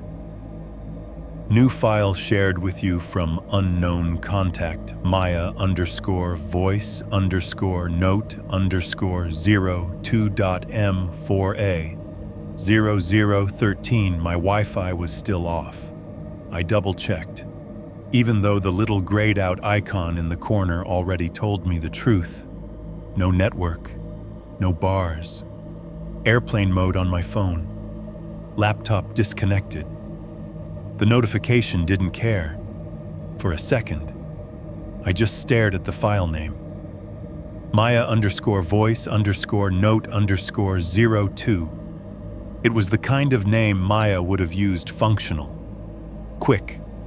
Something she'd tap in on a busy shift while walking down a hallway. The app claimed it had been shared 2 minutes ago. 2 minutes after she'd told me. Very clearly.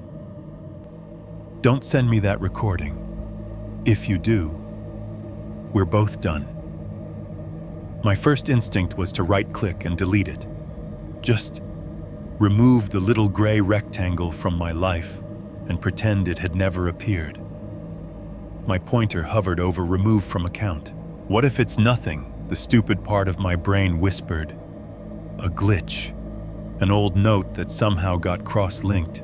If you delete it without checking, you'll drive yourself crazy wondering. I was already well past driving myself crazy, but the logic still hooked me. I tried to bargain with myself.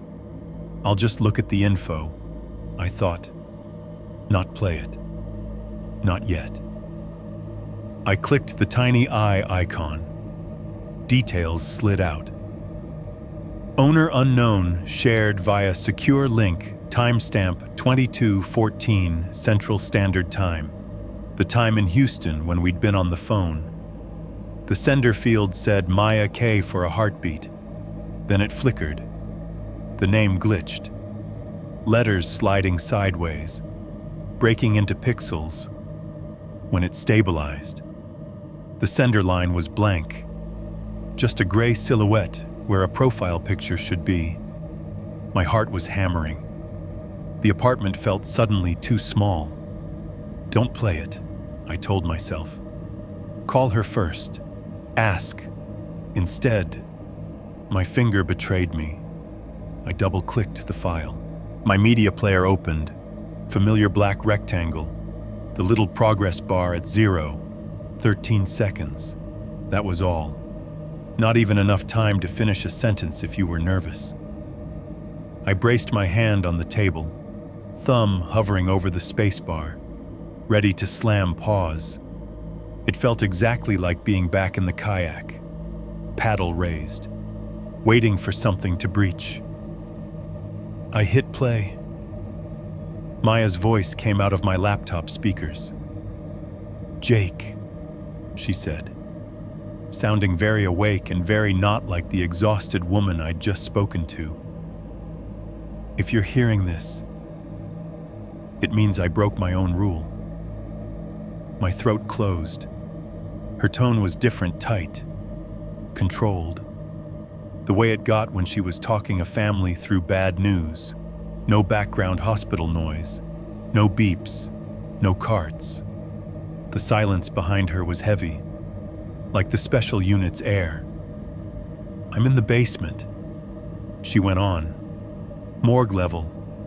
I shouldn't be here alone, but everyone's upstairs dealing with a pile-up and She took a quick breath.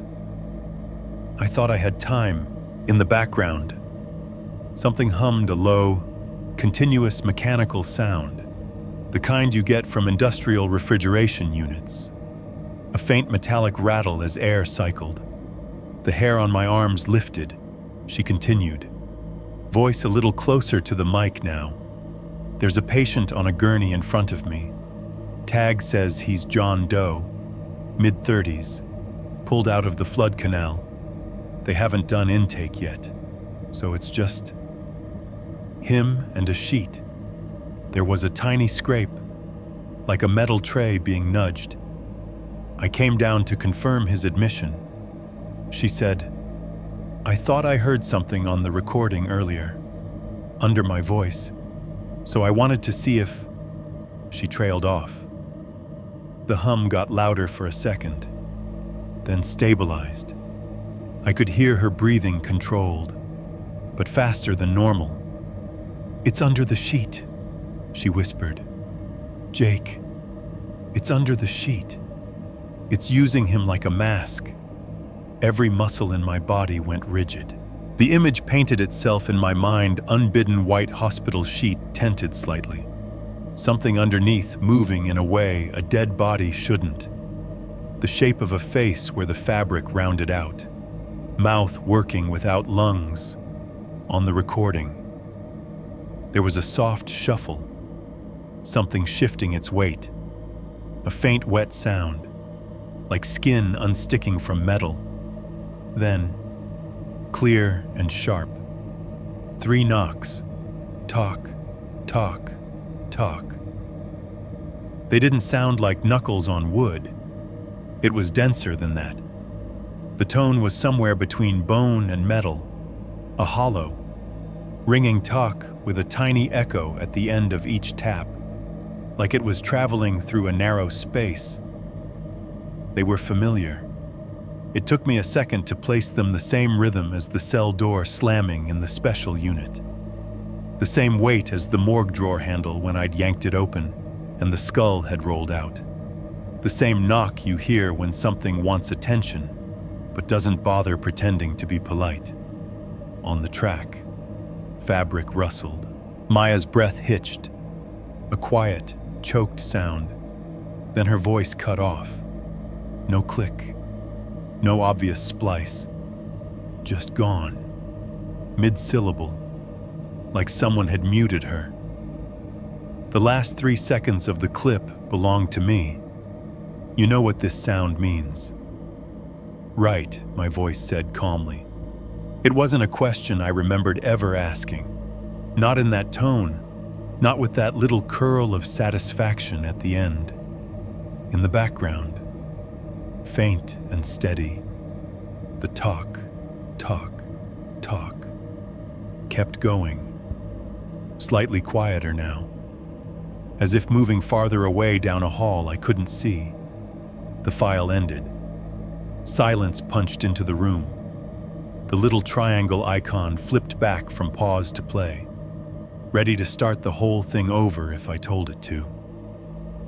I sat there with my hand pressed flat on the table, feeling the tacky sweat between my palm and the wood grain.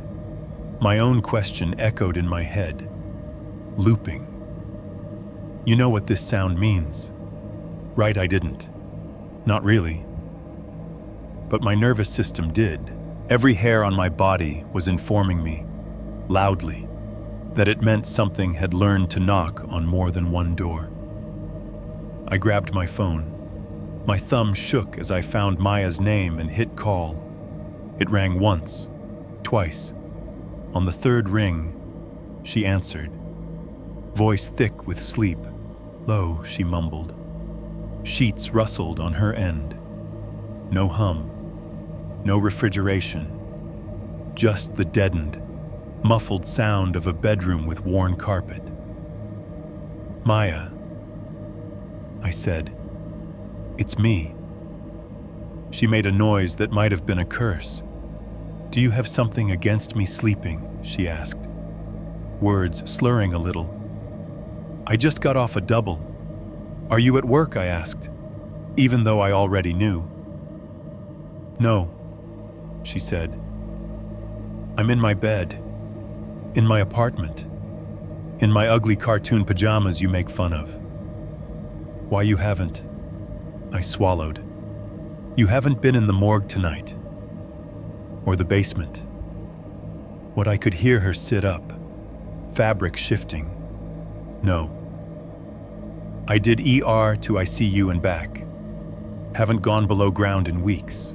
Why are you asking me about the morgue in the middle of the night? You freak. A distant dog barked on her side of the line. A refrigerator hummed. Normal, household sounds. My laptop screen glowed in the corner of my vision. The paused waveform of Maya_voice_note_0 2.m4a, sitting there like a heartbeat frozen mid-spike. You sent me a recording.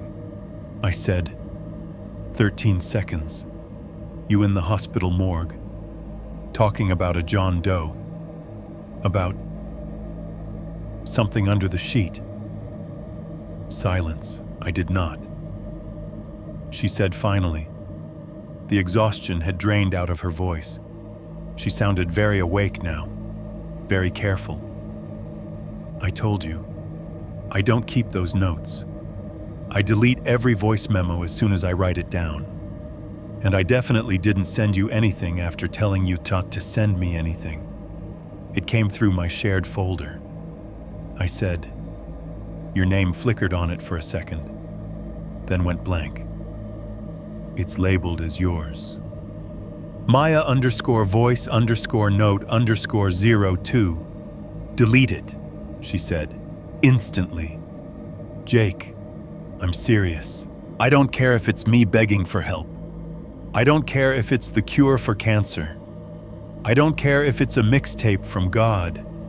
Delete it. I squeezed my eyes shut.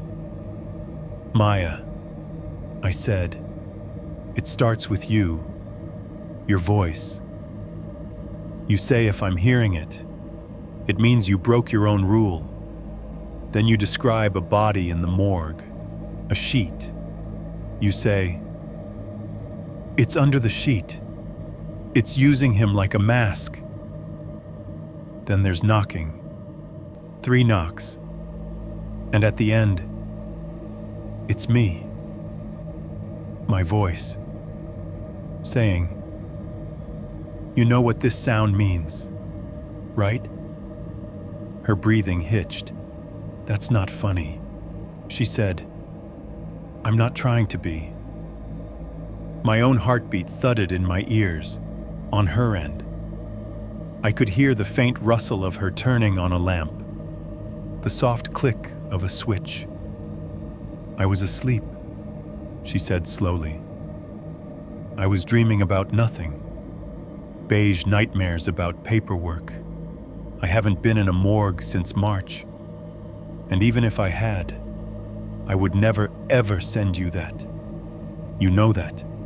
I know, I said. Then it's not from me, she said.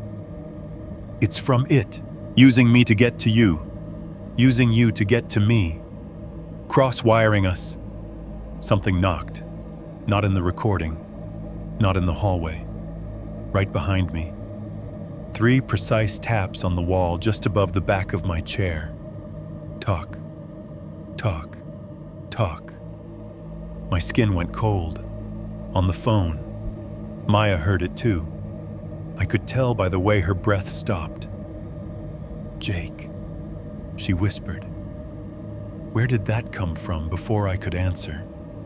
The sound came again, same rhythm, a little louder, like whoever was on the other side of the drywall had leaned in. "Talk, talk, talk. You know what this sound means." "Right," my own voice whispered. But this time it wasn't in a file.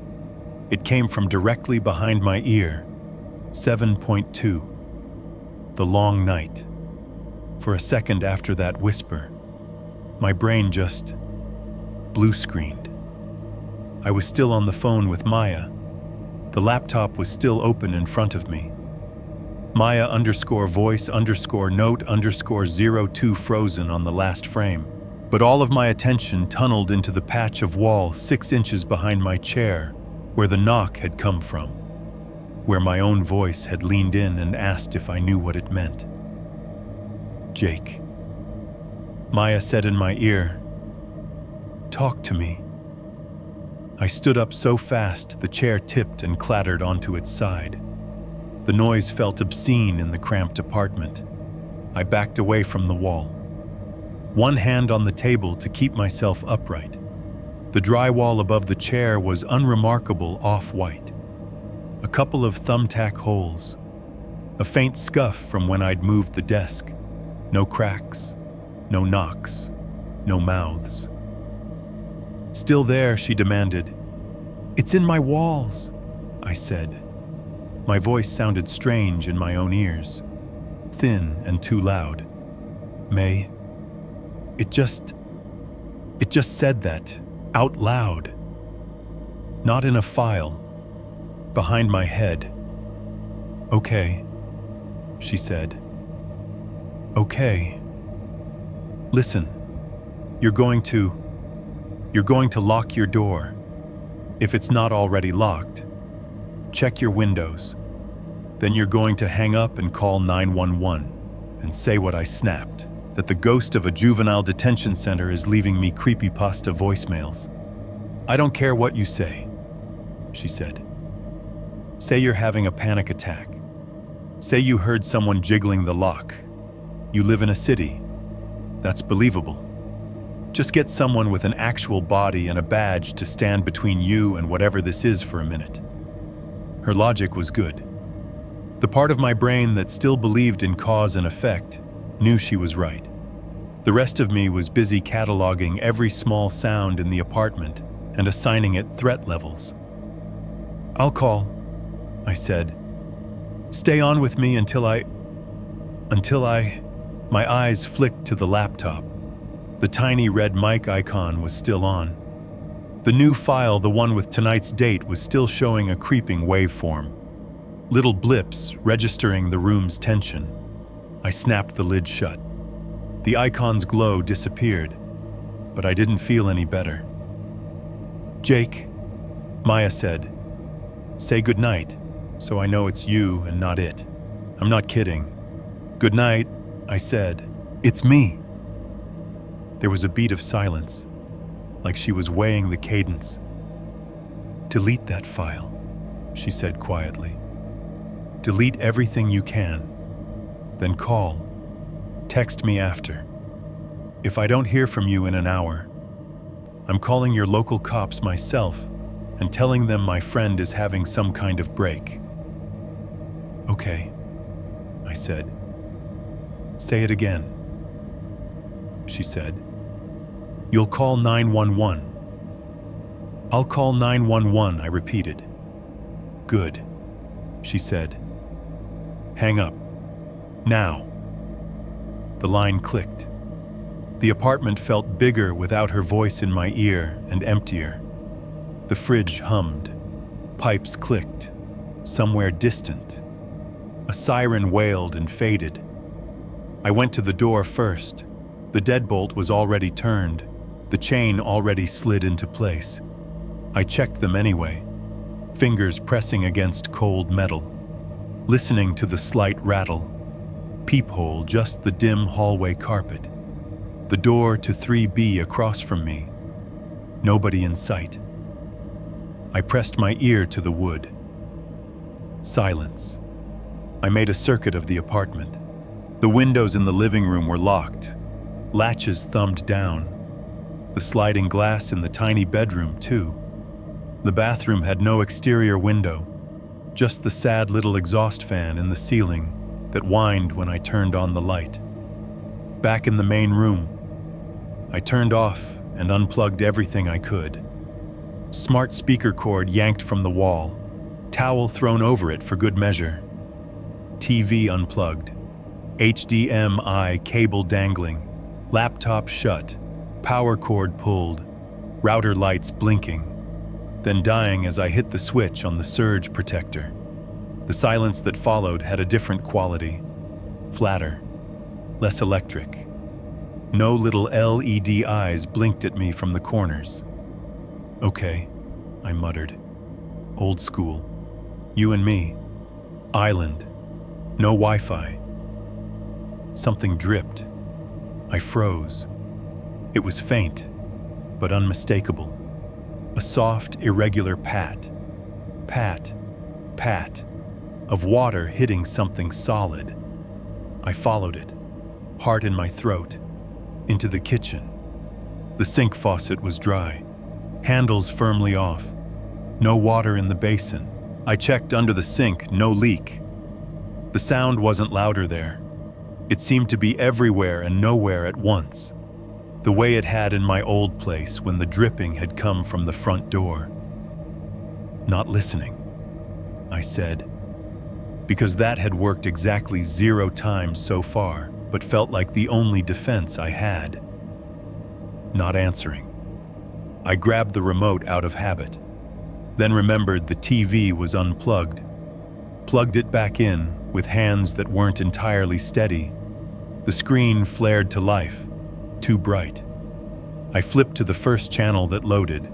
Some late-night sitcom reruns spilled out a laugh track, canned applause, actors delivering punchlines in crisp HD. Normal, stupid. I cranked the volume until the speakers buzzed. For about 30 seconds, it worked. The rhythm of jokes, the rise and fall of crowd noise. The familiar cadence of American televised humor filled the room. Then the audio warped. It started with a small hitch, one line of dialogue stretching a second too long. The actor's mouth moving out of sync with the sound. The laugh track came in half a beat early on the next joke. On the third, the sound dropped out entirely for a heartbeat and came back as static. White noise poured from the TV. The picture kept going, characters talking, reacting, moving, but their voices were gone. The hiss swelled, swallowing everything. Underneath it, faint at first, and then rising like a bad frequency, came the Renfield noises, the timer chirp from the morgue, distorted and thin. Evan's laugh, looped wrong so it cut off mid-breath and started again. Maya's "you good" stretched out into something like a siren. My own hello from the special unit hallway stacked on top of itself until it became a ragged chant. I muted the TV. The static stopped. The room fell back into its natural sounds. My heart hammered so hard I felt it in my mouth. Bathroom, water, mirror. That old horror movie instinct kicked in. If I could just splash my face and see myself looking back, I'd prove something. I flipped the bathroom light on. The mirror over the sink was fogged. Not a little, completely. Beads of condensation clung to the glass, droplets fattening and sliding down in slow, crooked paths. The air in the bathroom felt normal, no steam, no humidity, no warmth. I hadn't showered in hours. I reached out and wiped my palm across the surface. Clear glass emerged in the streak, my own face appearing underneath, pale and drawn, hair sticking up at odd angles. In the fogged patch above the clearing, Words were written in the condensation. Say it again. The letters were crude, traced by a fingertip. They dripped slowly. Little tails of water extending down from the bottoms of the lines like punctuation marks. For a second, I thought I'd done it. Sleepwalking. Some unconscious bit of me trying to scare the conscious part. Then I looked at the way the letters curved. They weren't in my handwriting. The angles were wrong. The Y slashed down too far. The S leaned back. I stared at myself. My reflection stared back. I lifted my hand. He lagged. Just a fraction of a second behind the movement. A tiny, nauseating delay, my fingers in the glass trailing after my real ones. Catching up like a bad live stream. I dropped my arm. The image snapped back into sync. "Nope," I said, voice shaky. "Absolutely not." I flipped the light off and backed out of the bathroom, closing the door as if that would help. In the dim of the living room, the digital clock on the microwave glowed 2:47 a.m. The numbers flickered, then steadied. 20 minutes until 3. That hour, the folklore hour, the witching hour, whatever you want to call it, had never meant much to me before. Now it felt like a deadline, a time code the island might have written into its own file structure. I sat on the couch, phone in hand, thumb hovering over 911. My mind churned. It never needed my body. I realized the thing on Renfield. It never tried to grab me in a physical way beyond that one hand in the water.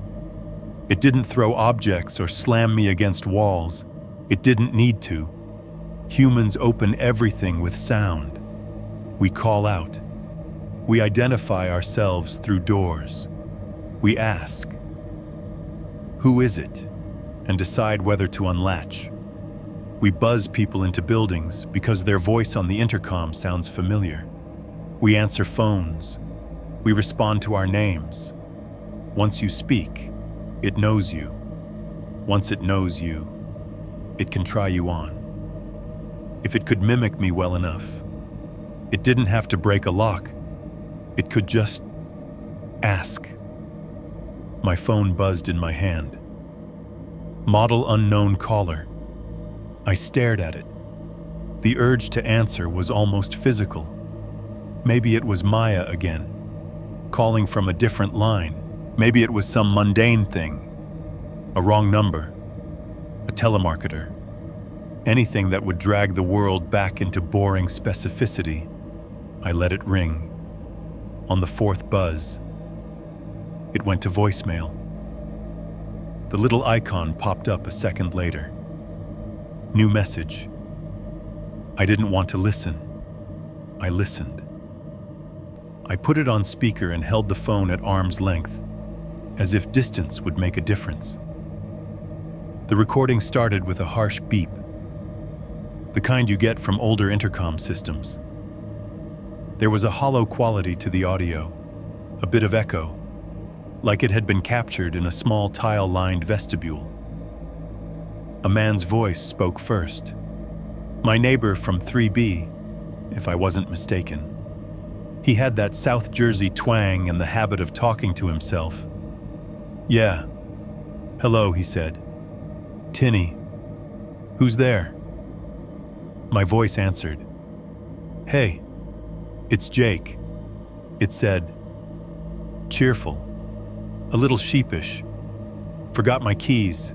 Can you buzz me in?" It was perfect.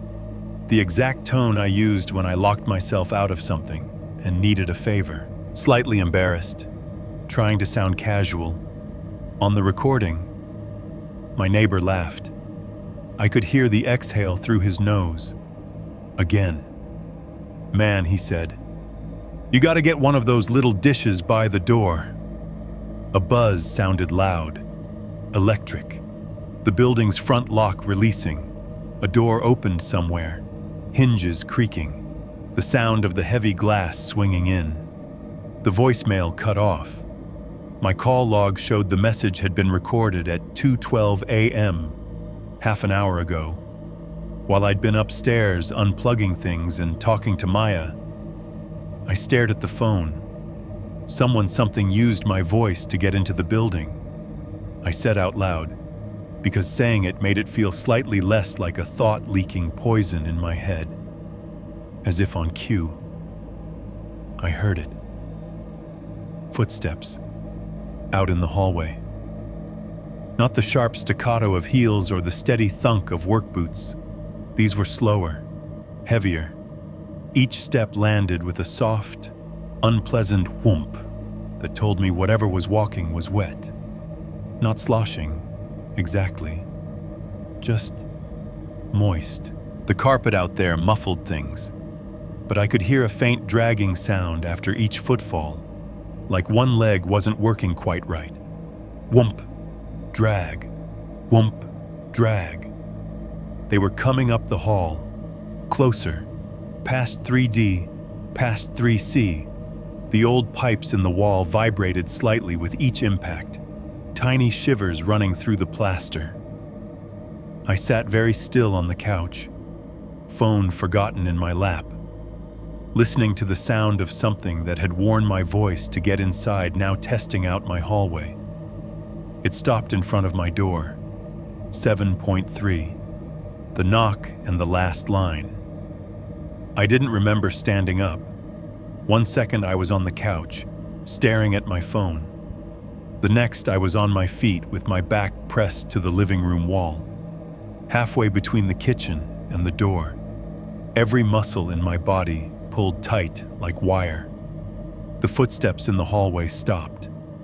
They'd come all the way down from the elevator, slow and wet and heavy. That dragging sound after every second step had gotten louder, clearer. Now it was silent out there, the kind of silence that has shape. If I moved, the floor might creak. If I breathed too loud, it might hear. I thought about every option at once. Leave. The fire stairs were at the end of the hall. If I could get the deadbolt undone and the door open fast enough, maybe I could sprint past before it hide. Bedroom closet, bathroom, under the bed like a kid. Useless. If it could find me under 10 feet of river. Walls and drywall weren't going to do much. Call 911.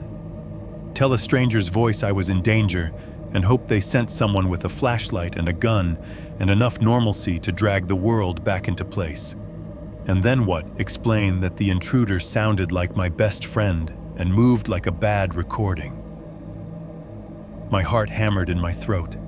Every beat felt too loud. On the other side of the door, something shifted its weight. Old hinges murmured. The cheap metal of the deadbolt housing made a faint, complaining tick. I could hear breath just barely seeping through the crack at the bottom. A thin, drawn-out inhale followed by a wet, uneven exhale. It didn't sound like one person. It sounded like more than one set of lungs sharing the same body, breaths braided together. Then, the knocks. Talk. The sound sank right into the center of my chest. Not loud, not frantic, just deliberate. A knuckle or something like a knuckle on wood. Talk. Exactly the same tone as the recording from the morgue, from the email, from Maya's hijacked voice note. That hollow, dense impact, followed by a little ring as the vibration ran through the frame. Talk. The third one landed like a period. Then nothing. No shuffling. No muttering. No rattling. Just the door and me and the cheap paint and the thin line of air between. I didn't move. My tongue felt like cotton in my mouth. My jaw ached with the effort of not saying anything. No, who is it? No, go away. No, wrong apartment.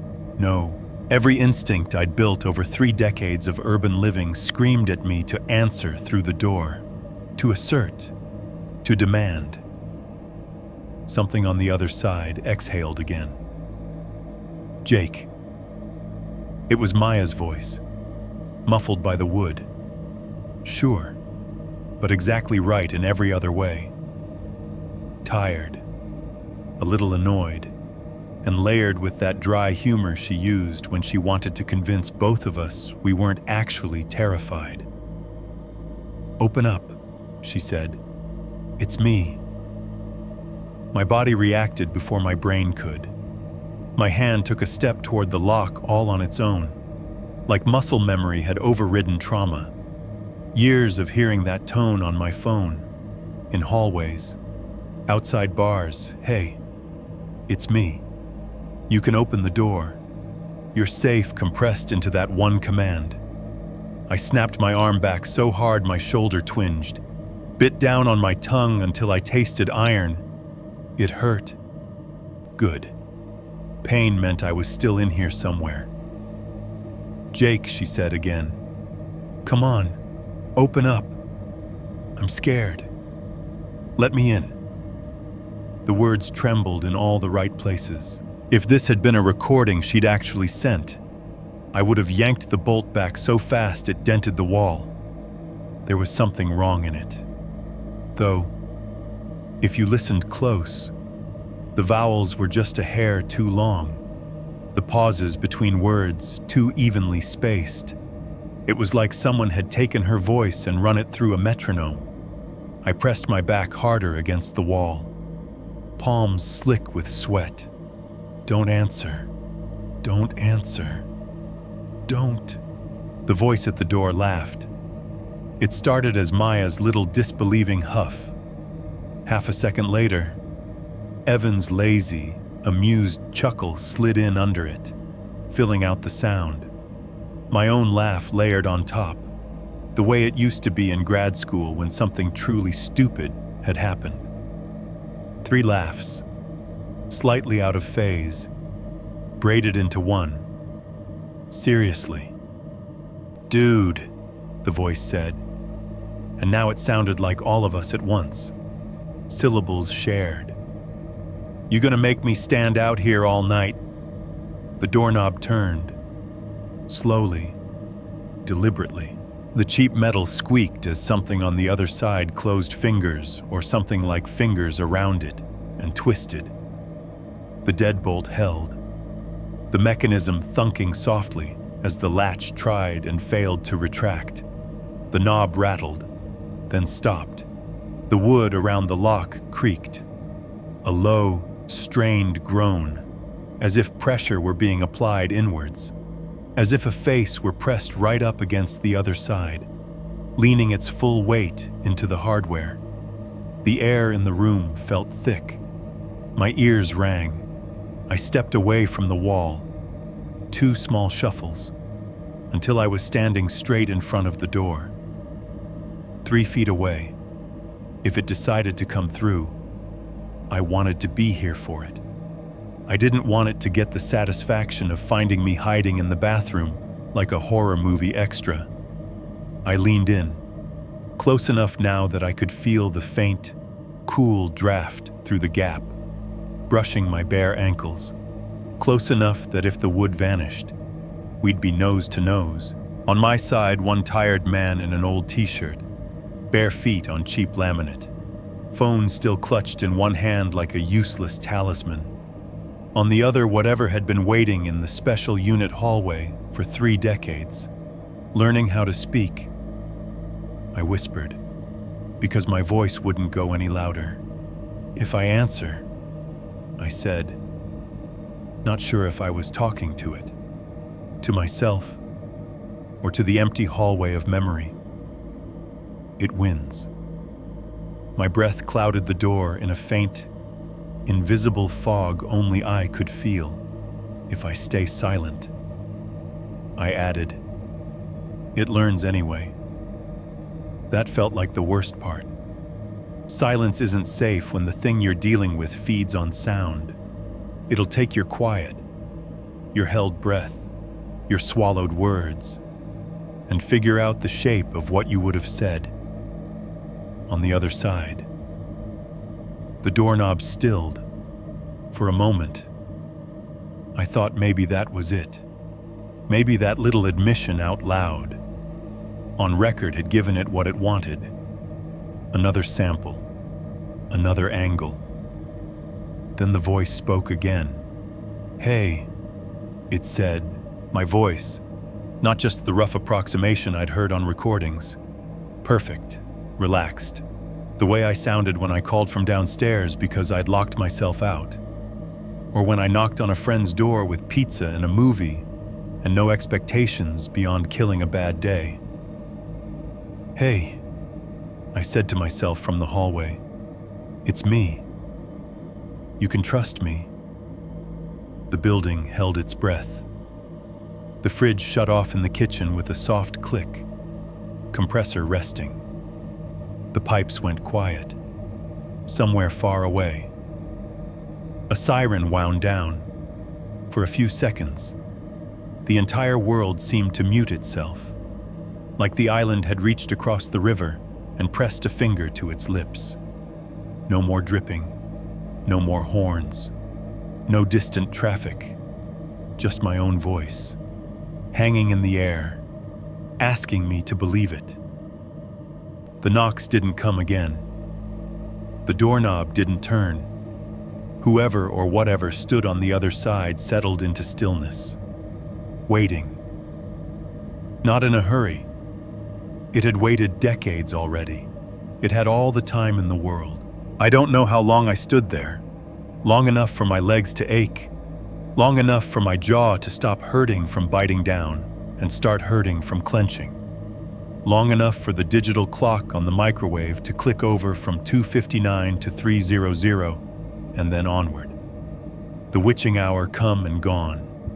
Eventually, the building remembered how to be a building again. The fridge kicked back on with a low hum. Someone flushed a toilet upstairs. A car drove by outside, bass thumping faintly through the glass. The pressure at the door eased. The faint draft warmed. The footsteps in the hall didn't resume. No retreat. No further approach. Just nothing. If I put my eye to the peephole, which I did, eventually. Heart in my throat, the hallway carpet looked exactly the same as it always had. The door to 3B sat closed, doormat still crooked. The overhead light flickered on a cycle I'd stopped noticing months ago. I stepped back. My hand hovered over the deadbolt. I could tell you what happened next. I could walk you through every second the way the lock felt under my fingers, the sound the chain made, the angle of the door when I finally... But I'm not going to. Here's the part you get instead. I'm not going to tell you whether I answered. Because if you ever hear my voice at your door, I need you to believe it's really me.